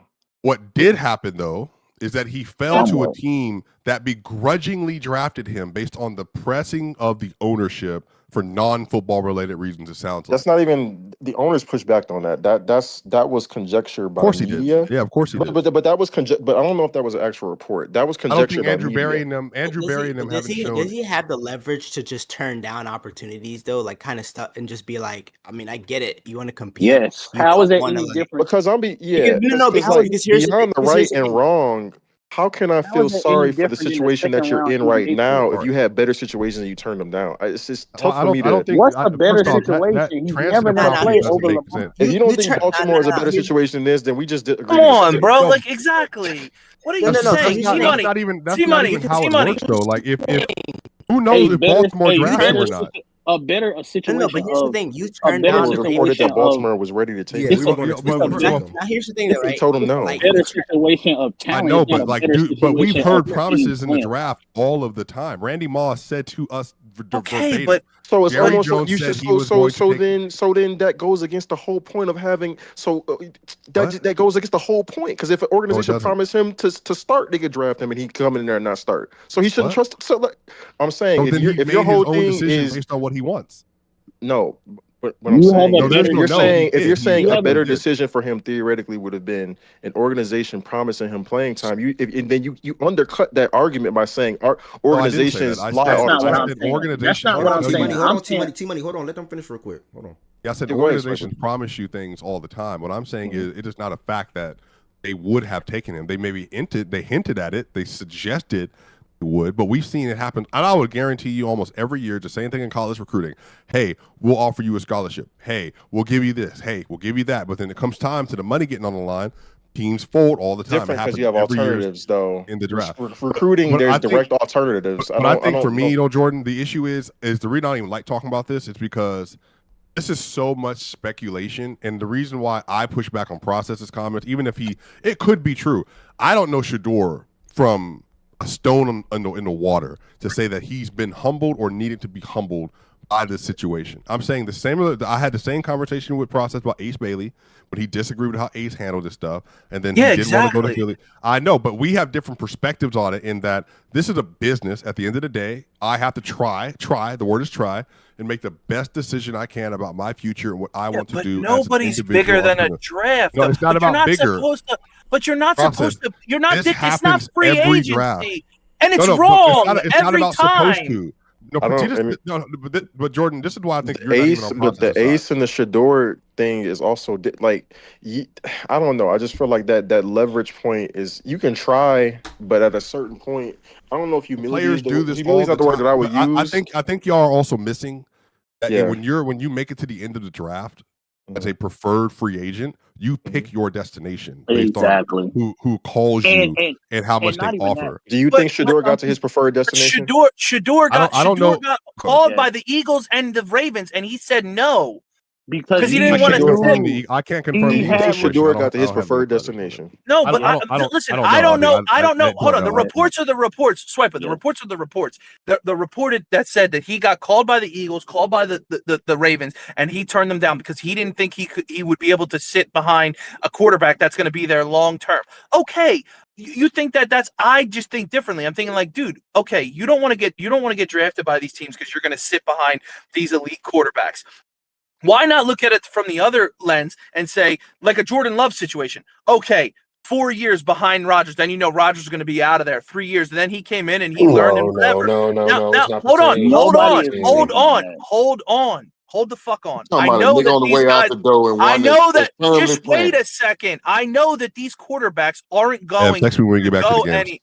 I don't know if these quarterbacks are going to go anywhere. You don't know if Hurts, most likely Hurts and Jalen and Lamar are going to be there for a long term. But you have an opportunity to learn from a great organization, get reps with great players, get behind a good team, behind a good coach, behind a good quarterback, that if you have an opportunity to come in, you can shine. And if you do, your stock will go up, and a team like that does not happen. Hey, what are you talking about? That does happen. What are you saying right now? Yeah. You know what else doesn't happen? That doesn't happen. Hold on, that doesn't happen. Nick Foles that happened to Sam Darnold. You know what else doesn't happen? Yeah, You know what else? exactly. It happened. Bro, hold on. Nick Foles. Bro, it happened when Nick Foles here. We traded for him. You know what else doesn't happen? The Cleveland Browns developing and nurturing young quarterbacks. So good luck over there, buddy. Good luck over there. It sound like you like the fact that the leverage got you. Good luck. Good luck, buddy. It sound like you like that shit. You loving I like shit. what? I like what? said what? He talking. You sound like you enjoying the fact that the nigga over there in a tough situation. No, I'm just I'm saying you have to live with your choices. That's all I'm saying. I protect and love. Come on, bro. I protect and love his right. I protect and love him exercising his right to do what he wants and thinks is best for his career. 1,000%. That should never be infringed upon. But at the same time, when you try to exercise that right and it goes a certain way, I'm only going to feel but so sorry for where your choices have landed you when you I gotta have say better one more thing, alternatives. Ev. That's where I feel about it. I gotta say one more thing. Hold on. Newt Bro, was a Pro T Bowl Money, quarterback T when he Money, played T for Money, Lamar, was T he not? Money, T Money, T Money. Hold on one fucking second. Getting drafted to a good situation, you're never going to tell what can happen. Look at two backup quarterbacks. Look at two backup quarterbacks, and one of them is the greatest of all time. He came Jimmy in. left and got another He job. came in. You just Yeah, made exactly, and got you paid. just made the opposite point of what you thought you were Hold on. saying. But hold on. I said that. No, He T said said that. that, I'm not on T the Money. other Oh, okay. I'm about to say. But I I'm thought it was just T Money. saying. Okay. I'm just saying. Yeah, Nick Jimmy used Foles a was in perfect a example. Nick Foles was in a situation where he was on a great team. He was a backup. He clearly wasn't a starter. He came in. He won a Super Bowl. He left. He got a big ass contract. Tom Brady came in for Drew And was Bledsoe. ass. The New England. Yeah, he was ass, but he got fucking paid. Nick Foles sucked, but he came into a good situation. He fooled the people. You said the Bro, point I'm is to make saying me a better quarterback. That I'm sitting for all these years and I'm Yeah, growing and but I'm learning, it's not. and then I'm just gonna come out the gate and But be Nick a elite was quarterback. a career Jimmy backup. He Garoppolo wasn't. didn't either. Nick was a career backup, so that's besides the point. But my point is, he was in a good situation, made the most of it, and then got paid out of it. And Tom then Brady was comes ass. in too. It didn't get me no And better. It didn't it develop doesn't me no. matter. He got an $80 million Process. He's not going contract. to understand the Isn't point that you're the trying to make. fucking goal? Or he's going to Isn't talk that the past the whole point you're trying to goal? make. The whole fucking goal is to go out there and make the most of what you can and get There's a fucking lot paid of by doing examples it. of this. There's a And lot then of also examples. Tom Brady. There's Tom more Brady examples of this Tom than Brady there are came in for successful Browns Bledsoe. quarterbacks in the past Bro, 20 years. Like, it's Tom not Brady even came in for close. Drew Bledsoe and is the best quarterback ever as a backup. I'm talking about specifically Come on, dog. Don't give me that shit. Here's the reality, right? When you're I'm talking going about into the draft, specifically the thing y'all gave. normally, great teams, good situations. Like when you're going into the draft, most of those, the quarterback, they have their quarterback. They have their guy at least for the next couple of years. So if you're a guy and if you're coming into this thing thinking that you want to start from day one, most likely, if we're just doing probability here, you're gonna go to a bad team. It's gonna be a bad team. It's a bad situation because guess what? There's a reason why those teams need quarterbacks in the first place. So sure, him exercising, him saying, I don't want to go here, I don't want to go here, I don't like whatever. Perfectly fine. But at the end of the day, at that point, you have to take what comes afterwards. You have to live with the decision taking it on you the make chin and the live whole with the year. consequences. That's what I So what? said. That's why I said he's become humble. That's taking what my on whole point That was. ain't fucking being humbled. I gotta wait until my chance. I'm still waiting on it. I don't No, want I to wait know, on it but for the way 6 he, to 8 years. the way he I just acted, don't like that fucking word. Need to be no, the humble. way he I just acted, don't like that the shit. way he I know acted after the the connotation game, that OG's the not way he liking with it, acted. and I would, I that's know not what what I OG's would saying. use What either. OG's I don't saying think that's makes what he's saying. I don't think that's what he's saying. But I don't like the connotation of that word in that context either, because that's why I was using a different, Yeah, I a don't different think. phrasing of.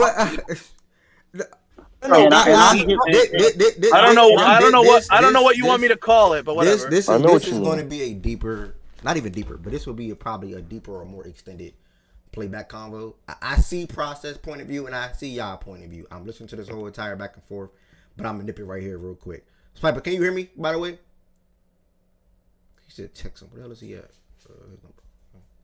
My bad, y'all. We got one more game and that's it. And then I do want to tap in college football and basketball.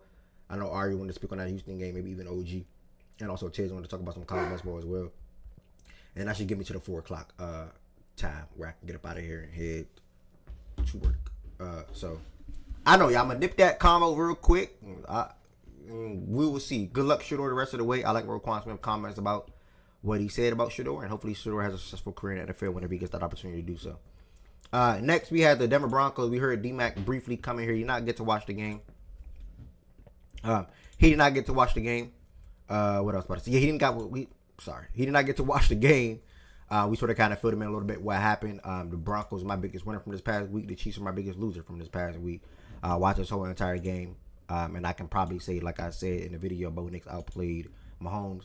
Bo Nix had a really good game. Let me put it like that. 24-37, 295 yards.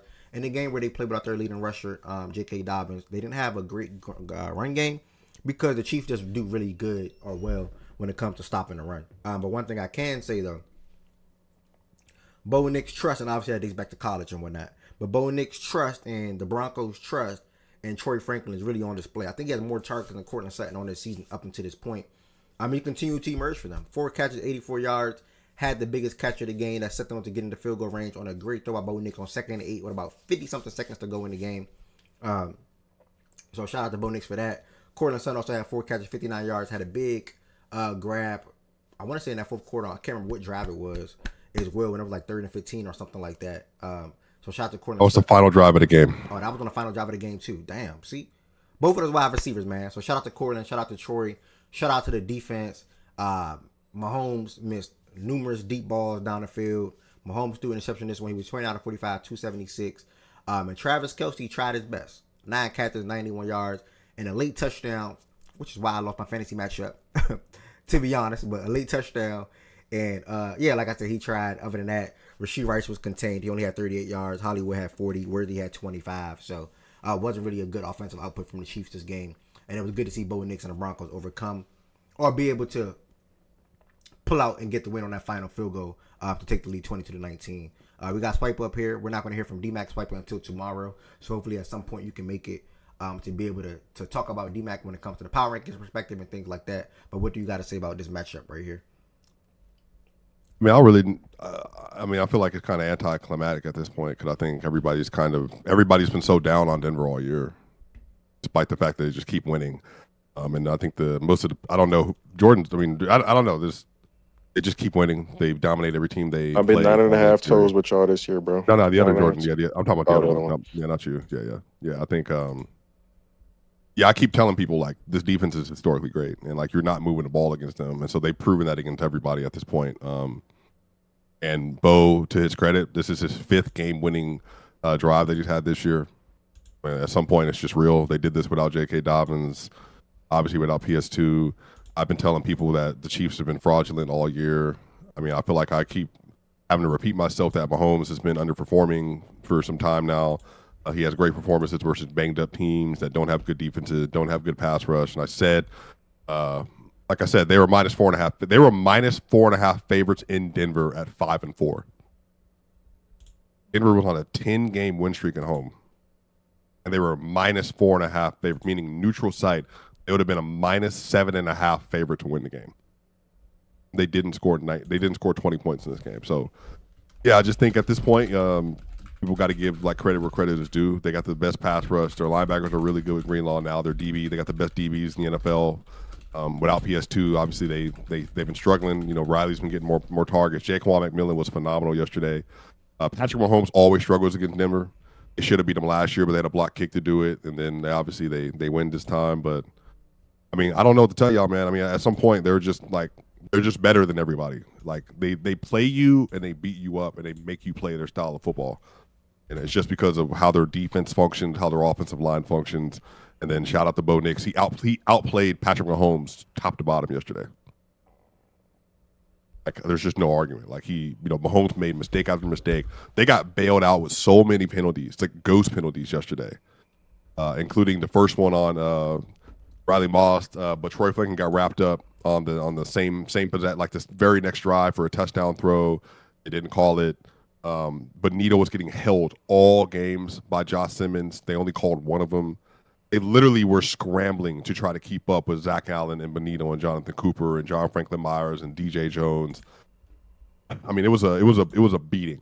And if they didn't get those penalty calls their way, it would have been a blowout even more. Mahomes on that same drive, he threw a pick 6, and it was a horrible throw. He literally lobbed it up. The flag happened on the opposite side of the field. He lobbed the ball up to Janae Barron, and it was a pick 6, and they called it back because of illegal contact past 5 yards. And it was like a very, very small level of contact, but they still got the call. And then when they got the interception, Mahomes got blasted. They called an illegal blocking for some reason, and then it negated a 61-yard return. Yeah, man. Yep. I don't know what else people want to say. I feel like it's just at this point. AFC it might run through Denver this year, and you're going to have to play versus that defense at home in Denver. Loudest crowd in the NFL, and you could just hear people like even Tony Romo just saying, "I can't believe how loud it is in here." Like when Denver gets playoff football, and it's like they have a defense like this, it is like the camera shakes, the stadium shakes, And so it just affects everything. So I mean, it's just like phenomenal win. Pat Bryant's a rookie, man. He is really good. Like he's a 3rd round pick. He was huge yesterday on Money Down. Troy Flankin, he's been leading them in targets for like the last 5 weeks. He was really good yesterday. Had a drop that was really bad, but he made up for it. And like I said, Bo Nix, man, he showed up when he needed to. So I don't know, man. I don't know what y'all make of this team at this point, but they're just proving that even if you think they're better, like they lost to the Colts off a penalty, they really should be 10-1 right now. Like, but the penalty did it. The Chargers game is the one they lost, like without the penalties. They've lost by 4 this year, and they're the best 4th quarter team in football. They got the best defense in football. They played versus all kind of quarterbacks. They held every quarterback they played against below their standard. That's been elite. Like they're just another level, man. So yeah, we'll see. They got a bye, and then they got the Commanders and they got the Raiders, and so they could be looking at 11-2 in 3 weeks.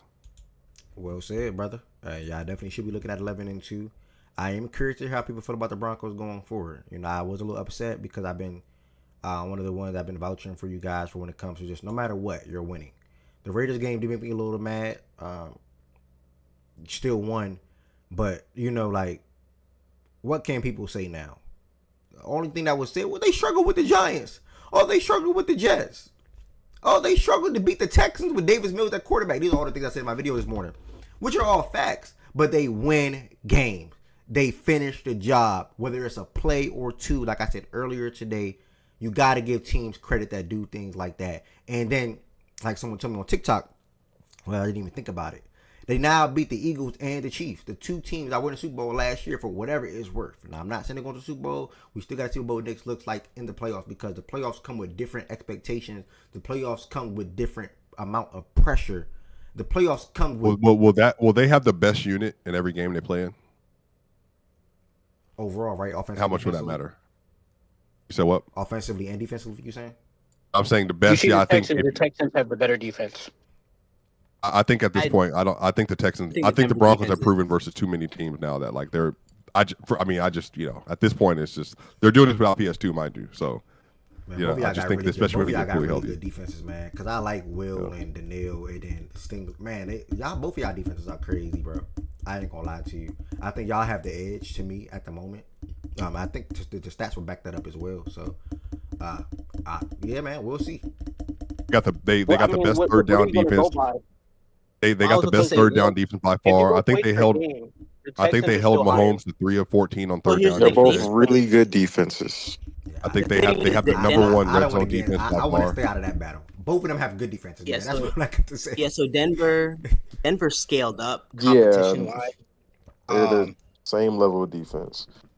But I will say that if you're talking about you kind of have to in terms of the whole Super Bowl thing. I mean, right? Because if kind of put them in that's a real thing in terms of like that should be their expectation. But I'm not saying that they're going to get there. Like, but I'm saying that should be their expectation. Yeah, that should be their expectation 1,000%.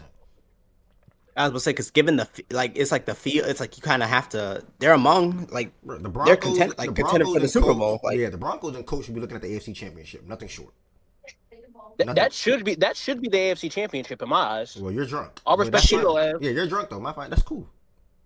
I'm drunk because I don't believe because obviously those other teams like the teams that we know who they feel like if they get in the tournament that they still have a legit shot themselves to win 3 games. But Denver, Indianapolis probably have 2 of the best units in the sport, right? The Indianapolis offense and then the Denver defense have probably been the 2 best units in the sport. And at some point, the offense deserves credit. Like they keep scoring when it matters the most. And I think it's not bottom 15. Like to be fair, Swiper, though, right? Because as great as your defense is, right? That Indianapolis offense did put what? Emir 30 on they did, and then the Broncos put 28 points up against them, and Bo had his best game of the year. And I think no, that's not what I was just saying. I was making the argument that as good as but again, I said this at the time. I think people remember this. That game, Daniel Jones made 7 throws that were extremely tight, contested throws that I did not think he had the ability to make. This is when Daniel Jones was on his MVP run. He made throws in that game. No other quarterback has made those throws versus contested coverage versus Denver other than him. All year. Oh, Denver, Since that point. I said I'm not T. That's why you got to listen. dude, before you come off the On mic. Denver, I'm talking yeah, about yeah. versus Denver. Yeah, Right. like Denver has not played someone that made those throws, and so I think he deserves credit for that. But if we're talking about this version of Daniel Jones versus this version of this team, bro, like, and it's in Denver, like by the time you get to the third, fourth quarter, bro, like it's going to be mayhem, like absolute mayhem trying to score on that team. And I think at this I don't know point if it ends too, in Denver, but I get what you're saying, Swipe. But I will say, like, yeah, I do think their defense got better, and the strongest part of your defense, all respect to how good your secondary and your covers, linebackers, and your safeties are, is your You line. asking me And that, you guys Mish? still got pressure, but their line still played really well against you guys. I'm talking about their offensive line played really well, and I do think that Colts defense is going to get better as the weeks go on, with having an actual number one DB and everybody else sliding in the proper positions. How many wins do you think y'all finish with, Swiper? I don't know.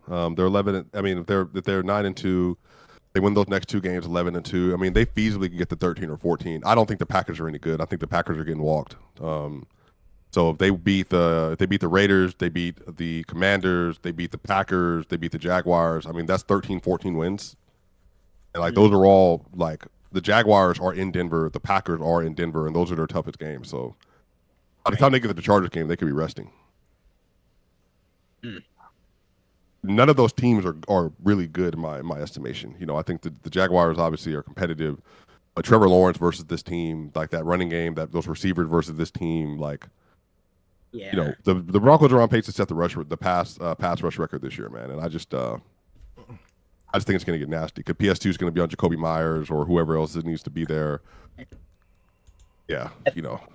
Based on the way it's looking and the way the schedule is shaping up, it looks like New England and Denver will probably both end up with 13 wins minimum. The way the schedule is shaping up. Still my team, So. Niche. I'm not changing. I meant to say good to see you in here as well. But yeah, still my team. I'm not changing. Shout out to the Broncos and the Colts and all the other teams performing so far. Patriots, the Bills, whatever it's worth. But yeah, I'm confident in the Ravens, and I think we're clicking at the right time. So we'll see how our season finishes up. And when the playoffs happen, I think anything is possible for really any of these teams. But obviously, I'm only Lamar Jackson. Any other comments on this Chiefs and Broncos game, or more so that'll be talked about tomorrow when it comes to the power rankings aspect? Anybody got anything else to say about the Chiefs and the Broncos matchup from yesterday? I've been one of the people who've been kind of in the middle between the arguments, but same way I say with Philly, bro. They keep winning these tight contested games, not necessarily high scoring, even though they still put up 22 points, I believe. Winning is the most important thing. It doesn't matter how you do it. So they continue winning, regardless of how I feel about them as a true team. They continue to win, and hopefully Bo Nix does what he needs to for Swipe's team to be a real playoff contender. I respect my AU alum, man. That's all I gotta say. Which I think you doing his thing out there. Alluding. I think you alluded to it a little bit yesterday. Shut your ass up, but John Wood. My fault. How real of a possibility now do you think the Chiefs just missed the postseason entirely? We went through it yesterday. I think for me, Told you idiots this last week. For me, it's like 60% for them really realistically missing the playoffs. Because I think the Chiefs still finish up with 10 wins. And that's not a guarantee though. So we'll see what happens.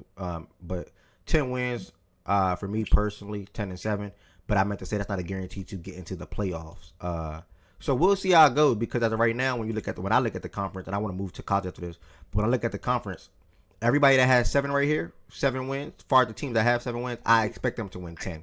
Right? I expect the Chargers and the Bills to win 10 wins.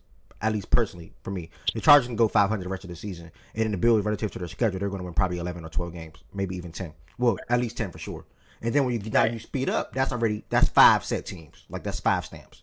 The Broncos, the Patriots, the Colts, the Chargers, the Bills. That's 5 stamp teams. The Ravens will overcome the Steelers and win the AFC North. They control their own destiny. That's good news. That's 6 teams. Now you're looking at the Steelers, the Texans, the Jaguars. I'm going to cut out the Steelers, really. You're looking at the Texans, the Chiefs, the Jaguars, and for whatever it's worth, the Steelers.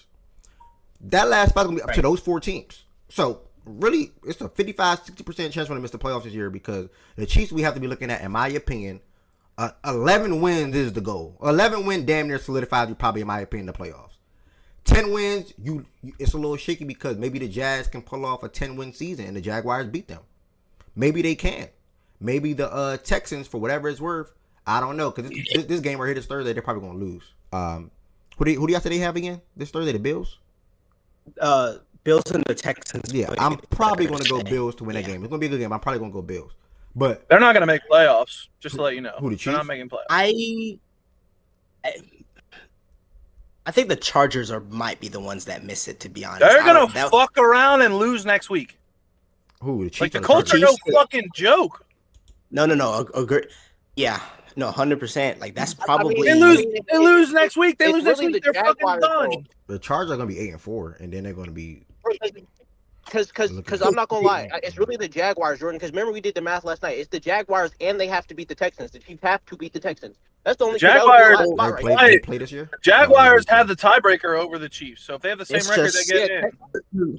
To me, the only reason I kind of throw the Chargers because the reason I can't stamp the Chargers only because when you're telling me that you have to go into every NFL game without a reliable tackle, right? That means no matter who you play, performances like yesterday are very much on the table. Like, man, there's cool. No, you're right. They're 7-4. I think we all can predict they go 8-4. But these next games after that, shit. I mean, like the Chargers, like the Texans, that's gonna be tough. Yeah, but even if the Chargers are the odd man out, and the Texans or Baltimore gets in, then what? No, Baltimore would be the North. We'll just win the North. How do you know the Baltimore's a shoe-in? How do you know? How do you know that? Everybody up here. No. Nobody knows. Everybody up here is predicting that though. If you don't want to, yeah, but even if they fucking win the North, how can you just say that the Steelers are just gonna lose? I just said if you want to throw the Steelers in there, you can. Okay, so they have to. Okay, wait, no, hold up. Process asking different questions. Pittsburgh is the fucking wild card. Are you aware Aaron Rodgers is out? I think the North is only getting. I think the North is only getting one team. I don't think the North. My prediction would be the North is not getting two teams. So process, right? So speculation. No, right. So what I'm saying is, right, if I'm saying that the Chargers have a real chance to miss, right, what I'm saying is, okay, cool, that might open up another spot that may otherwise wouldn't be there. Cool, they still have to beat out Jacksonville. They still have to beat out the Texans. It'll be Jacksonville, Texans, Chiefs. I think.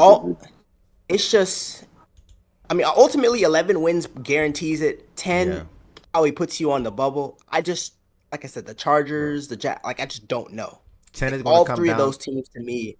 10 is going to come down to head-to-head. Now you good. 10 is going to come down to head-to-head in conference, bro. I promise you that's what's going to shake up.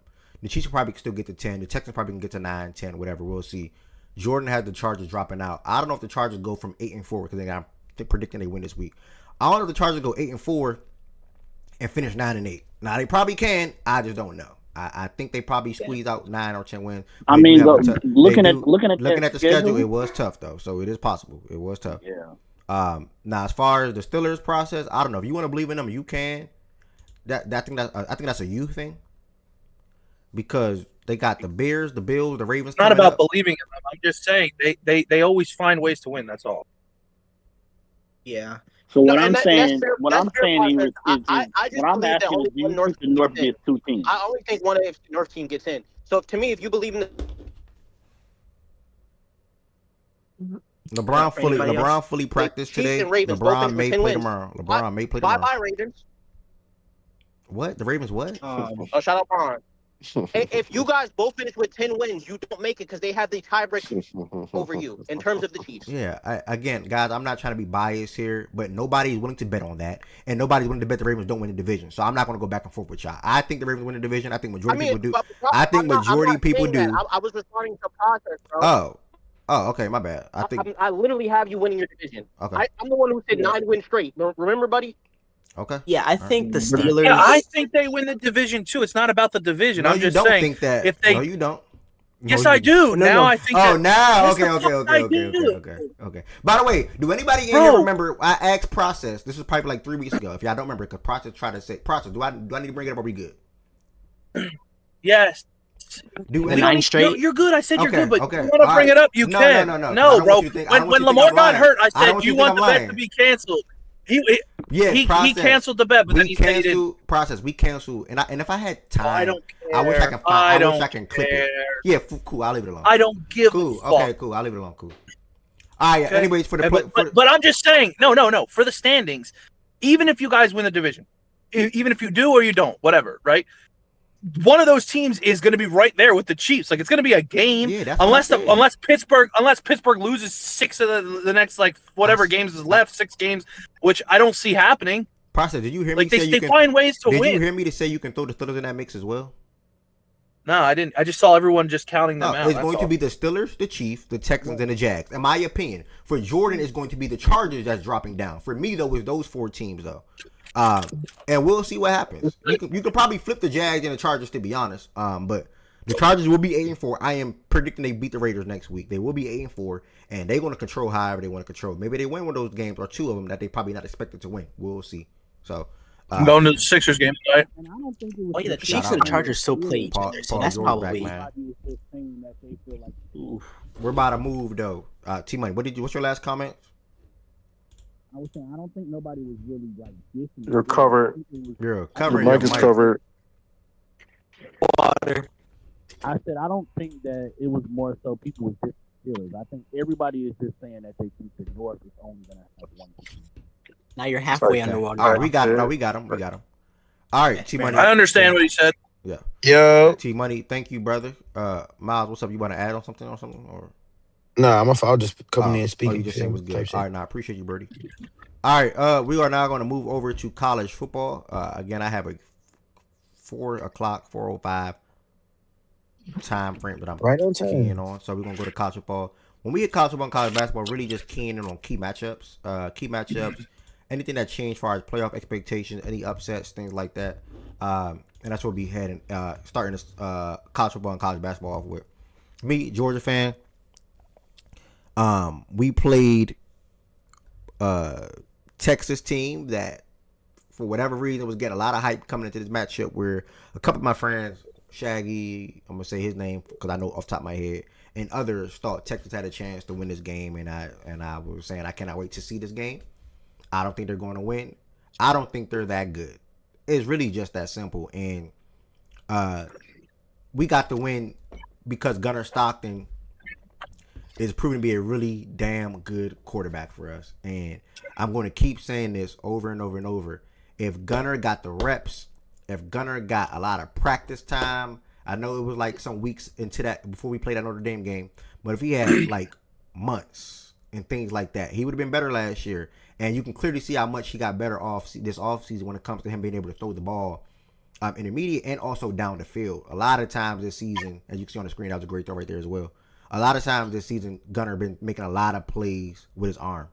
And you wouldn't think that from what you knew from Gunnar to be his freshman or sophomore year. More was a quarterback that can use his legs. This season, he's shown his arm talent. 24 out of 29, 4 touchdowns in the air, 1 on the ground. This is the second game this year we had 5 total touchdowns, I believe. At least I think we got timely pressure. So this wasn't a bad Arch game. This was just a dominant Georgia game. Kirby Smart changed the game with a hell of a call. We got a touchdown, and after the touchdown, he showed some balls. Caught an onside kick, and I think what it was Cass Jones that recovered it. Yeah, what was the score when he did that? 21-10. I can't remember what the score was, y'all. I think it was 2018 game. 2018, 28-20 something. Nah, we was 11, I think, when he did that. It was 21-10. Yeah, 21-10. Yeah. Cause y'all had just scored, didn't? Yeah. That was. Well, they just scored too. Texas scored, they scored, and then they got it back. With the onside kick. Well, Texas scored to make it 14-10, and during that drive, Georgia had 2 fourth down. Like they had, I think it was a 4th and 1 on their own 35-yard line. Yep. And I was in here, and I said, the offsides. I don't remember who I was talking to. I said, bro, it was Low. I said, bro, we got to go for this because by the way the game was going, we was not, I think before that, before Texas scored and made it 14-10, we probably punted the ball a couple of times back to back to back. You threw a pick. Oh, okay. You threw a pick. And then a pick. It was a pick, and then, yeah. Yep. The ball wasn't moving, right? We wasn't having good, successful drives, right? So I'm like, no, we got to go for this. We got to get momentum back. We got to take control of this game. And so to what Jordan was just pointing out, you know, the fourth down conversion or conversions, and then ultimately scoring a touchdown, and then getting that onside kick and coming right back down again and scoring. That completely changed the game, put the game out of reach. So really shout out to Kirby, shout out to Gunnar, shout out to Nate in the backfield, shout out to Noah. He had 2 touchdowns. Shout out to the defense. I think KJ had an interception. Man, it was just a really good game for Georgia, man. You think Gunner goes to the draft?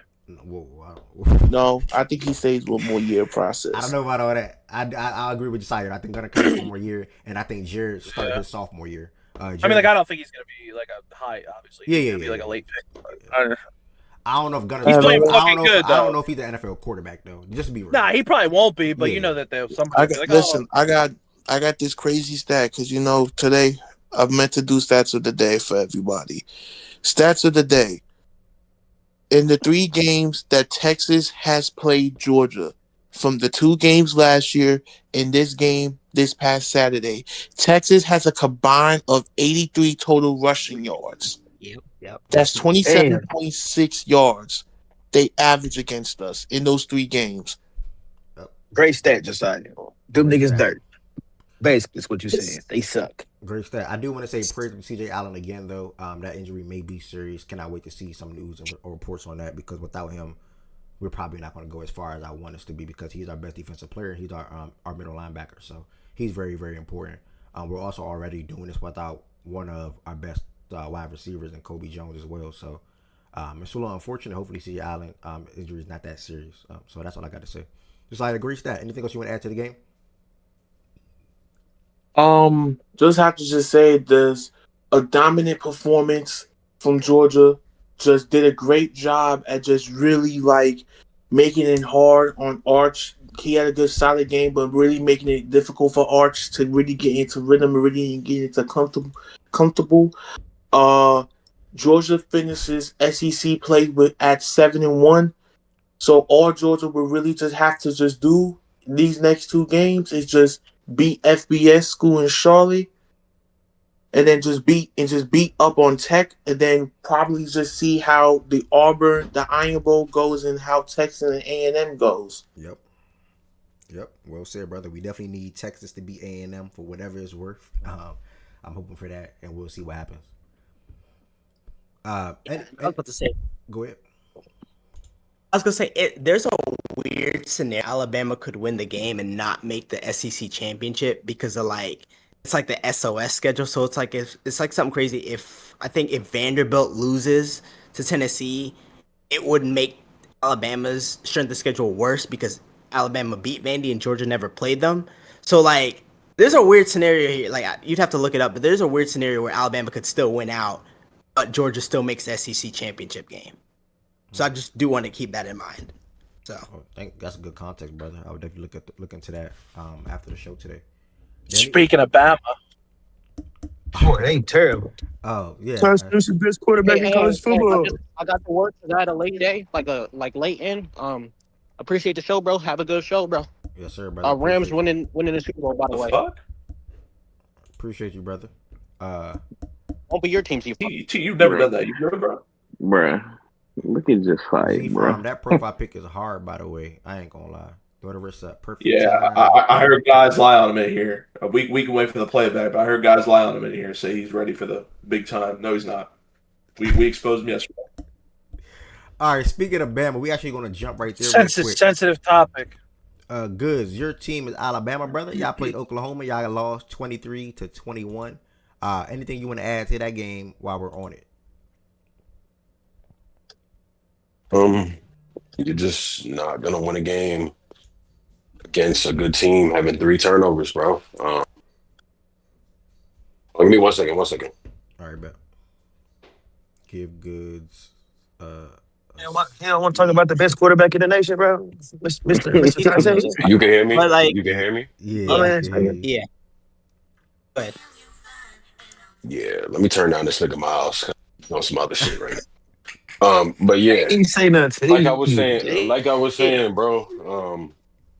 You can't have 3 turnovers and think you're gonna beat a good football team. To me, I still think we're the better football team than them, but 3 turnovers are just inexcusable. And then also dropping 2 pick sixes that could potentially gave you points. We essentially spotted these niggas 17 to 20 points in this game. You're just not gonna win like that, bro. You're not gonna win. I gotta play better. The offense gotta play better.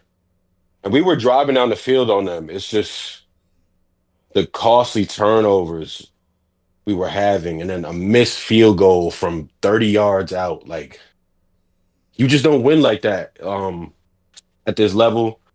And it's inexcusable. It's inexcusable, and they deserve like all the criticism that they're gonna get based off of that. And I see they dropped us to 10. They deserve it. They didn't play like they were ready to play football. I mean, this is Oklahoma team. Really good game by Oklahoma. Oklahoma's offense really didn't do shit against us. My defense been playing lights out since week one this college season, bro. Since week one, they've been playing lights out. D line been getting healthier. Corners started learning how to tackle better. Linebackers been playing excellent. It's just like the fucking offense has just been mid. It's either Ty has a great game or we have nothing because we have no run game. The best running back on the team, Jan Miller, he got hurt. Since he's been back, he's been terrible. So Hill had to take over. Hill been easily better than him, catching the ball and running the ball, which is not supposed to be the case. Jam was so fucking good last year. That's like, bro, injury really like completely took him out of it this year, bro. Like I don't get it. I don't get it. But in terms of pass blocking, O-line been perfect. Also, they've been perfect. It's just, or this run blocking shit, we've been at. We haven't been moving teams like we should be. Running backs are not seeing holes like they should. When Hill is in the game, he's seeing it. He's getting up the field. But when Jam is in the game, Jam is not even doing a good job of pass blocking. He's not seeing the field correctly. He's not catching the ball correctly. It's a whole bunch of bad shit going on. And Ty got to hit the big plays more often. He's been hitting them, but it's like there was a couple crucial ones in that specific Oklahoma game. He missed 2 open receivers. He overshot Bernard. He overshot Bernard, one of them, and I think he overshot Horton, one of them too as well. Like he gotta make better decisions. He gotta play better because we need him to, with this offense being this stagnant lately. But yeah, now like everything is in front of us, bro. Gotta win out. Gotta win out. I didn't want to leave it all to beating Auburn in the Iron Bowl at the end of the season. But hey, look like we just gotta go out there and do it. That'd be No fucking excuses anymore. hilarious. No excuses. And Just gotta go win. just to let you know, good. The start time for that game is 6:30 Central Time. Oh, what? It's a night game. A night game in Jordan half. My brother, it's gonna be hell. It's gonna be interesting, but We have Ty's nothing to play. We have nothing to play for. Which is why I didn't want to. Which is Except- why I except didn't for a want to bowl leave it. game. And that's literally why I didn't want to leave it up to that. I needed them to get this Oklahoma game so that Auburn game didn't even have to matter. Now it's like it got to matter. Bro, that's so wild. Like the Auburn could be as shitty as they are, and they still got a chance to beat you guys just to fucking upset the season. That would be hilarious.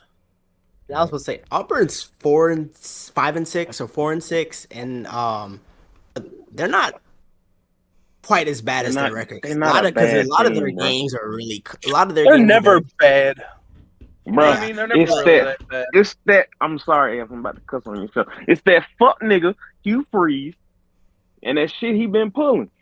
That nigga was calling a basic ass offense. No type of plays, and that shit was terrible. And when we went to Vander and we started calling plays, we look good. We was doing what the Eagles be doing, just calling basic offense. Yeah. Nothing, not calling nothing. On the Alabama side of things, I mean, Ty's got 5 straight games with a fumble, I think, a strip sack turnover. Best they don't quarterback run in the the nation, though, Jordan. And it's all been the same way. Like we're so heavy drop back, bro, with him, and it's like when the running backs can't pass block, and the crazy thing is what they do is they leave Jam into pass block instead of Hill. I don't get that. Why Hill can't been y'all a run the better ball pass good? block. You said what? They don't run it. No, it's not that they don't run it well. Why can't y'all run the ball that well? What's the problem? Y'all should be able to I run the don't. ball very We well we with the running just back we that just y'all have. haven't been we just haven't been good. I don't know if it's like the running backs are not playing as well as they should be. O line been giving them holes, but it's like they're just not making a big play, bro. That they But should. the Like I thing is, think No, because y'all got the guys. Y'all but just can't run the ball for the shit. thing is though, That's like, bad. right, them not being able to run the ball, right, causes their offense to kind of stall out in second halves. And their offense, like you said, their offense is kind of not fell off a cliff, but Mid. it's not been good. It's not been as good last like month or so. Like that, the South Carolina game, shout out to them in that crazy last couple drives they had to win. The LSU game, it looked ugly. Obviously, the Oklahoma, and now shout out to Oklahoma because Oklahoma got 16 pressures on Ty, and their line dominated without their best player, mind you, R. Mason Thomas. Like they were still able to dominate the line. So shout out to the OU. inexcusable. And it was like heavy blitzes too. These niggas they couldn't pick up a blitz the entire night, bro. Yeah, The entire night. It Mateer. was bad. Yeah, I guess Mateer And ever since the thumb hasn't really been the same, but you give him credit His because he legs did still make work. enough. I was gonna say he made enough plays to win. Still, like he had the 20-yard touchdown run. Yeah. He did a little bit here and there in the passing game, but Alabama had on that last drive had ball at the 6-yard line. I think it was like 1st and 10 at the 6-yard line with 7 minutes to go down 2. Oh yeah. Right, you're They was thinking slow that there's playing that plenty of shit, bro. Goofy. yeah, they slow played that drive so badly to the point where it's a 2-minute warning and they haven't even touched midfield yet. Yep. And it was just like That sack made it worse too. They played to just barely get out of there instead of going and getting the touchdown and just winning convincingly, bro. These niggas, they wanted to go get a field goal, which I don't know why. Talty is one of the worst field goal kickers in college. What are you playing for the field goal for? He already missed one. If he makes that one in the first half, we probably win this game. Like he has been so terrible this year. Why leave it in his hands? Leave it in your offense's hand. Go make a play. Y'all got to win the Auburn game now, bro. It is what it is, bro. It is what it is. Like we did this to ourselves. And Ty took the blame. He said after the game, he was like, "Yeah, this is on me and this offense. Now we got to win out. Now or never. We cannot lose." So they know what they have to do, bro. They gonna fuck around, miss the playoffs. Damn. The reality of the situation is that if Alabama does not find a run game in the next month, they're losing early in the playoff. Like that's just no, John Wilson. This is the thing about it. Them niggas better find a run game come on the 29th. Because if you don't find a run game on the 29th, you not winning that game. And we hold niggas down running too. We hold niggas below their averages. We need to start Hill. Hill needs to be the starter going for. Jam is just not. He's not healthy or something. I don't know what's wrong with him. like, obviously you have who y'all play goods, Mercer or one of them FCS teams y'all play. We just so obviously you'll win that, but we play some BS, then they play Auburn. Right. So yeah, we play Mercer this weekend, then we turn around and play them. But the thing about it is, we had a bye week. And then y'all play easy. And we so play Mercer. Mercer. Have 3 weeks to prepare. Thing is, we play better. We play better when we're not coming off of bye weeks. We played so terrible coming off our bye week this year. Like I'd rather these niggas just play. They take that loss to the chin, go out there, win these next 2 games coming up, bro. That's what they got to do, bro. Like, not rocket science. Just get the shit done. All right. Get the shit done. Where the Auburn game at, Jordan Hare? My fault, yeah. Yeah, it's Iron Bowl. Oh, shit. Just want to say shout out to a couple of teams that took care of business, rightfully so. Tennessee blew out New Mexico State. Virginia got the win over Duke. Miami took care of business against NC State. Utah smashed Baylor. BYU smashed TCU. Texas Tech smashed UCF. And Indiana smashed Wisconsin. And also on top of that, Ohio State smashing UCLA. Miles, do you want to add anything about the Ohio State game, or how you feel about that real quick? There's one big game we still got to talk about. Go ahead. My bad. Only thing I say to the game, bro, is Carnell Tate didn't play because of I think they still ain't announced what the injury is. and I think Jeremiah play a limited snap count. I mean, we got Rutgers next. I don't care if neither one of them play next game. I just need them for that last game of the season. So I mean, I think Ryan Day said both of them should be fine going into that last game of the season. That's the only thing I'm worried about at this point, to be honest. Julian Sainz still looks like one of the best quarterbacks in college football. In my personal opinion, I feel like should be the Heisman favorite. I'm not giving Mendoza the credit of doing the shit he's been doing against mid teams to make him the odds out favorite. But other than that, bro, just make sure the guys is healthy for that last game of the season because we need it. Where's the Ohio and Michigan State game at this year? It's in house. It's in Auburn this time. It's in Michigan. All right, Chan. In Michigan, yep. But yeah, I wanted to say though. No, I just wanted to say shout out Texas A&M though, because facts. They were down 30-3 at halftime. Yeah, and it was just like literally whatever everything that could go whatever wrong. Mike Elko said at halftime, bro. That shit was great. And then bro, that's more on South Carolina being ass. Hey, me and Good said that, bro. We was watching the game in Discord. Man, that niggas they could have scored one more time. That one more time never can. And it was, I also want to shout out another player, Notre Dame, Jeremiah Love. That nigga, that boy. Yeah, he's something serious. Like, bro. He's something serious. serious. Bro, he won the best players in college football game. No cap. He's cold. And they got that nigga mocked to the Cowboys right now. Oh my God. That'd be a great pick for them. Look, they gonna run him to the ground how they did Zeke. I didn't love Genty last year in terms of like a first round prospect, but I This don't dude's even something really else. support. I was gonna say I didn't even really support the running backs in the first round thing, but Jeremiah Love is one of those though that you like your Saquons, like your Zeke Elliott's, like that's another one where you're like, you gotta go get that guy. Yeah, he's ridiculous, like, bro. He's ridiculous. You gotta get that guy, bro. He's coming. Niggas call me greedy because I said I want him in the backfield with Travion. Yes, That greedy nigga as fuck, is man. special. Greedy as hell, nigga. Greedy as Fuck fuck, y'all. bro. Come on now. That nigga is special. You take special. Jeremiah Love, he one of those, bro, for sure. Ted said it the other day. I know you're not in here right now, I don't think. But yeah, Marcel was bad in the first half. Interception after interception, damn near after interception. And then turned this whole game into the second half. Led them to a 31-30 win over South Carolina. And another big game to me, or another good finish, was Michigan versus Northwestern. Going on the road as a freshman quarterback, Bryce Underwood, man. I mean, he's really having a really good season as a freshman. He scrambled for a big first down. Really good. Like third and... He didn't even play that good in this game. No, he did not play that good, bro. You tripping. I didn't say he was really good in this game. I'm saying overall as a season and as a freshman. No, he has not. Okay, all right, cool. Compared to what they were saying about dude before he started college. Bro, take your hate out of it, bro. Take your hate out of it. Bro. So Bryce I'm telling you, I'm telling you what people told us. So Bryce been bad this year to you? Yes, based off the hype he had coming in. Yes, he's been bad. What do you mean? Have you not been watching their games? Solely off of hype to you? Yes. Okay. He was. It was like a freshman we ain't never seen before. One of the best. Man, he was one of the best. He was one of the best.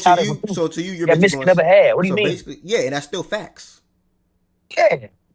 I ain't seen it yet from dude, bro. Man, he needs to throw the ball to. Man, when I seen Bryce look solid, good as a freshman. These are facts. He looked good as a freshman. Let me come at it. He's been as a freshman quarterback, bro. He went into a road environment and played a Northwestern team and had a big third down conversion using his legs. He had 280 pass yards in the game, and he was not great this game, but he did enough for them to be able to win the ball game. And I think that's what matters the most, especially going on the road at that. That's a big game for Bryce in Michigan. Yeah, don't worry. He'll be great next week. He'll be great. Let me come at it from a non-biased way. They need another offense for this nigga, bro. This offense, thanks, bro. That shit don't fit, not dude. Suited for this nigga. That's fair. That's what I'm saying. The offense, he has nobody to throw the ball to, and this shit don't fit him at all. Yeah, that's why I said that he. They got a run game though, for sure. That's the thing about it. They always one of they running backs got hurt. I think he out for the season. They have a run game because that's what they want to lean to, the run game. Yeah. You also have to shout him out, though. You also have to shout him out because when you turn the ball over 5 times and still find a way to win the game, I mean, again, Like, November's the yeah. longest month in college football. It's extremely hard to win in November, especially on the road. They had 5 turnovers and still won the game. So props, and then obviously, they got what, Purdue or something next week. They got a relatively easy game next week, and then obviously the game right in 2 weeks. Which Michigan, by the way, is still alive for the playoff. If they Hey, were Jordan, to that's what make this game so important, bro. Nigga, if they win, they got a way to get into the playoffs. We beat them, they playoff dreams is shit and over with. So Yeah. we'll see. But go ahead. Well, nah, you Go ahead, good. I just another game that I wanted to shout out. Also, shout out to USC getting the win over Iowa at home. That was another top team, 2 top 25 teams going at it. USC got the win 26-21. And last but not least, Notre Dame taking care of business against Pittsburgh. They controlled this whole entire game, literally from start to finish. They got to win 37-15, and that's going to wrap up at the moment the college football segment. I'm going to make more time next week Monday. I know Process came in here and dragged that whole little Eagles thing. Bro, how that conversation go? Yeah, I missed it. Not nowhere at all. They pretty much All right. arguing almost an hour, bro. It was arguing. Same shit. What was they Talking arguing? in circles. Yeah, it was a circle. What was the circle about though? It basically the circle was not that. It came down to that too, but it came down to basically the Lions. The Eagles made the Lions look bad, but the Lions did not make the Eagles look bad. Hurts and them just missed opportunities, and it just went around and round and round and round. Yeah, that sound like some typical shit. Cause that shit was not true. I watched the game on too. That's not how they was. Them deflecting the balls and making Goff have his lowest completion percentage and getting to him. They were at fault for that. But Hurts missing throws or Eagles not converting on certain situations, it wasn't the Lions' fault. It was basically just Hurts and them messing up. Basically, that's what he said. So, yeah, that was that. Last but certainly not least, before playback is fired up, we pick up Shador, pick up maybe some NBA talks. We are going to head over to college basketball. We are doing really good. I'm doing really good when it comes to getting to that 5-hour mark. I did make the NFL on that one game drag a little bit long because I do want to make more time for football and basketball because I would love for college. Jordan Wilson, Tez, Rye, whoever else is up here, Bear, whoever else at the time is up here to chime in more on college football. But I think we did good enough in the time that we had. We did good enough in the time that we had. Shout out to Goods, Miles, and everybody else that chimed in really quickly. College basketball. I'm on football still. College basketball, we really had one big matchup over this weekend. Really, that was highlighted. Let me check Saturday real quick. Oh, I lied. UConn BYU. How did I lie like that? I was about to say, I forgot about that because I was Houston or Auburn. But UConn and BYU, man, first and foremost, just to speed this up and talk about it, shout out to BYU for storming their way back. Shout out to AJ for showing that he does not belong on the college basketball floor right now. He's a phenomenal player. He had 25 points. He had a really good second half. They stormed all the way back and tried to come back and win this game. I think it was Robert Wright that turned the ball over at the end of the game. That pretty much just ended the game like that. UConn still looks really good. They controlled the front court. With Harris Reed Jr., he had 21 points. Let me check his board count real quick. He had 21 points, 8 rebounds. Alex was solid as well. I feel like Alex been at UConn forever. And then Silas, the transfer from Georgia, he also had 21 points. So they had 3 guys score 21 points, and it's obviously going to be hard to win a game like that. So shout out to UConn. They took care of business. BYU, the team isn't that good. It's going to be, when it's all said and done, AJ, Rob, and Richie, and whatever you get out of them guys. There's big man Keita got hurt in this game, so that obviously, and I might have said his name wrong, I'm sorry. That obviously did not help BYU case, but it was good to see them storm back. Looked like they belong on the court with UConn in the second half, because in the first half it wasn't looking too pretty. Ultimately they fell short. Shout out to UConn for getting a win. They're obviously coached pretty well. Anything else on Saturday? I don't think so. Yeah, I don't think so. And I'm not going back to Friday. Yeah, nothing else from Saturday.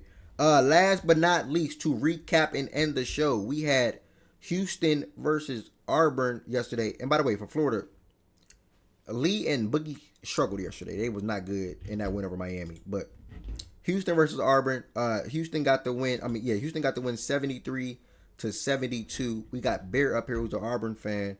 I'm gonna have him chime in on the game. I actually made a video on Houston and their freshmen this morning that I'm going to drop soon. probably today or tomorrow, whatever I want to do with it.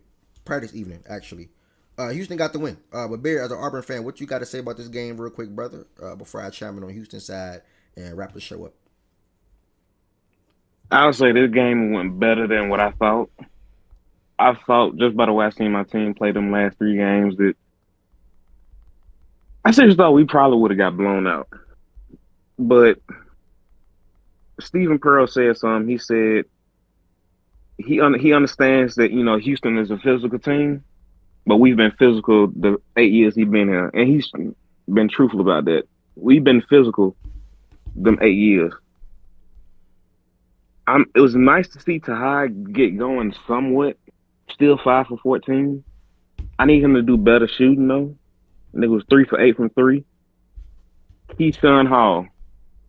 You had asked me last week who was the best player on the team.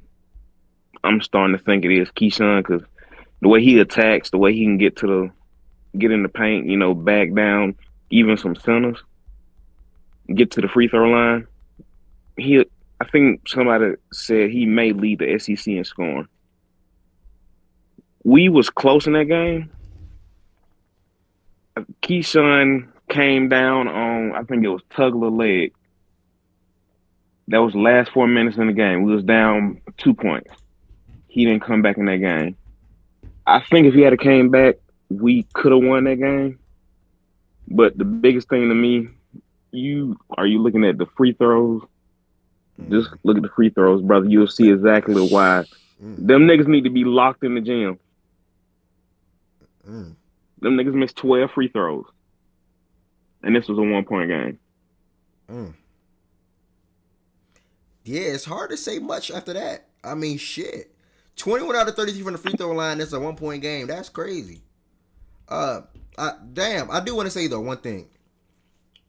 And it's something I'm going to repeat some of the things that I said to myself this morning. But Kingston, Chris, this is my first time being able to watch Houston this year and Auburn. I didn't see this new look Auburn team with these transfers and Bruce Pearl not being on the sideline. I didn't get to see this Houston team with Milos and Emmanuel and Tug, a couple of returning starters, with incorporating these 2 new freshmen, and even Isaiah, who's also a 5-star coming off the bench. But man, Kingston, Flemings, Christianak Jr., both of these guys show why they were within the top 25 on the SportsCenter Next Top 100 for the class of 2025.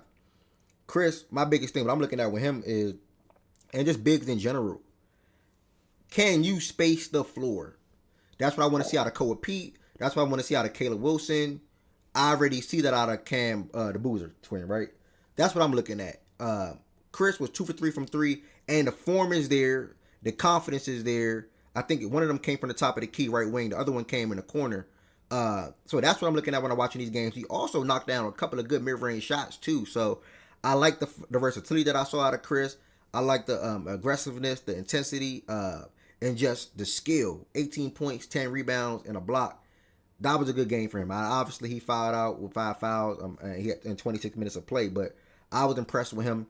And then Flemings, even more impressed with his output as a guard, freshman at that. I'm going to always key in on freshmen. A lot of these freshmen don't look like freshmen in college basketball today. Usually freshmen will come in and have their hurdles and stumble, especially in big matchups and high-key game where the lights are bright and everybody's watching.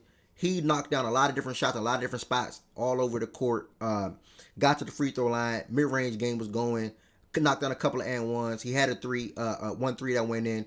7 assists. So the playmaking aspect was good in that game for him as well. So, man, really, I was really impressed with Houston freshmen in this game. It was good to them ultimately be able to win the game.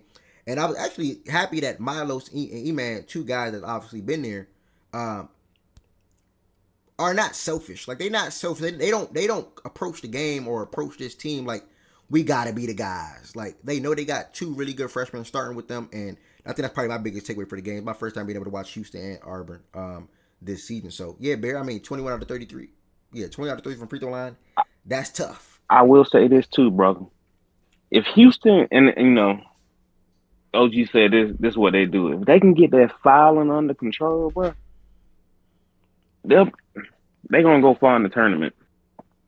Yeah, these niggas they got everything Defensively, offensively, they got a dog. Fleming's knew he was good, but this nigga been playing to start the season, bro. Goods, bro. I'm sitting up here looking like, can they stop this nigga, bro? Bro, this nigga been on a tear, bro. He's for sure gonna be a great NBA player. Like you could tell, the nigga got great Yeah. bursts. He could shoot. He could finish. He's just tough, bro. He's just tough. And Sinak, everybody already knows about Chris Sinak. But yeah, he just showed why he was one of those top prospects in this game, bro. But all in all, Auburn played a really good game, though. And I would be remiss not to bring up the highlight of the game. That nigga Elijah Freeman, bro. Oh yeah. I knew that nigga was athletic. Yeah, I didn't know that nigga was that athletic. We was like, Nah, oh that was shit. crazy. That was crazy. was a crazy bang on. I ain't gonna lie. We gonna hear what Ari got to say about the game real quick, and then Tez when it comes to this game and BYU game, and then we're going to head to playback potentially. We're maybe picking up Shador talks, and maybe picking up some more NBA talks or NFL talks. While I head to work. Y'all can hear me? Yeah. Okay. I'm gonna keep it respectful because my fave is an Auburn fan, so I'm gonna keep it respectful. So whatever I say, Bear, just know none of it is to you. I know. Okay. These Auburn fans are so fucking whiny, bro. Everything I fucking see is them niggas bitching. Shut the fuck up, my nigga. And that coach is a bitch. All that yappy. I know Houston's physical, but that's our game too. Yeah, but nigga, y'all don't do it like us. Clearly. Like, stop all this damn bitching. Stop all this damn complaining. Bro, I watched their press conference. What they did half the fucking press conference was bitch and whine and moan and motherfucking groan, bruh. Everything I see about this game from the Auburn side is a fucking complaint. Bro, shut the fuck up. Y'all niggas missed as many free throws as we took. We took 12. Nigga, y'all missed fucking 12. Stop acting like this shit was really fair. Like this shit was really even. We gotta stop acting like that shit. Y'all niggas didn't get now granted. We're foul crazy. 6 fouls to start off the second half. Unacceptable. I'm not with that. For JoJo and Chris to both foul out with like 2 minutes left in the game. Unacceptable. Not with it. But nigga, y'all shot 33 free throws. We shot 12. Cut the bitching. Oh, he fouled him. Cut the bitching. Cut it. Bro, I don't have time to hear these fucking complaints and this whining. Cut it. I had to start off saying that. Everybody praise Kingston, so I'm not gonna go extra with the praise on Kingston because it's already been said. There's really nothing else new that I could say. Outside of the fact that Tess and I were talking about this earlier this morning, and I told him, and the stats kind of back it up a little bit, Kingston is on his way to possibly being one of, if not the best guard to ever play for Houston.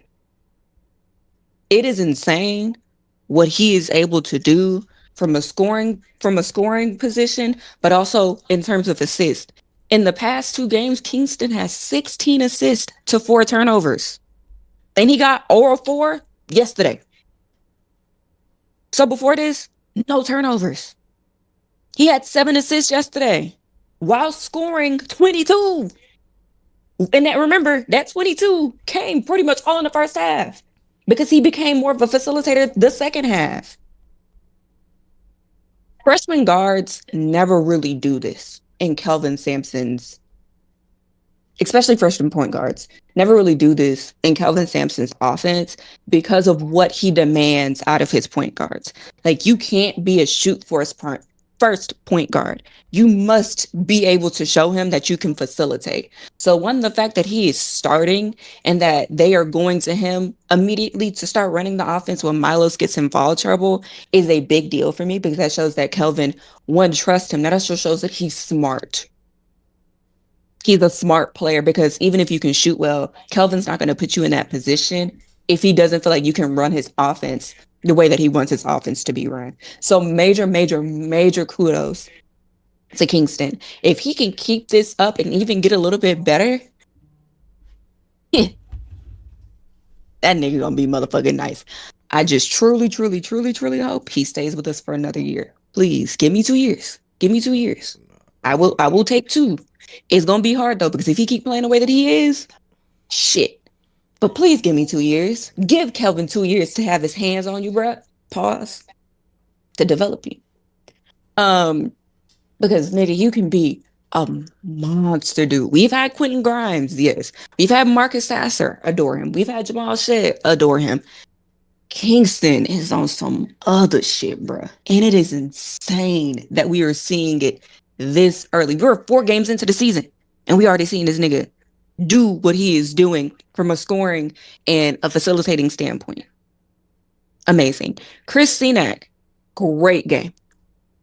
Great game. He stepped in and really kind of filled in some of the gaps when JoJo got in foul trouble early. I like big men that can shoot. 2 of 3 from 3. I fuck with it. You got to learn how to play some cleaner defense, though. Fouling out, unacceptable. Unacceptable. 9 rebounds, though. Love that. But fouling out, acceptable. But I think that'll grow with time. And I told this to Tez, he is going to, I'm excited to see what he looks like in January. And even more excited to see what he looks like in February. Because he's going to develop under Kelvin. And I'm so excited to see what he looks like when he has gotten comfortable playing the style of basketball that Kelvin requires them to play. Especially if he can cut down on them fouls. Dude's going to be a monster. So freshman leading the way, it's never really something that you see with Houston. We're seeing it right now. Could be different. And if it is, we might be unfuckwittable. Can't be fucked with. Ain't that what Tess say? Can't be fucked with? Yeah, that might be us if these freshmen keep doing what they're doing. E-Man, he did E-Man things. Shot a lot. Was always there when you needed him to be there. Shot a lot. He was 5 of 15, 2 of 7 from 3. This was probably his least efficient game of the season, so I'm not really worried about him. Milos is an interesting case in the sense that I don't necessarily know right now if Milos knows where his role is, because his role was supposed to be the lead point guard. And I think Kingston is making it very, very hard for that to be the case. And so we've never really seen Milos off ball in this system. And so I'm really interested to see how that maintains. He has not been scoring great this season so far. Granted, it's 4 games in. The offense is still going to need some time to gel. But it'll be very interesting in seeing how he kind of finds his footing in the starting lineup and in the offense, especially because we do still have Isaiah Harwell, another guard, on the bench, who was highly touted.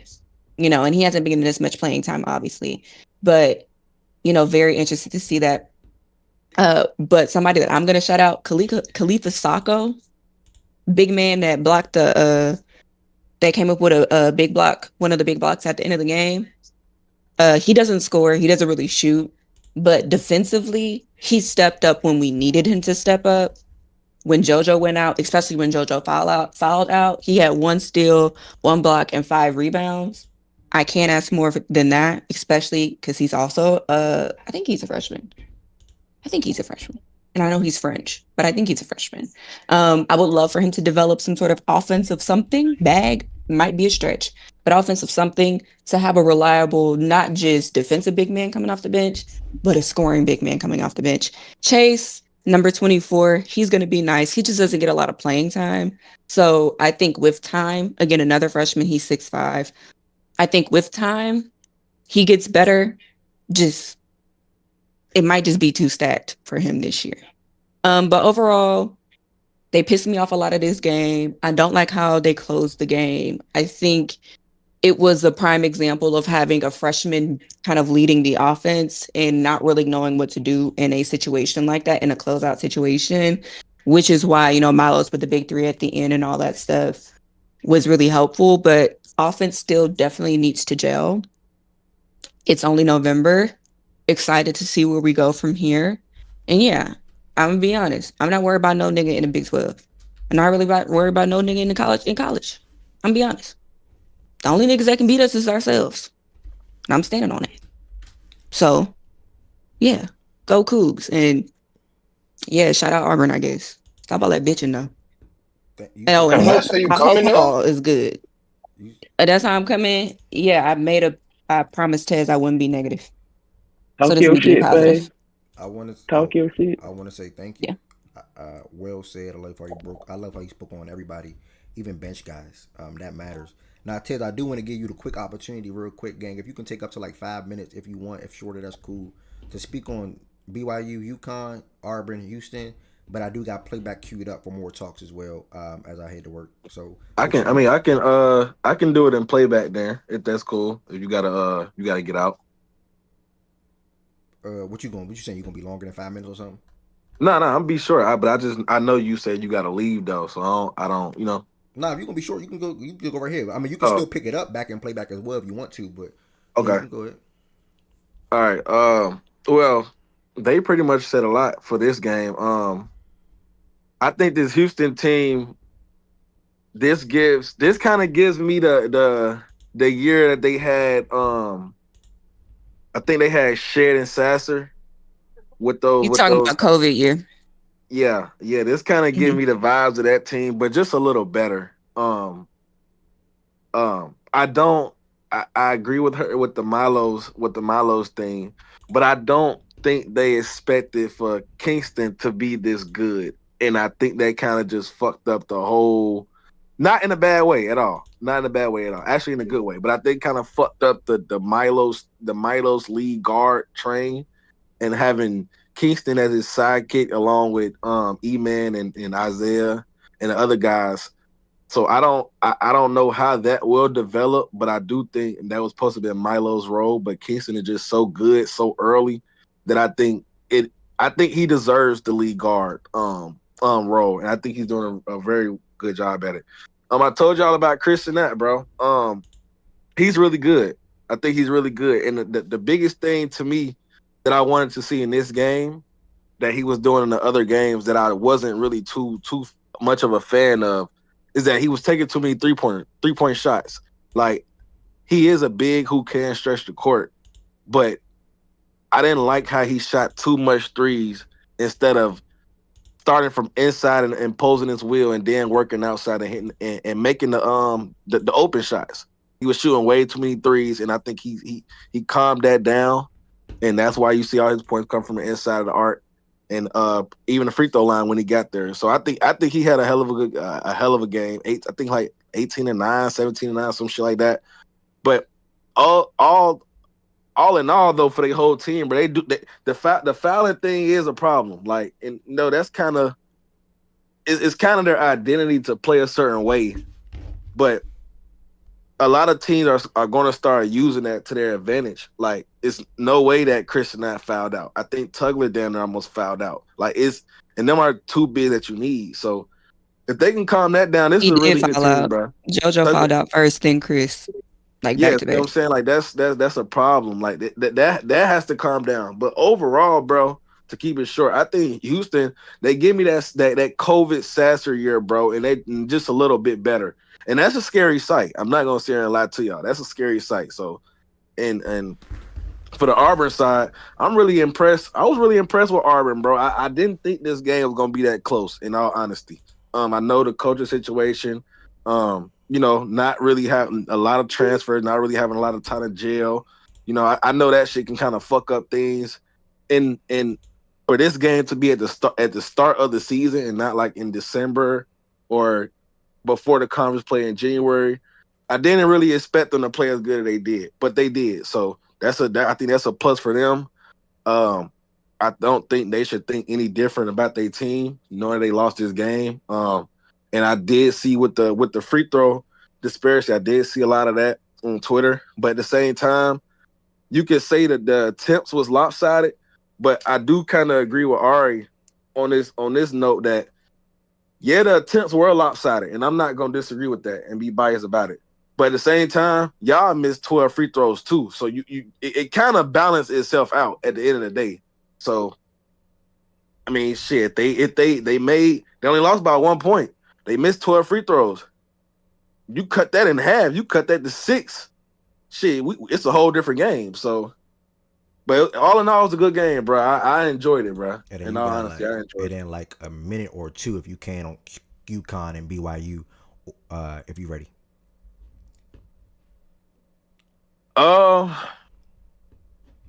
I'm not gonna lie. I expected this game to go a little different too, bro. I thought UConn was gonna go in there and beat their ass, and it did look like that was about to happen.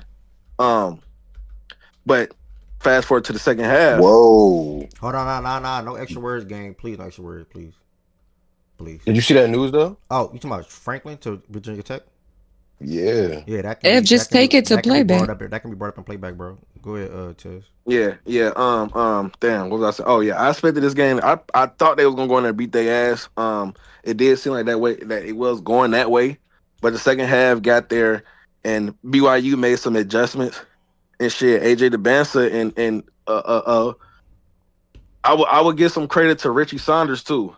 Richie Saunders and AJ DeBansa, they came out the second half ready to play.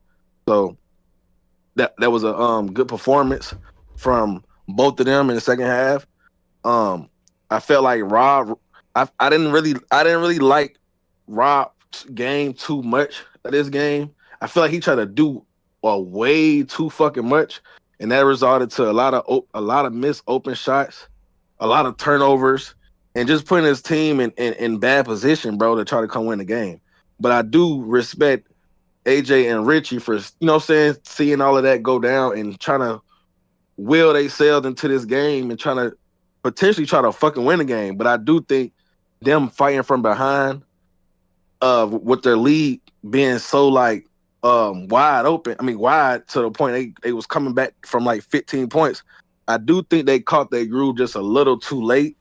And if they was to play a whole 40-minute game that way, then shit, we talking about a different game as well as this. So I feel like they caught their way just a little too late, bro. And they was fighting from behind just a little too much for them to. They got back in the game, but to ultimately take the lead, I think they caught their wave a little too late. But it was a very good second half, bro, from AJ and Richie Saunders, bro. Both of them. 1000%. And that's a good UConn team too, bro. They stalled out a little bit, but overall, that's a good UConn team. I don't get the same vibe from previous years, but there'll be a good team. There'll be a tough team to play once it come down to it. Yep, I said some of the things you said, and I definitely agree with it. I wanted to catch your thoughts on those two games. On the YouTube side, obviously, I just recorded on YouTube and Twitch, so appreciate that, brother, and appreciate Ari and every Bear and Goods and everybody else that spoke on college football and basketball. Thank y'all so much for tapping into the show today. If you're not aware, playback, some of these talks will continue over in playback, but the show is over today. Playback.tv/facts and stats. The link is on the YouTube comments, and also the link is in the Twitch chat right there. That room is now live. If you want to continue talks, you can join and playback. Maybe Shador thing will come back up again. Maybe college football talks will continue with Franklin going to Virginia Tech. Maybe college basketball, maybe NBA. We'll see. But also the watch party will be starting. And NBA, man, NBA. Also, come on, gang. Like, it's not necessary. Just drop if you want. Just drop, bro. Also, talks will continue over. He just threw me off. Let me leave. Hold on. That just threw me off. My bad, y'all. Head over to playback. Thank y'all so much for tapping into the show today. Make sure y'all subscribe on YouTube if you're not subscribed already. Make sure y'all hit that follow button on Twitch if you're not following already. And peace, blessings, and love.